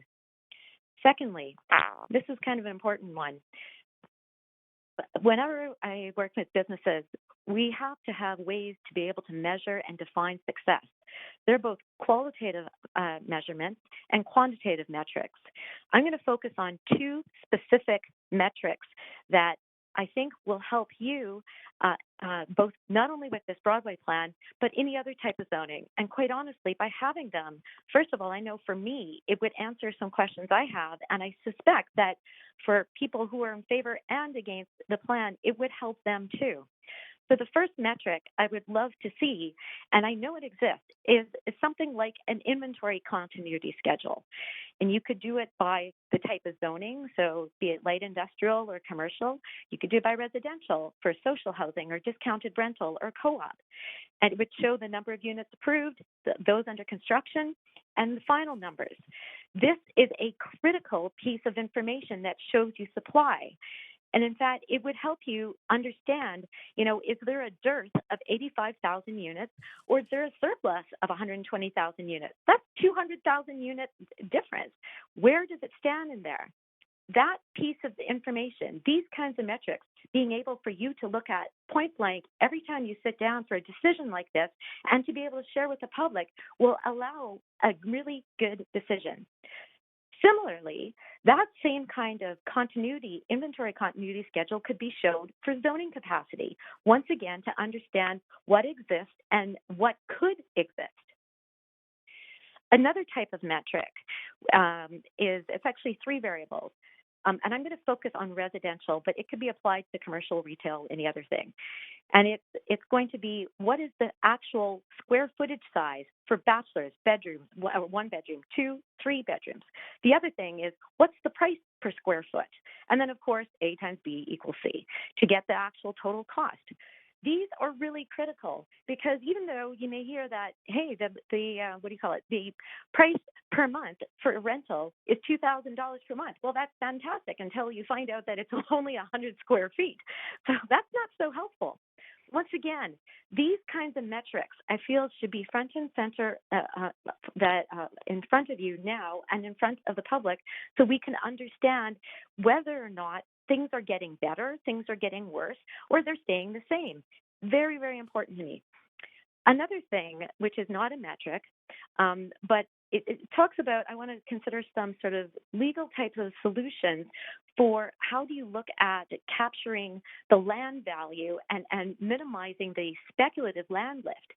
So something I didn't really see a lot of in the plan was something like rental-only zoning. Another thing was, what about co-ownership agreements? Another thing was, what about looking in private-public partnerships? Another thing was, what about the nonprofits, using more nonprofits? And the final thing, which is interesting because the Vancouver plan does talk about this in one of their survey questions, number 24, is what about doing the small-scale upzoning of anywhere from 3 to 6 stories in neighborhoods, which you've already spoken about before in other meetings, in order to minimize the land speculation. Those ideas are legal concepts that you could basically see whether or not this plan could incorporate this plan or others, or an improved version of this plan. Finally, this next suggestion is not a small change. It would be a big change, but it would be huge. Anybody who's in business needs to make profit. Otherwise, they go out of business. And we've seen what happens to that in the pandemic. It's terrible. So developers in the construction industry want to mitigate their risks. They want some certainty. How do you provide some certainty in some time frames? Well, you provide a framework for them in a plan, like a lot of the details that have fleshed out in this plan, and be able to say, in this area, this is how you build, this is what you build, this is what you do. And you know what? Whenever they put their permits forward, I'm going to have to interrupt you. You've gone well over your time, but I'm going to forward. You have questions from Councillor Hardwick. So, Councillor Hardwick, go ahead. Oh, okay. Thank you, Kathy. You may or may not know that I've been trying to get my hands on housing data pretty much since I was elected. So I just want to go over the list of data that you were describing, and you can confirm for me if it's accurate. Can we do that? Okay. Sure. Well, I don't know what exactly exists, but I know what I'm trying to suggest. Okay. Well, I'm just trying to make sure that what I'm asking asking you is aligned. So, pipeline of existing development. Check. Yep. Yep. Zone capacity, existing zoning that we can grow into. Check. Yep. Yes. Secondary market rental and short-term market rental to determine the flow of people in and out on faster basis. I didn't have that on my Secondary list, market. but I can see, I Okay, can I may have understand projected because it that. doesn't. Yeah. So the idea is that there would be a dashboard that would show the accurate information about these different categories, so that as we plan for density throughout the city, that we're informed by actual evidence. Well, yeah, but I mean, it's just factual based stuff. I mean, I can't imagine making a decision like this at this size or many other ones without having this kind of information. I mean, this is just inventory. There's nothing more than that. This is very standard basic stuff.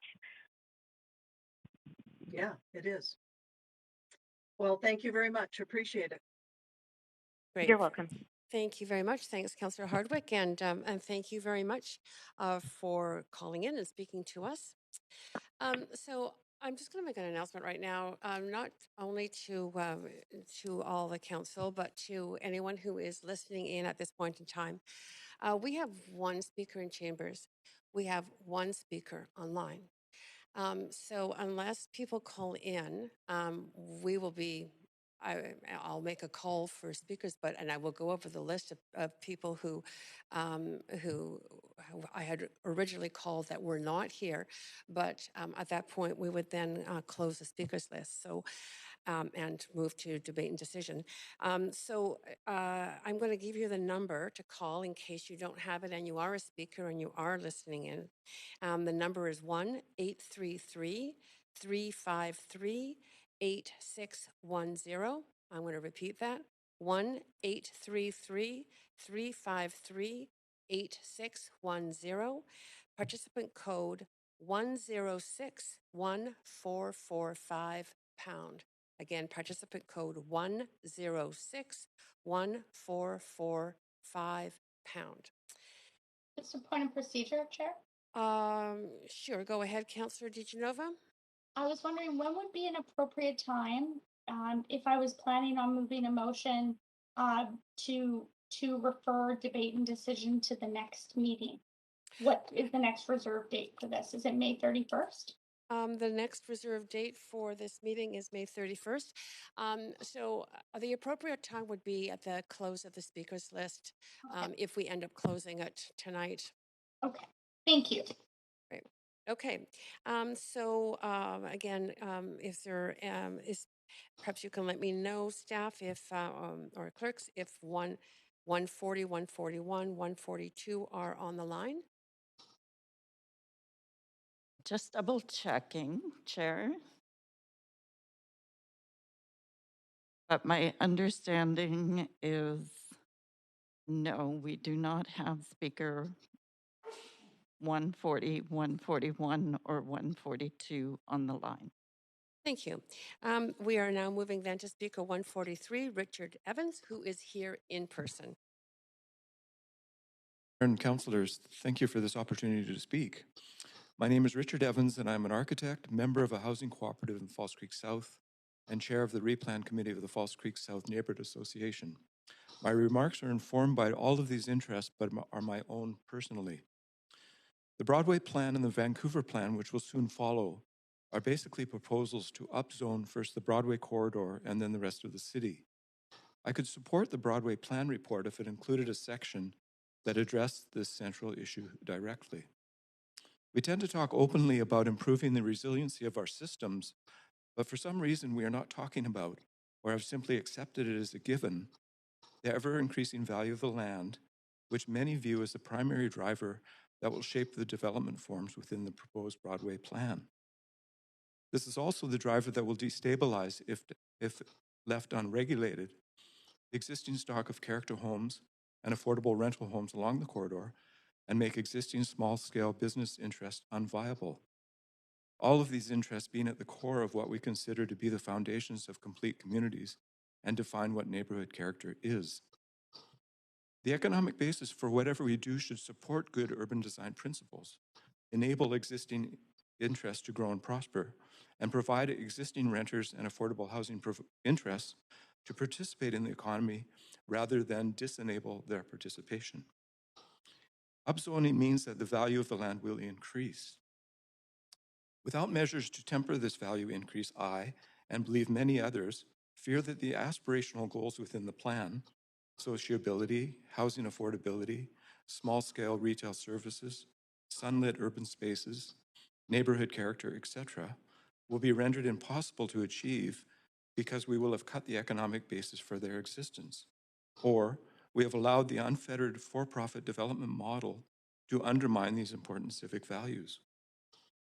I believe that we are faced with an economic governance rather than an urban planning challenge. The good governance piece sets the context for the urban planners. In this case, the economics make multi-lot consolidation and high building forms givens in the urban design vocabulary, which creates a significant challenge for our urban design colleagues to overcome. The Broadway Plan report section that I would like to see has two parts. The first explaining clearly what the problem is, and the second proposing what to do about it. There's a rationale behind the need for ever higher and higher building forms and the need for multi-lot assemblies as we've seen along the Burrard Street and Cambie Street corridors. What is the rationale? When such rationale is clearly understood, stated and understood, the second part critically examines these financial drivers and provides measures to control the implications of significantly upzoning large areas of the city. We are seeing what these measures could look like within the recent council directive related to Falls Creek South and the current good work of the City Seniors Advisory Committee and the Vancouver Tenants Union. Other speakers have addressed these issues as well. In October 2021, Vancouver City Council set the policy direction in Falls Creek South to accommodate a significant increase in population based on the following terms. Ensure the retention of existing affordable housing to maximize affordability. Work with the nonprofit sector to deliver all forms of housing tenure. Target an income mix based on Vancouver's renter household income of 1/3 lower income, 1/3 middle income, 1/3 higher income residents, and to integrate every tenure into every corner of the neighborhood, and to include social equity and inclusion for families with children and essential workers. Granted, Falls Creek South is on city-owned lands, but why not seek out ways to craft policy that applies these principles more widely across the city on privately owned lands? The Seniors Advisory Committee, Vancouver Tenants Union, and other commentators have proposed other measures: guaranteed housing affordability, embedded social amenities for seniors and families, rights to remain, rental controls tied to units rather than individuals, ceasing public subsidy to private landlords, and 50% mandated affordable units rather than the proposed 20%, and targeted retention of service workers who make average salaries and below. It appears that we have the tools to curb the land value increase imperative and make the civic making process work for us rather than the other way around. What we need is the opportunity to implement them, which, as I read this situation with respect to the Broadway plan, is now. Thank you. And thank you. You do have questions. Go ahead, Councillor Swanson. Yeah, thanks for coming in, Richard. I liked what you said about how we need to say what is the problem and then what do we do about it. Basically, instead of starting from what the finances of the situation are and how can we accommodate them. I wonder if you could maybe expand on that a bit. Well, I've just been seeing and noticing and listening to the other commentators over the years say that when you upzone something, then the land value increases. And that's become kind of the way of doing things without any controls to that. It just seems like a higher and higher and a no it's a no end game. It doesn't result in what we're actually looking for in our neighborhoods and our communities. So I suppose I'm just making an appeal to consider that central question to all of this, because if we are indeed just accepting the premise that the higher building forms are givens, that means it drives up the property values around, and without tempering that lift, as the recent other speaker said, we really are just in something that just grows and grows and grows without giving us the kind of civic things that we're looking for. What about the argument that this is a capitalist system, and if we want housing, it's better to get the expensive kind than nothing? Well, I know I'm a grandfather, and I'm pretty sure my grandchildren are going to be challenged to remain, and I'm seeing my friends and colleagues move out of the city. So I don't see how it can serve everybody's interests to continue this way without changing the way that we think about how we're going about this. Okay. Okay. Thanks a lot, Richard.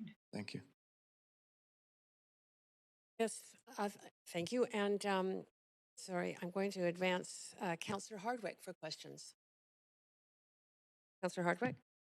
Thank you. Thank you, Richard. So I really also like the way that you put it. What is the problem that we're trying to solve here? Growth, change is inevitable. It's the only constant. We're looking at growth. What I'm wrestling with here is the difference between promoting growth and managing growth. And I don't know if that relates back to your question. Have you considered it through that perspective? Well, it just seems to be such a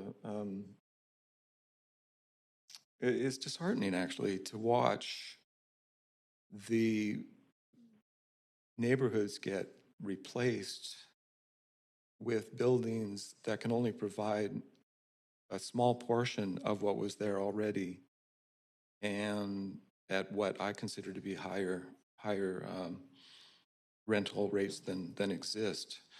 So maybe it's just a matter of tempering change and doing it more incrementally over time, and questioning the central values that we hold around who does what in terms of controlling development and what serves the interests of our communities. So I'm hoping we can find that way. It just feels like plans like this go for the existing way of thinking about development, and that it will serve our interests, when it seems to be kind of the other way around. And I guess I'm talking about a rethink of the basic values of what we're trying to do, and do it more slowly and incrementally over time, so that the existing interests have a chance to participate. And speaking personally, my children can participate and my grandchildren. I hope that answers your question. It does. Thank you very much. Thank you, Councillor Hardwick. And I do have a question too. I'm very interested in what you said about emphasizing the nonprofit sector. Do you have any suggestions about how that can be done? For example, zoning to enable, or not enable, but to prioritize the nonprofit sector, including co-ops, social housing, supportive housing, et cetera, or any other ideas that you can think of. And what do you think about that idea of potentially zoning to preferentially support those kinds of housing forms? Well, I think it's terrific. I live in a housing co-op, and I think it would be fantastic to promote that. I also live on a situation on city-owned land, so it's a different way of looking at the issue, and the potential there, I think, is to create a zone, a nonprofit development zone, so that we can try to do some things differently. Throughout the rest of the city, I think there's other people that can speak to that, Cooperative Housing Federation and nonprofit housing people, to see how we can extend that through the rest of the city, because the lens that I'm applying to this is probably within the context of living on city-owned lands and what we could potentially do down there within a community housing trust or something like that, so that we really just create these zones within the city. So I completely agree with you. Create just zone for nonprofit approach to what we're doing. Right. Okay. Thank you. Appreciate that response. And there's no more questions for you. Okay, Thank you very much for coming in. Really appreciate that.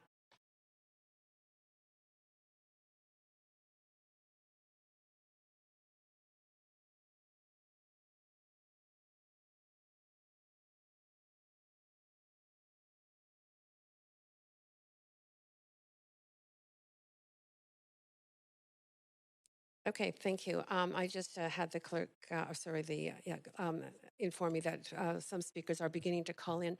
I'm going to announce the number one more time so that in case somebody didn't get it earlier, they get it now. Because we are, as I say, we don't have that many people on the line, but we have some. And at the point where we don't have any more on the line, I will be closing the speakers list. So speakers, if you are listening now, please, and you haven't yet spoken, please call in 1-833-353-8610. Again, 1-833-353-8610. Participant code 1061445 pound. That's 1061445 pound. So, clerks, if you could tell me which is the next speaker on the list, I'd appreciate that. 145, is it? 144. Thank you. Olivia Edwards, speaker number 144. Are you on the line? Yes, I am. Thank you very much. Mayor and councillors, I wanted to represent myself, although I am a board member of the Dunbar Residents Association, but I am tonight just as an individual, because obviously the Broadway plan right now, as it stands, doesn't actually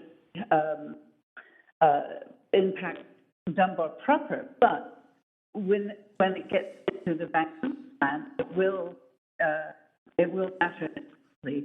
We already are seeing most of our blocks for businesses brought down and then built up to 5 stories, which when we had a Dunbar vision plan back 30 years ago, we accepted at that time that we agreed to having townhouses and that sort of densification on our major routes, for instance, just like has been put forward, but we've never been against densification.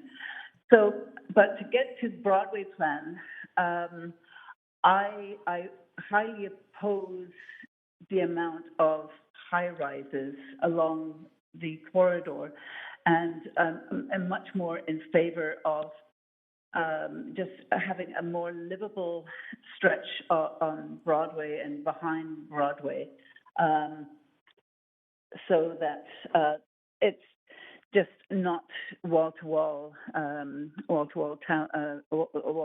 towers. To me, it just totally obliterates the livability factor, as I know that it possibly, from area to area, obviously some towers can go in, but not just cutting a swath through Broadway and having that what we call the concrete street, basically wall to wall, and especially in these times of climate change, where we all know that concrete does retain heat, and it will just exacerbate that whole area in terms of heat. So I much prefer, as much as possible, lower rises, and maybe even extend it further, if that's what it takes. I have friends that have an apartment near the Arbutus and Broadway area that have been in their apartment for 20 years. It's a 3-floor, it does have an elevator. And, they're looking at, renoviction. And so, but where do they go? They're both professionals. And, I just think it's not going to be very workable for a lot of people when these renovations start to happen. So where do they go? They're going to go outside of the cities for 2-3 years and then come back, to find that, yes, they may have a place in the new building that they used to live in that footprint. But meanwhile, 2-3 years, it's just just changing their whole life. So I totally disagree with just the amount of renovation that will possibly happen. And I, as it stands, I just disagree with how it is going forth, and I think it really needs to go back to the staff for them to have another look, because to my mind, what I've heard from a lot of people, these towers, just wall-to-wall towers, is just it's going to destroy the livability of Vancouver, the viewscape. So I really disagree against it. So and I also don't want to lose a sense of neighborhoods as well. So that's basically what my viewpoint is on this. Thank you very much. Very much. There's no questions for you, but very much appreciate the clarity of your presentation and you coming to speak to council. Thank you. Potentially others on the line. I'm just seeking the support of clerks in identifying which speakers are on the line. Yes, I believe we have speaker number 145, Ian Poole. Great. Ian Poole. Hi there. Can you hear me okay? Perfectly. Go ahead, up to 5 minutes. Great. Thank you very much. Good evening, Mayor and councillors. My name is Ian Poole. I am a resident of Vancouver, and I work as a public elementary school teacher in Vancouver as well. Tonight, I recommend that you receive this plan and refer the plan back to city staff for significant improvement and further public consultation. As the Broadway plan aims to build thousands of homes without including any definite plans for new schools, new parks, or new community centers, it really is an incomplete and negligent plan. As an elementary school teacher, I see firsthand that neighborhood schools are paramount for supporting families, for enhancing community connections, and for encouraging placemaking within a neighborhood. Yet, since city staff have not sufficiently partnered with the Vancouver School Board to identify land for future schools, the Broadway plan simply does not support the families that will be living along the Broadway corridor, potentially for generations. Furthermore, in the Fairview neighborhood where I live, the two closest elementary schools, False Creek Elementary and Henry Hudson, are already operating at full capacity. There's no room for any more students. This is an abandonment of families and a complete disregard of the city's responsibility to support its residents by seeking to build homes for families where there are no available neighborhood schools for their children to attend. Additionally, since specific new parks and community centers are not included in the Broadway plan, city staff seem to be completely unaware of the needs of families. Additionally, the Broadway plan does not include enough provisions to ensure that it will be an affordable location for families to live.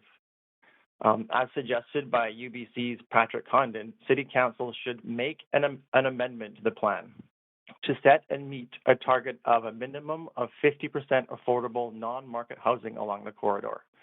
And he suggests housing that is pegged to 30% of average city household income.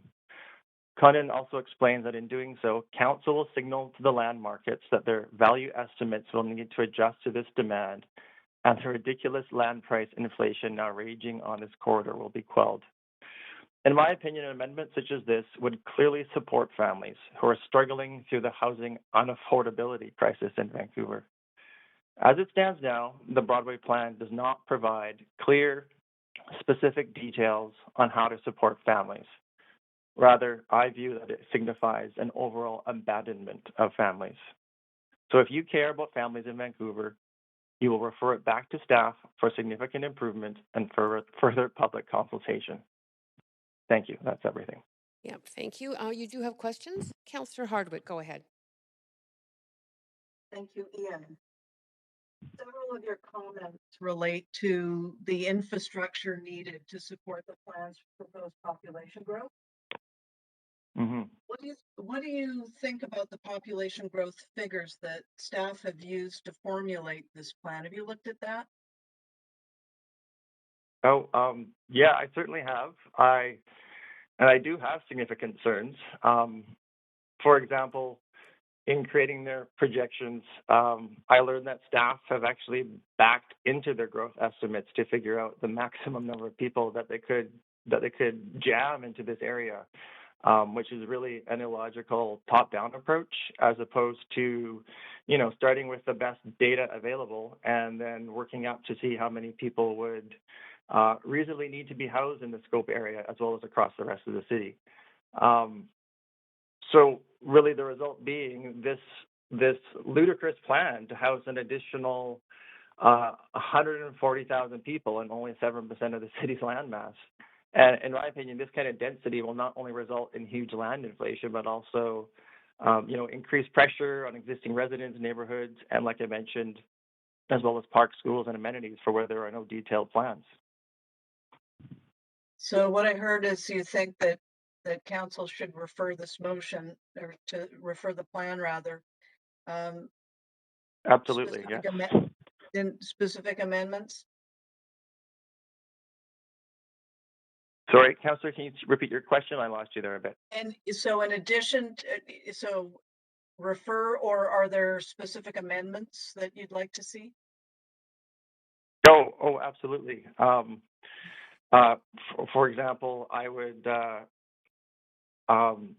see the council refer the plan back to staff that we have to have further neighborhood-based consultation in which staff actually listens to what residents have to say. I believe that staff need to be using census data-based job and population growth forecasts to formulate development needs. Also really add highly detailed school and public amenity development plans, which are directly linked to the population growth forecasts.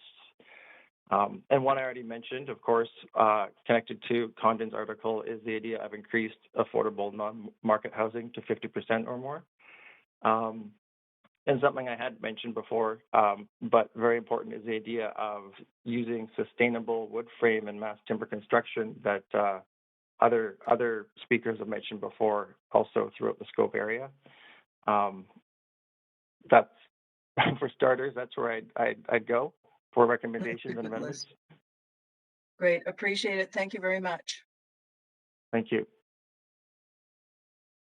Great, thank you, Councillor Hardwick, and thank you very much for calling in and speaking to council and answering those questions. I'm just going to start going down the list because there's a number of callers that are now coming in on the line. So I'll start going from the number we just finished, which was 145. Wow. Sorry. Thank you. Are you nervous? That's the last speaker who hasn't hung up. I'll let. Appreciate it. Okay. Are you good? Thank you. Is speaker 146, Stefan Nielsen, on the line? Just checking. No. Okay, is 147, Cheryl Grant? No. 148, Caroline Ramsey?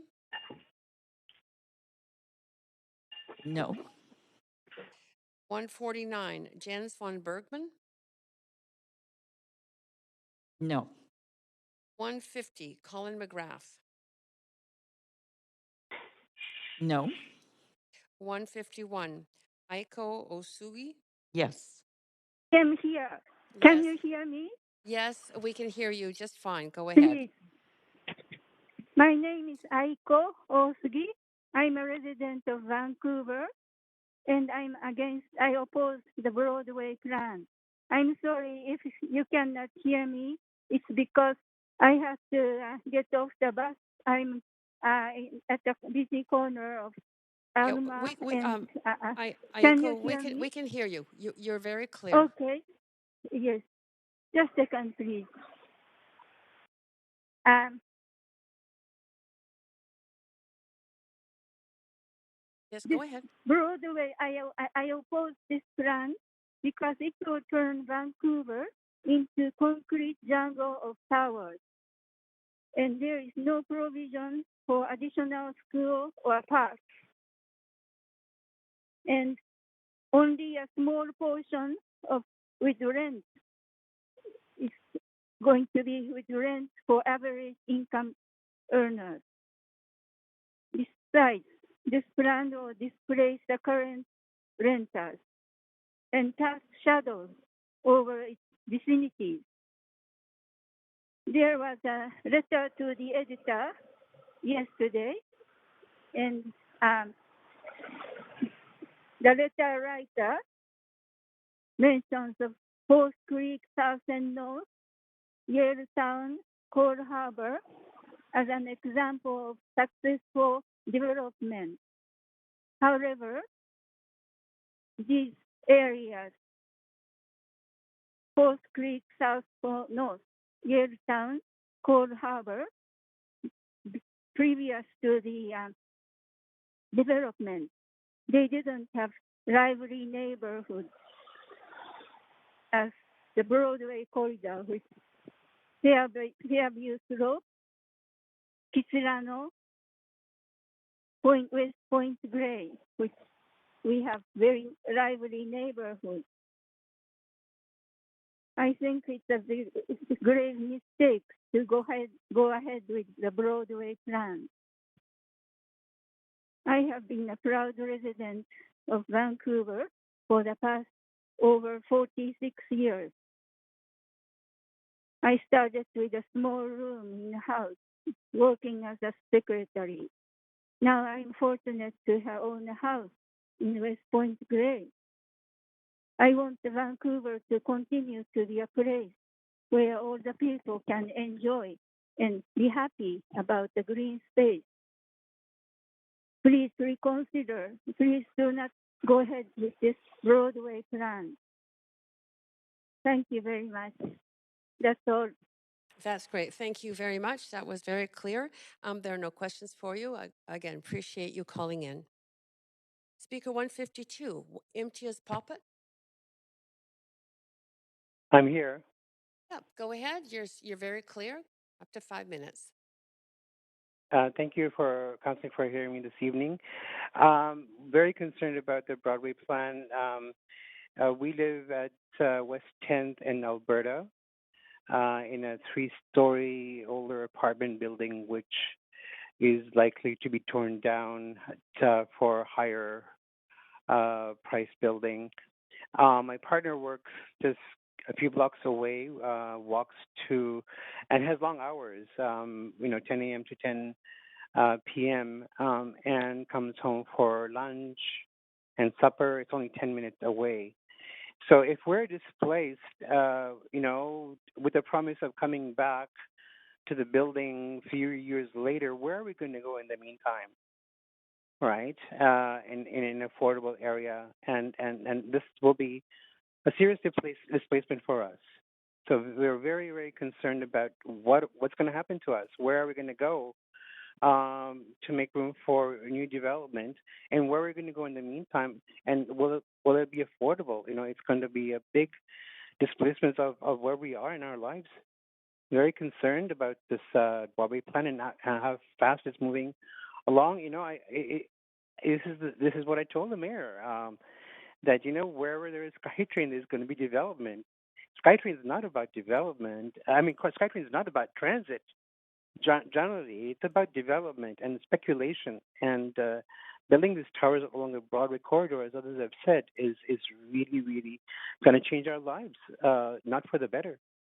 So I do oppose this plan, and as other speakers have said, I caution it going forward quickly. Send it back to staff, consult the community who are going to be affected by this plan in terms of where will we go? What about schools and parks? There's so many things at stake for the livability of this city. Thank you so much. Thank you. And there are no questions for you. Very much appreciate you taking the time to call in. Speaker 153, Ward Sturrett.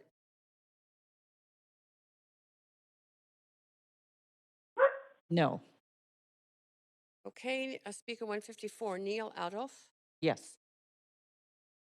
Neil Adolph, if you can hear me, go ahead. Can you hear me? Yes, you're just fine. Go ahead.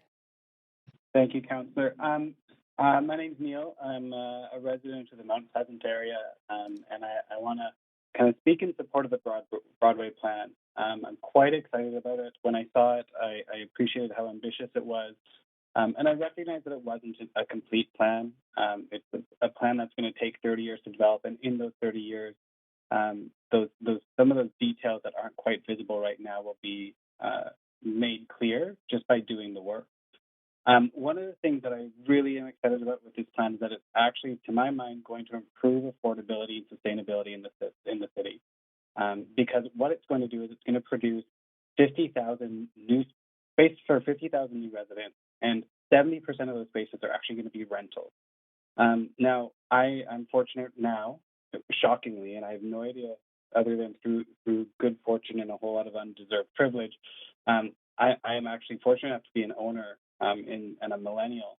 The vast majority of my friends will never be able to own a home in property in Vancouver, and they're renting if they're living in Vancouver at all. And as renters, sometimes they're not in good walkable neighborhoods. Sometimes they're having to rent a basement, and it puts them in really unsecure or insecure rental situations. Sometimes with landlords who don't actually follow rental regulations that are made by the city or by the province. And what excites me about this plan is it actually is going to produce a whole lot of purpose-built rentals. And that actually increases protections for renters in a lot of ways. Now, there are a lot of affordability challenges and questions around this, of course. I'm excited about what the city has so far announced around rental protections, and I can appreciate that, but I can appreciate that there's a lot of concern about displacement as well. So I think part of the work that needs to be done in the actual doing of the work is ensuring that there's protection for those folks that are displaced, and protection for the prices of the units that they come back to, protection that the actual price of the unit is, or the price of the rental is connected to the unit rather than to the renter as well. I think that's a hugely valuable or essential piece of this work. But one of the other pieces that I'm really excited about is that in addition to 50,000 new residents in the next 30 years, this plan is actually going to build bases for more than 40,000 jobs as well. And that's exciting to me, partially because I believe deeply that the health of our community is actually dependent on the health of working people, and the availability and accessibility of their work in their everyday lives. And having neighborhoods that are walkable or transit accessible, where people can work and live in the same space or within walking distance of their home, is one of the incredible things about how you build quality of life within a city and within a city plan. I'm not originally from Vancouver. I'm from the prairies originally, and part of what attracted me to Vancouver was this possibility of being connected to both a neighborhood that felt like a neighborhood, and I'm in Mount Pleasant, so I'm fortunate to have that in a lot of ways, but also a neighborhood where I could walk everywhere. My hometown is a car-based city. That doesn't interest me both for my personal life right now or for the future of the city that I want to live in. So I moved to Vancouver very much aware that I was coming to a place that felt and was moving in a direction that was making and focusing on accessible transportation and accessible communities and neighborhoods. You can't have an accessible community and neighborhood without density. You can't have it in a good way, in a way that is sustainable for economies without having more people living in a neighborhood. And sometimes that means taller towers. Sometimes that means shadows over our neighborhoods. But it's an exchange that I'm actually okay with. as someone who lives in Vancouver, because I've seen the exact opposite, and it's not a healthy city. It's not a place where people thrive. The other things that I'd like to highlight are I work in the charitable sector, and one of the areas of work that we are involved in is in food security. And the only thing that I want to mention as a space for consideration or growth on this plan is what this means for the food security of these new residents. And I mean this both in the hyper-local development of food or growth of food, but also in the sense of emergency preparedness. One of the things that really popped up as a result of the floods and the work that we do, prior to the floods as a result of the wildfires, is that localized communities have underdeveloped their own localized capacity for growing food. And what excites me about this plan is that there's a real opportunity to build into these 50,000 new residents and 42,000 new workplaces some development of localized food growth. And if you could just wrap it up, you're at your time. So, yeah, thank you. I'll wrap it up there. Thanks, Councillor. Okay, that's great. Appreciate that. That was very clear. There are no questions for you, but appreciate you calling in. Thank you. Thank you. Speaker 155, Lucy Ferrari.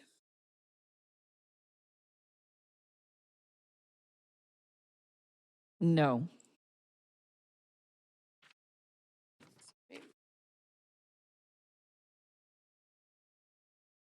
Speaker 156, Michelle Scar. Yes. Hi, can you hear me? Yes, very clearly. Go ahead. Great. Hello, Council. I am a young professional living with my parents in Burnaby, calling in support of the Broadway Plan. Back in 2013, when I started university, I was also living with my parents and commuting to UBC. I was on transit for 3 hours every day before I decided to move to a basement suite closer to campus. It was somewhat affordable because it was a 2-bedroom suite that we turned into a 3-bedroom suite because we put up cubicle walls in the living room to form the 3rd bedroom. We also only had a toaster oven. There was no real oven. Then I moved again into a house with 6 roommates. So there were 7 of us sharing a single kitchen. It was almost always in use and often messy. Unfortunately, these types of living arrangements are not uncommon in Vancouver. My point is, the options for renters here are dismal, and they've just gotten worse since my time in university. It doesn't have to be this way, and I think the Broadway Plan creates a solid foundation to provide more homes for everyone. Increasing density in cities is explicitly mentioned as a climate solution in the latest IPCC report. And even if that wasn't the case, building homes closer to jobs in a central location makes sense. I would like to see some improvements made to the plan, including increased height and density across the entire plan, especially the areas that are currently just single-family homes. I would like improved renter protections because we need more homes, but we must do as much as possible to avoid hurting the renters who already live there. I would also like to see bike lanes added to Broadway to encourage active transportation and provide easy access to the many businesses and services along Broadway. I also think you could do away entirely with parking minimums because there are many people, myself and the last speaker mentioned he enjoyed walking everywhere, who prefer to live car-free. I hope you value not only the opinions of those who already live in the area, but also the thousands of future residents and previous residents as you consider this plan. Housing is a regional issue, and the choices you are making absolutely affect me. And even though I don't live in Vancouver right now, I would love to move back. Thank you for your time. And thank you for your time. And you do have questions. Councillor Fry, go ahead. Yeah, thanks. Excuse me. Thank you for sharing your perspective, and I hope you are able to move back soon to Vancouver. I'm curious, though, when you talk about, and I totally appreciate you sharing the sort of shared accommodation perspective and what that was like. When we contemplate adding new housing for this, and when you think back onto the kind of rents you were paying during those shared accommodation days, do you have an expectation that we'll be delivering rental apartments that could kind of meet those expectations of that kind of rent, that kind of affordability? No, because that was well, not that many years ago, but it was a few years ago. Um, I think when there are more units available, um, it creates like downward pressure on rents, right? So like if there's actual like competition and landlords have to like find people to live in their units, then they will lower the rent. Yeah. Yeah. Okay. So that's in theory. Do you have a sense of like where should we target them at a certain like income strata? Do you think that we should be targeting affordability and we should kind of have an affordability metric, or should we just? Are you suggesting we just see where the market takes us?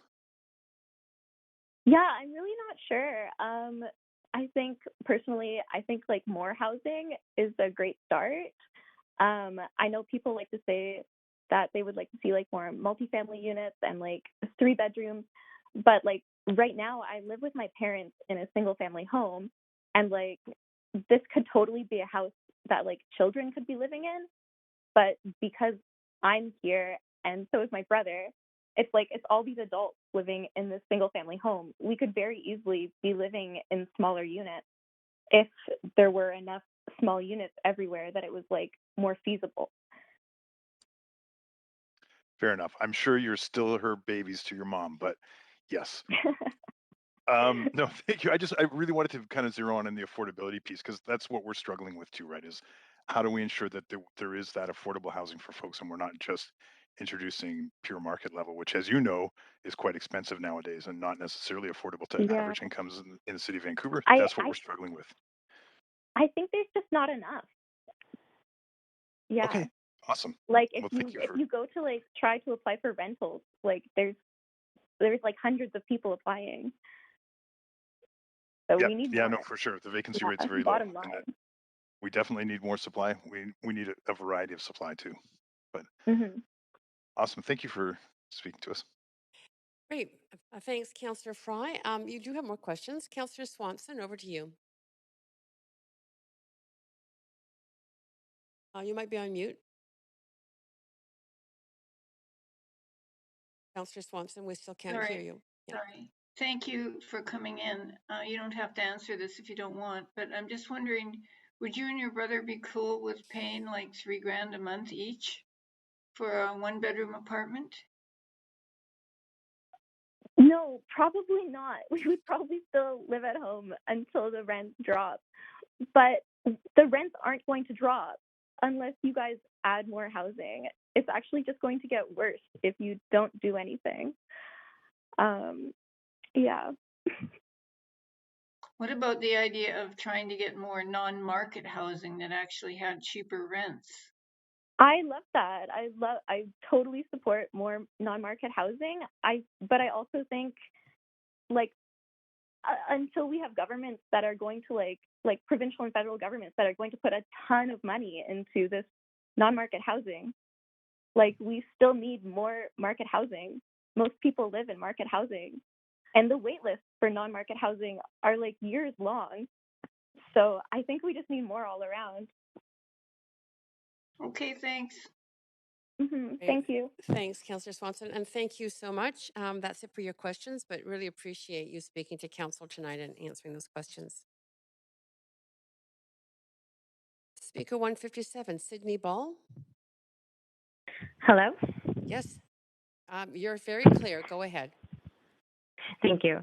I live in a building in Mount Pleasant. It's not 2 blocks away from Broadway in the plan, and it's definitely considered quote unquote aging housing stock. It's over 100 years old and it needs improvements, but it's safe and it would be able to last many more decades. The issue that I've seen in other buildings isn't this natural aging out of rental stock, but landlord negligence and a complete disregard for the safety of renters. For buildings that truly need to come down, I'm wondering how long landowners have been profiting off of gambling with tenants' lives and waiting to cash in on the increased land value that this plan will bring them. Meanwhile, the proposed targets for non-market housing in this plan, I think, look little more than a wish to me based on past city plans. I've seen a lot of speakers talk to the difficulty of making social housing viable. And to that, I say that this council and developers and landlord interests that hold power in the city have not demonstrated an intent in pursuing the changes needed to make more public housing possible. We currently rely on the private market to subsidize social housing while still keeping their profit margins, and this will never deliver the results that we need. Our political leaders would have to first actually admit that property prices do need to come down. This plan needs adequate measures put in place for the expropriation of buildings that have been left to decay and to purchase houses in some of the single-family zones before prices climb, to turn them into truly decommodified housing, which means social housing, housing built by unions, co-ops, and fully public housing. We need to look beyond private-public partnerships to build it, and what we have will never serve people on pensions, welfare, and disability who cannot afford to be ignored.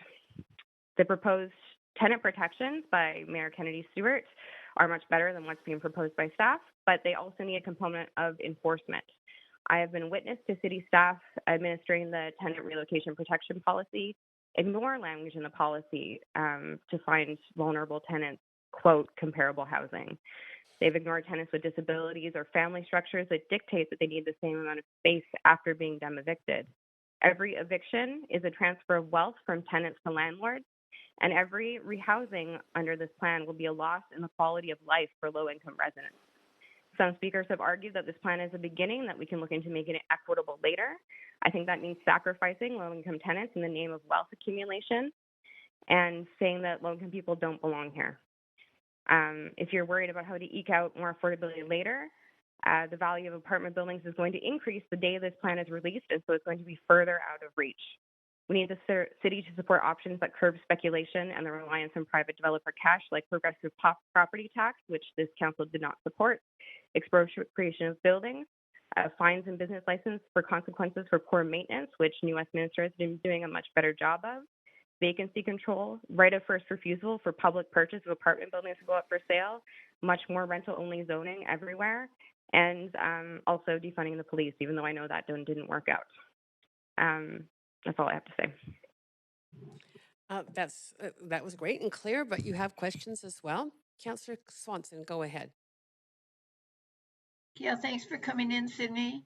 I just wondered if you could expand for a minute on the benefits of if we could expand vacancy control to this area or maybe to the whole city like we have got it in the SROs now.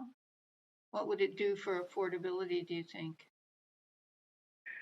Well, besides obviously just adding fewer increases in rental prices, what it is it removes the profitability of eviction and therefore is an anti-speculation manner. So right now, I've been in a lot of buildings along the corridor, and the people that are most at risk are seniors because they've lived in their buildings for the longest time. And that's because they pay the lowest rents below market. So they have the largest rent gap, as the Vancouver Tenants Union report said. And that makes them targets. It makes them targets for harassment. It makes them targets for legal evictions. It makes them targets for illegal evictions. And it means that buildings that go up for sale usually advertise how many below market rents they have. So this is also a measure for anti-speculation, I think, because of that. Were you part of doing one of the volunteers that helped do the VTU study? I did door knocking, so I talked to a lot of tenants. And what was the rent gap that you found between in each building? The difference between the lowest and the highest rent? I'm going to have to re-refer to the report, I think, but it's definitely in there. But it's much larger for people that have obviously lived for more than a decade, and I think there was a surprisingly significant amount of tenants that have actually lived in their buildings for more than a decade. Here I've got it. So we've got 64% rent gap for studio, up to a 69% rent gap for a 2-bedroom. That's a lot. That's a ton more. Huge amount. If tenants were given the right of first refusal at their same rent in a new building, do you think there'd be enough places for them to go to in the interim with a landlord top-up? Absolutely not. I think it's similar to right now where like the TRPP is just offering tenants kind of some Craigslist posting and then making people compete with their neighbors over trying to get in on those Craigslist posts. I don't really see how that's going to work. I would like it to be really strongly enforced. And so if it doesn't work, that means that the development doesn't go through. And I think that's the only thing that this council can actually do to protect people. Yeah, if it doesn't work, don't pass the developments. So no demolition permit unless all the tenants are housed to their satisfaction? Absolutely, like comparable suites. I also, to be honest with you, with, buildings like the one that I live in, I don't see any reason for it to go down at all for a little while longer, especially because I already live in a pretty dense neighborhood of 3-4 lockups, and there's a lot of single-family zoning around that could be upzoned with decommodified housing instead. And that's it for well over your time, Councillor Swanson. But thank you for those questions, and thank you so much, Michelle, for answering the questions and for speaking to council. Thank you. Speaker 157, Sydney Ball. That was Sydney. Oh, I'm sorry. Okay, I just had it on the wrong row there. Speaker 158, Daniela Elsa. Yes, I'm here. Hello? Yes, we can hear you clearly. Go ahead. Dear councillors, mayor, and city staff, I'm Danielle Elza, Vancouver resident. It is very hard to embrace this plan. So much of what is at stake has already been spoken about. I would like to reiterate an aspect that Vancouver has to not only contend with, but have to curb and even actively fight against. And that is the financialization and commodification of our homes, which is a global phenomenon, really. So it's not just Vancouver to be blamed, but way beyond Vancouver, but directly impacts the affordability and livability and the quality of life here, which is what we want as goals. So how will we prevent speculators from owning the houses and using them as a mining industry for profit, which is another way that the industry has been defined? Who will own the buildings we built? I live in a co-op, and the people who live in the co-op own the building. And yes, we do rent the land from the city, which is a great way for the city to secure that land and make sure only affordable housing is built. Living in inadequate housing is not a personal failure, though this attitude still persists. Frans Timmermans, Vice President of the European Union, says, quote, social housing is not just for the poor. You do not have to be poor anymore to not be able to afford a roof over your head. And so this is a social failure problem. We have shifted more societal neglect and dysfunction onto the individual and burdened them with what is not their doing. This plan is endangered, in other words, to exacerbate the very issue it purports to solve if it does not have stringent policy to protect our homes from this global epidemic of turning them into a mining industry for profit. That is why just building more housing is not going to solve our problem. Protecting that housing from being commodified might solve the taxing problem that allows people to sit on land, to speculate with it, and without putting it to work as well. As you think through this plan, I hope you will seriously consider the implications and consequences it entails. These are the few obvious ones for me that I would like to see. Protect existing affordable housing with a vengeance. Put in place those protections to avoid displacing people or scattering communities. Do not replace buildings that do not need replacing. We're seeing examples of this already playing out. Do not tie affordability to the market, tie it to actual incomes. Secure that rents match income and not what the market bears. 20% on the market is inaccessible to many, and the market is not interested in well-being of people, but our government should be. A recent report showed that Canadian cities simply aren't affordable for our young people aged 15 and 29, and I have 2 sons in that range. Seniors in lower and moderate income households despair. You need to think not only about survival, but how people will thrive in these spaces, and many have spoken to this. Approve density and zoning that is human scale, not discriminatory, promotes well-being, allows for communities that exist to continue to exist, and protects against speculation. When you move people from a place, move the whole community. Don't just move them individually and scatter them. These are very important. Build incentives from the get-go to push builders and developers in the right direction. Somebody asked the question, how do we manage this balance? Well, government's job is to direct and guide the market. And your job is to be ethical and moral about it, which the market isn't. Apartment buildings, or especially co-ops, have strong independent communities, and they support their members on multiple levels in adversity. So keep them together, because otherwise you'll have to be taking care of them. Ban rent evictions through rent hikes, protect renters and tenants. Vancouver has the highest rental eviction rate in the country. In Denmark, they proposed a 10-year ban on renovations and rent evictions, and they settled for 5. And basically, that what it resulted is aggressive investors have moved other places with less protection, like Vancouver, for instance. This allowed for the construction of new properties to add apartments to cut on the speculation.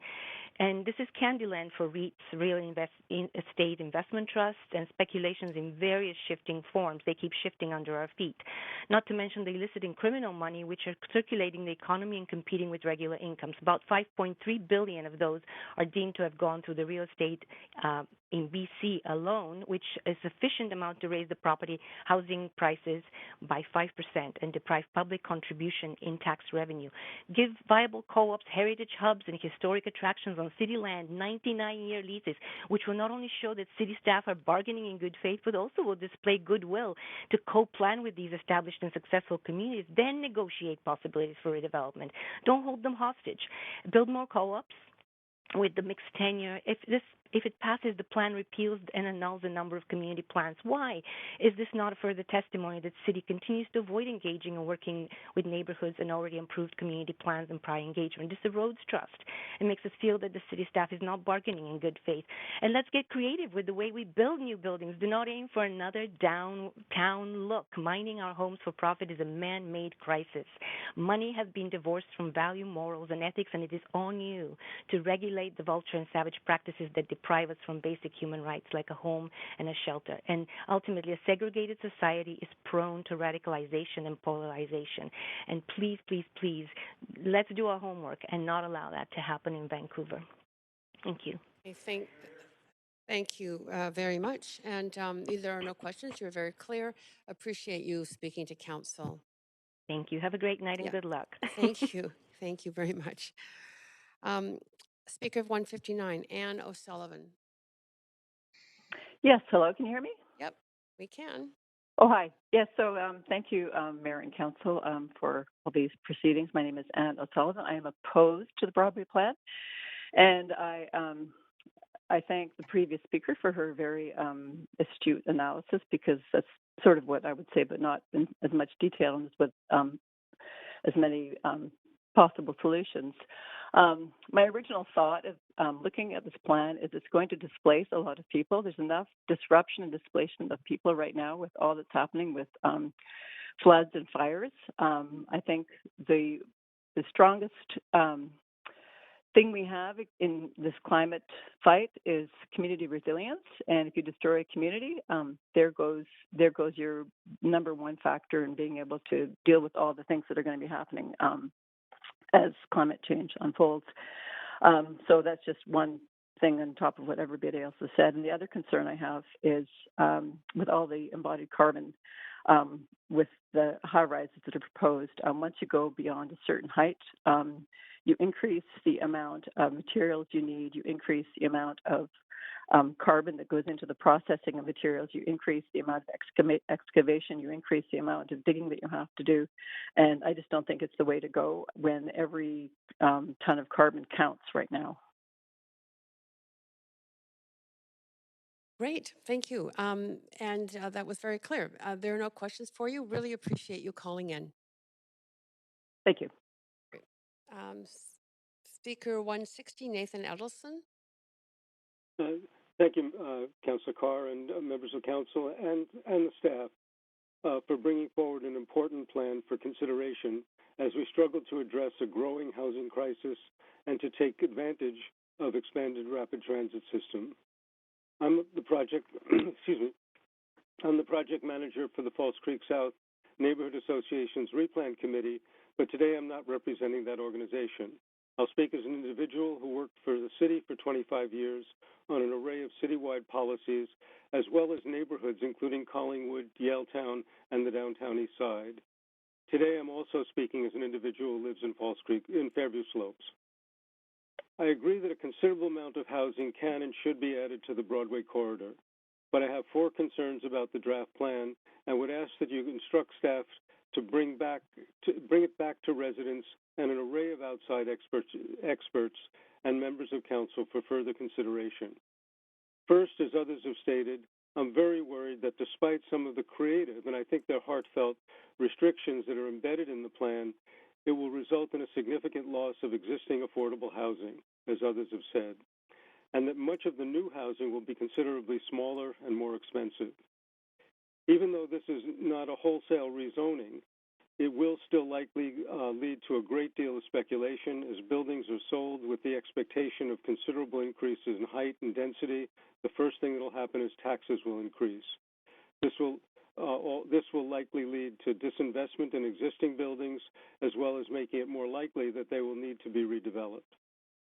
Second, I would suggest that the staff members and members of council meet with the architects and others who have argued that properly designed low-rise buildings can provide as many units as high-rise or a similar number.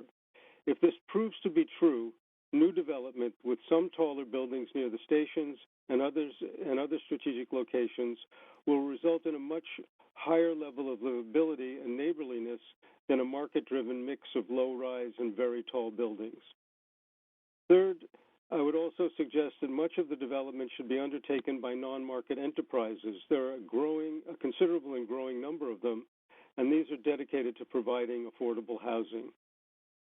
Fourth, all of the rent control measures should be tied to the units, not to the current residents, and that all such units should be managed by non-market companies or social enterprises. This is the best way to ensure that an array of services and healthcare workers, students, low-income residents who are currently live in the area will be able to remain into the future near expanding employment opportunities. I'd like to conclude by reminding you of some of the motions the Council unanimously adopted a few months ago to guide the future of Falls Creek South. First, existing buildings should be maintained for as long as possible because they provide more affordable housing and would have unnecessary environmental impacts if demolished prematurely. In Central Broadway, by the way, this would include the Heritage Co-op. Second, new buildings should be wood frame because they will be more environmentally sustainable than concrete. Third, community amenities and urban design matter. They contribute to livability and help residents of different incomes and tenures to meet one another and form the kinds of relationships that can significantly reduce the sense of social isolation that has become too common in our city. As one councillor mentioned, Vancouver needs more Falls Creek Souths, and I believe that some of the essence of this can be carried out in the corridor or in parts of the corridor by careful community-based planning.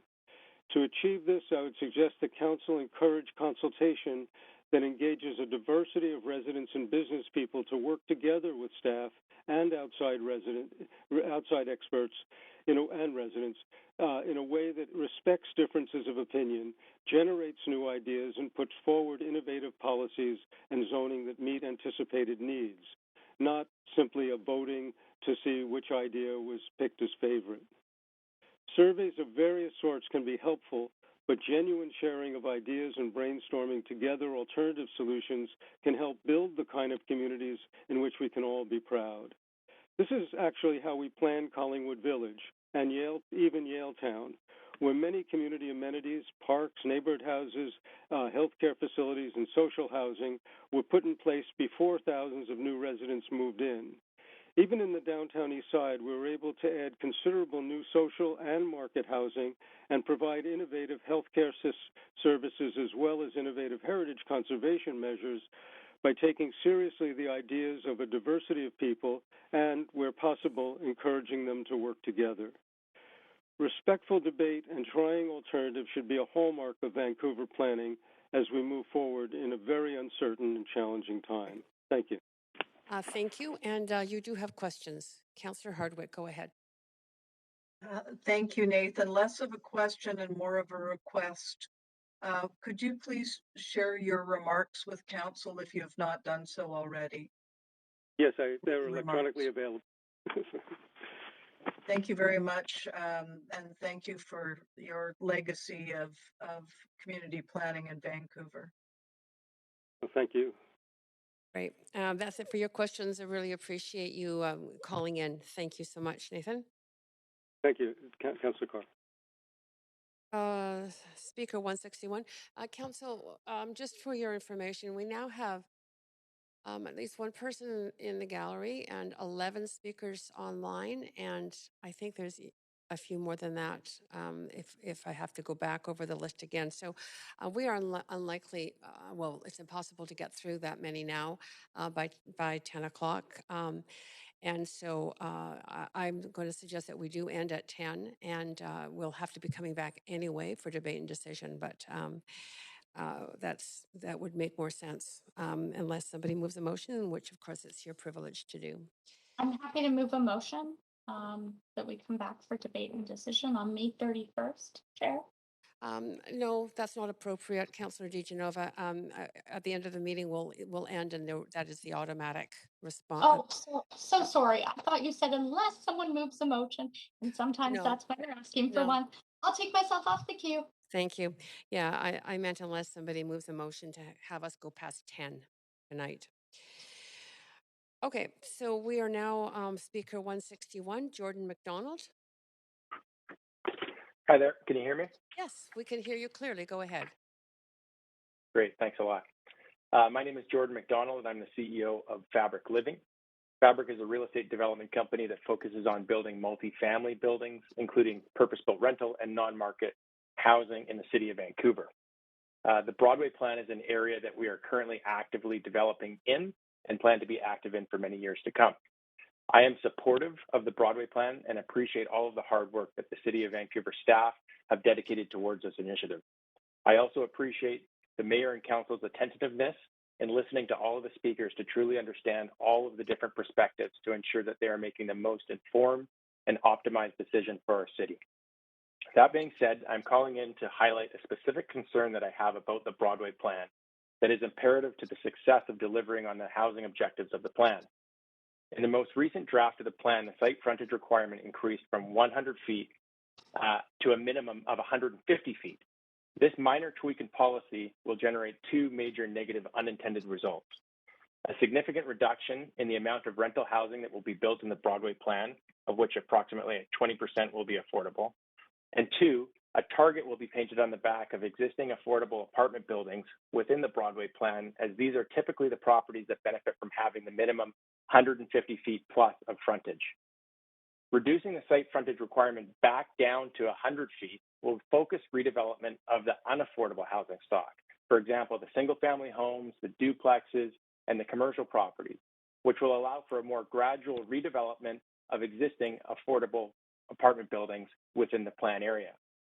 The existing unaffordable housing stock is typically owner-occupied, and the owners are happy to sell and relocate as they are incentivized to do so. We, as the developer, are happy to pay the landowner a bit of a premium associated with more density, as we understand that the owners require this increase in value to be motivated to sell and relocate. This also benefits renters, as the redevelopment of the existing affordable apartment buildings would not be the main focus of developers, which would result in a more gradual displacement and as new apartment buildings are constructed with a 20% affordable component, this will create new affordable options for renters to relocate to as the displacement more gradually occurs. The city as a whole benefits due to less disruption in the community and a more gradual replacement of the affordable rental stock while the new stock is being constructed. This is a win-win-win-win. The 150 feet frontage requirement is extremely difficult for developers to achieve when assembling typical 33-foot lots of the unaffordable housing stock, as this would equate to 5 33-foot lots being assembled in a row. To add additional complexity to the redeveloping the unaffordable housing, there are often duplex properties mixed throughout these land assemblies. This would mean that an assembly of 5 to 10 different owners would be required to achieve the 150-foot frontage requirement. It is extremely challenging to get 5 to 10 owners in a row to agree on selling, even if there is a monetary incentive to do so. Getting a few people to agree on anything is difficult. Think about all of the previous speakers and all of the different perspectives and opinions. How likely was it to have 10 callers in a row that have the exact same opinion? Not likely. The less properties required for an assembly, the exponentially higher chance we as developers have of assembling the land and delivering the rental housing the city so direly needs. Considering that the 150-foot frontage, or the new 150-foot frontage requirement that's in the most recent draft of the plan, would create significant hurdles for developers to assemble land for the redevelopment of the unaffordable housing stock, the development community will be encouraged to put our focus on acquiring and redeveloping the existing rental apartment buildings that are more affordable, thereby displacing a significant amount of the plan's area's rental population. Not only do we morally prefer not to displace the tenants, we fear the public backlash associated with displacing tenants and what that does for our reputation as developers. The combination of the aforementioned comments will result in significantly less rental being built and the unintended expeditious displacement of a large contingent of the Broadway Plan renter population. My request is that Mayor and Council support the plan, but request a small amendment to reduce the frontage requirement from 150 feet back down to 100 feet. Thank you very much for giving me the opportunity to speak. Thank you very much for speaking. You do have questions. Councillor Swanson, go ahead first.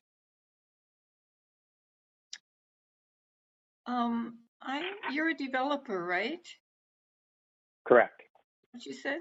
Could you go over again the danger to current rental apartments that you're saying will happen if we retain the 100-foot frontage? Is that it?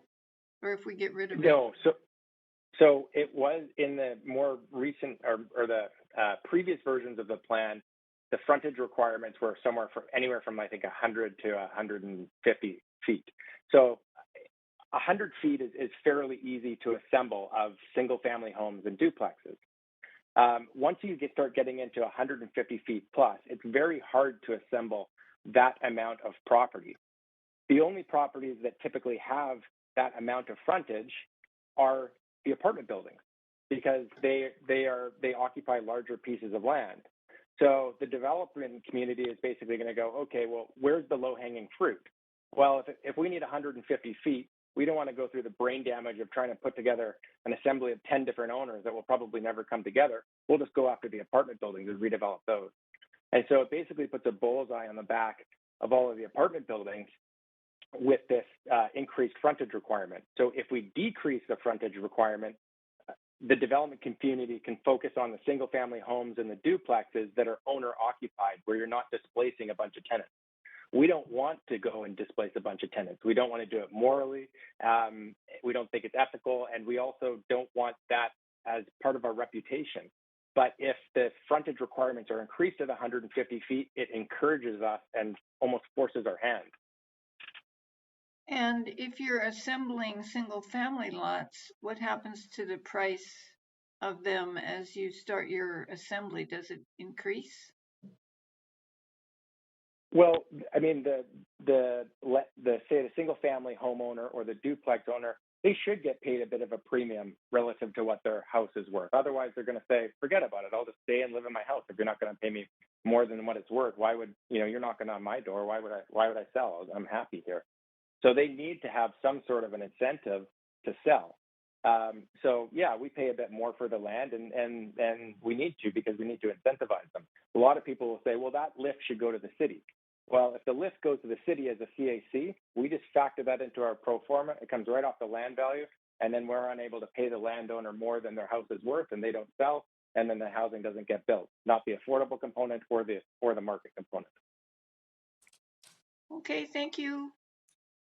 Thanks, Councillor Swanson. There are more questions for you. Councillor DiGenova, you're next. Thanks so much. And Jordan, you and I have spoken about this before, and I really appreciate you bringing sort of this math and explaining it to council so succinctly. But I'm going to ask you, what happens? Is it going to be unattainable if you don't have that extra frontage to sometimes put a land assembly together to actually make a land assembly work? Sorry, I'm not really following the question. Well, for instance, when it comes down to a land assembly, it would possibly be easier to move forward with 100 feet than having 150 feet. Is that correct? Considering what's being proposed in the plan, you're being Yes, told definitely. you can move forward with land assemblies, but it's almost, you can move forward with it, but it's not as easy at 150 feet. I'm just saying, do you feel that it's kind of contradicting itself in the plan a little bit there? 100%. So getting say 3 single-family homeowners to agree to do something, whether getting a bit more for their home than they would if they sold just as on the market as a single-family home. Getting 3 people to agree is hard. It is. It's very challenging, but it'll happen. But then you need to add a 4th and a 5th, and then maybe there's a couple duplexes in between.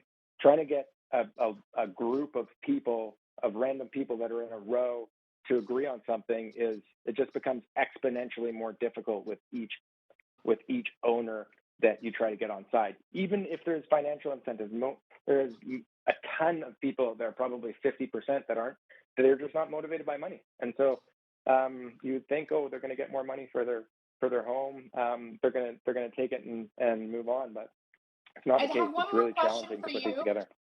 I've put together an amendment on this. I mean, full disclosure, I know a number of other counselors have. We'll end up probably with one amendment on this, but I have one. I've heard from people 100 feet is the magic number. I've heard from some 75, 99. Are you suggesting that it be 100 or that it be at least 100, not 150, but the minimum requirement just be 100? So you'd be okay if it was to go to 99 or 75, that would be okay with you? Yeah, I mean, if you're going to go to 75 or something like that, I don't think that there's going to be many takers on that, just with the setbacks that are involved in the floor plates and the efficiencies of the building. I just don't think that they're viable. But that 99 feet or 100 feet, that's a viable. You can have a viable project with that, and I think that 150 is just completely excessive and not required. Okay, and we see this in other large world-class cities, correct? 100 feet isn't outrageous. Oh, of course. Of course. Of course. Thank you so much. That's my time, Jordan. Thank you. Thank you. Well timed, Councillor. Did you know more questions though? Councillor Weeb, on to you. Yeah, just a quick question. With a 100-foot frontage and trying to maximize FSR, can you still do a tower in a park, or do you have to have a podium at that level? I mean, yeah, you can do a tower on a park for sure. Yeah, so even with the 100-foot, you'd be able to still get the maximize of square footage and be able to do that with the floor plates and the setbacks? Yes. Okay, thank you very much. Appreciate that. Great. And that is it for your questions now. Thank you so much for answering those and for coming to speak to you, Council. Thank you. Okay, Speaker 162, Evelyn Jacob. Hi, councillors. I just want to warn you that I've been waiting so long to speak. My battery is starting to die. So if you hear, minutes where there's nobody speaking, that's my battery going. Anyway, thank you for giving me this opportunity to speak. I'm a lifelong resident of Upper Kitsilano. I'm opposed to the Broadway plan because it fails Vancouver residents on several counts. Many excellent speakers have already told you about some of them, so I'm only going to raise a few concerns. After reading most of the plan, it quickly became clear to me that the Broadway plan, even though it is being promoted as an inclusionary plan, was not written with the interests of all residents in mind. Staff say that they have created a plan that speaks for the many unrepresented voices in our city. However, in doing so, they have chosen to abandon the interest of many longtime residents who have helped build the city, who now fear that they too will be forced to leave the neighbors they love. Building new towers causes a huge land lift, as you have heard, and also it will see property taxes soar. Mine went through the roof this year because of the development on my street, and I live up on 14th, not even that close to Broadway. Rising land lift is a great money maker for the city and province, but it kills community. The constant chipping away at established neighborhoods over the past 4 years, the loss of neighborhood planning and plans, and the growing uncertainty of what changes the Broadway plan will bring is causing increasing anxiety among all residents. As one neighbor who lived through the Cambie Street fiasco told onlookers at a recent protest at City Hall. There is no green space on Canby Street, no parks nearby, so children are now forced to play on their balconies. There is no neighborhood left here, she concluded. That's sad. I drove down Oak Street yesterday, and it is in the process of being gutted with land assemblies everywhere. In Upper Kitsilano, neighbors are worried that the city wants them gone. And just where are all these people, many on fixed incomes, supposed to go? For the past 4 years, people in my neighborhood have lived in fear of the next city plan, especially seniors. They take no comfort in the plan, and I don't blame them. This is what the city's website says about seniors. The seniors' population is growing locally and nationwide. Seniors will represent 25% of Canada's population by 2036. Governments at all levels need to plan for this shift and to develop increasing services and supports for a growing number of older, more vulnerable seniors. Since seniors are the fastest growing population in Vancouver, I expected to find something about them in the Broadway plan. But when I looked, I was shocked to find that there are no plans, nothing. And it's my understanding that there are no locations for community amenities or for new parks in the city, even though the city and TransLink agreed to provide them along the Millennium Line extension in 2018.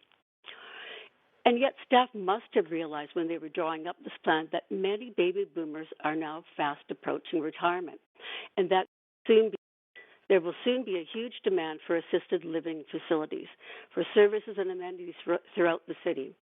This should have been planned for yesterday. If we don't get going on it now, we are going to find ourselves in a terrible mess.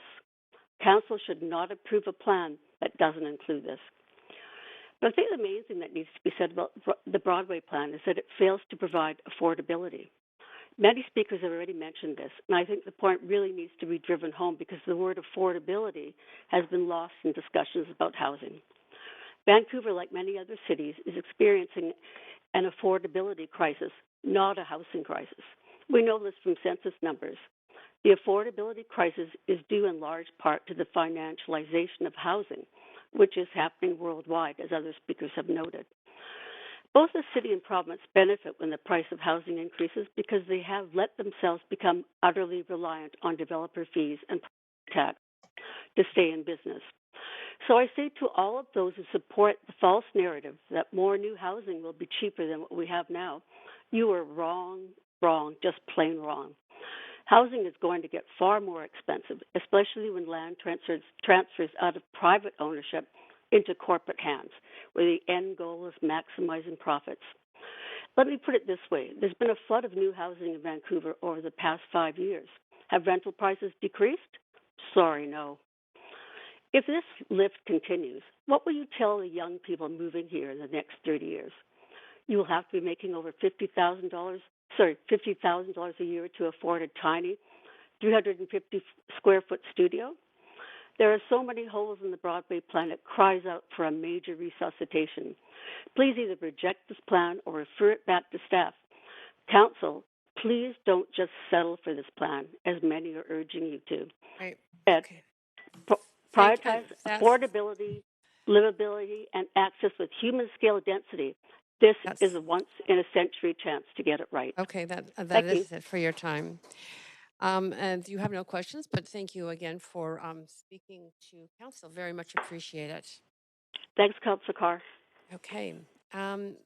Council, we are at 3 minutes to 10, so there's not time for another speaker. Just like to move a motion. You do not need a motion. I'm just recessing this meeting to Tuesday, May 31st, starting at 3 p.m. And we will go on Night, to everybody. Yep, good. Thanks, everyone. Thanks, Chair. Bye,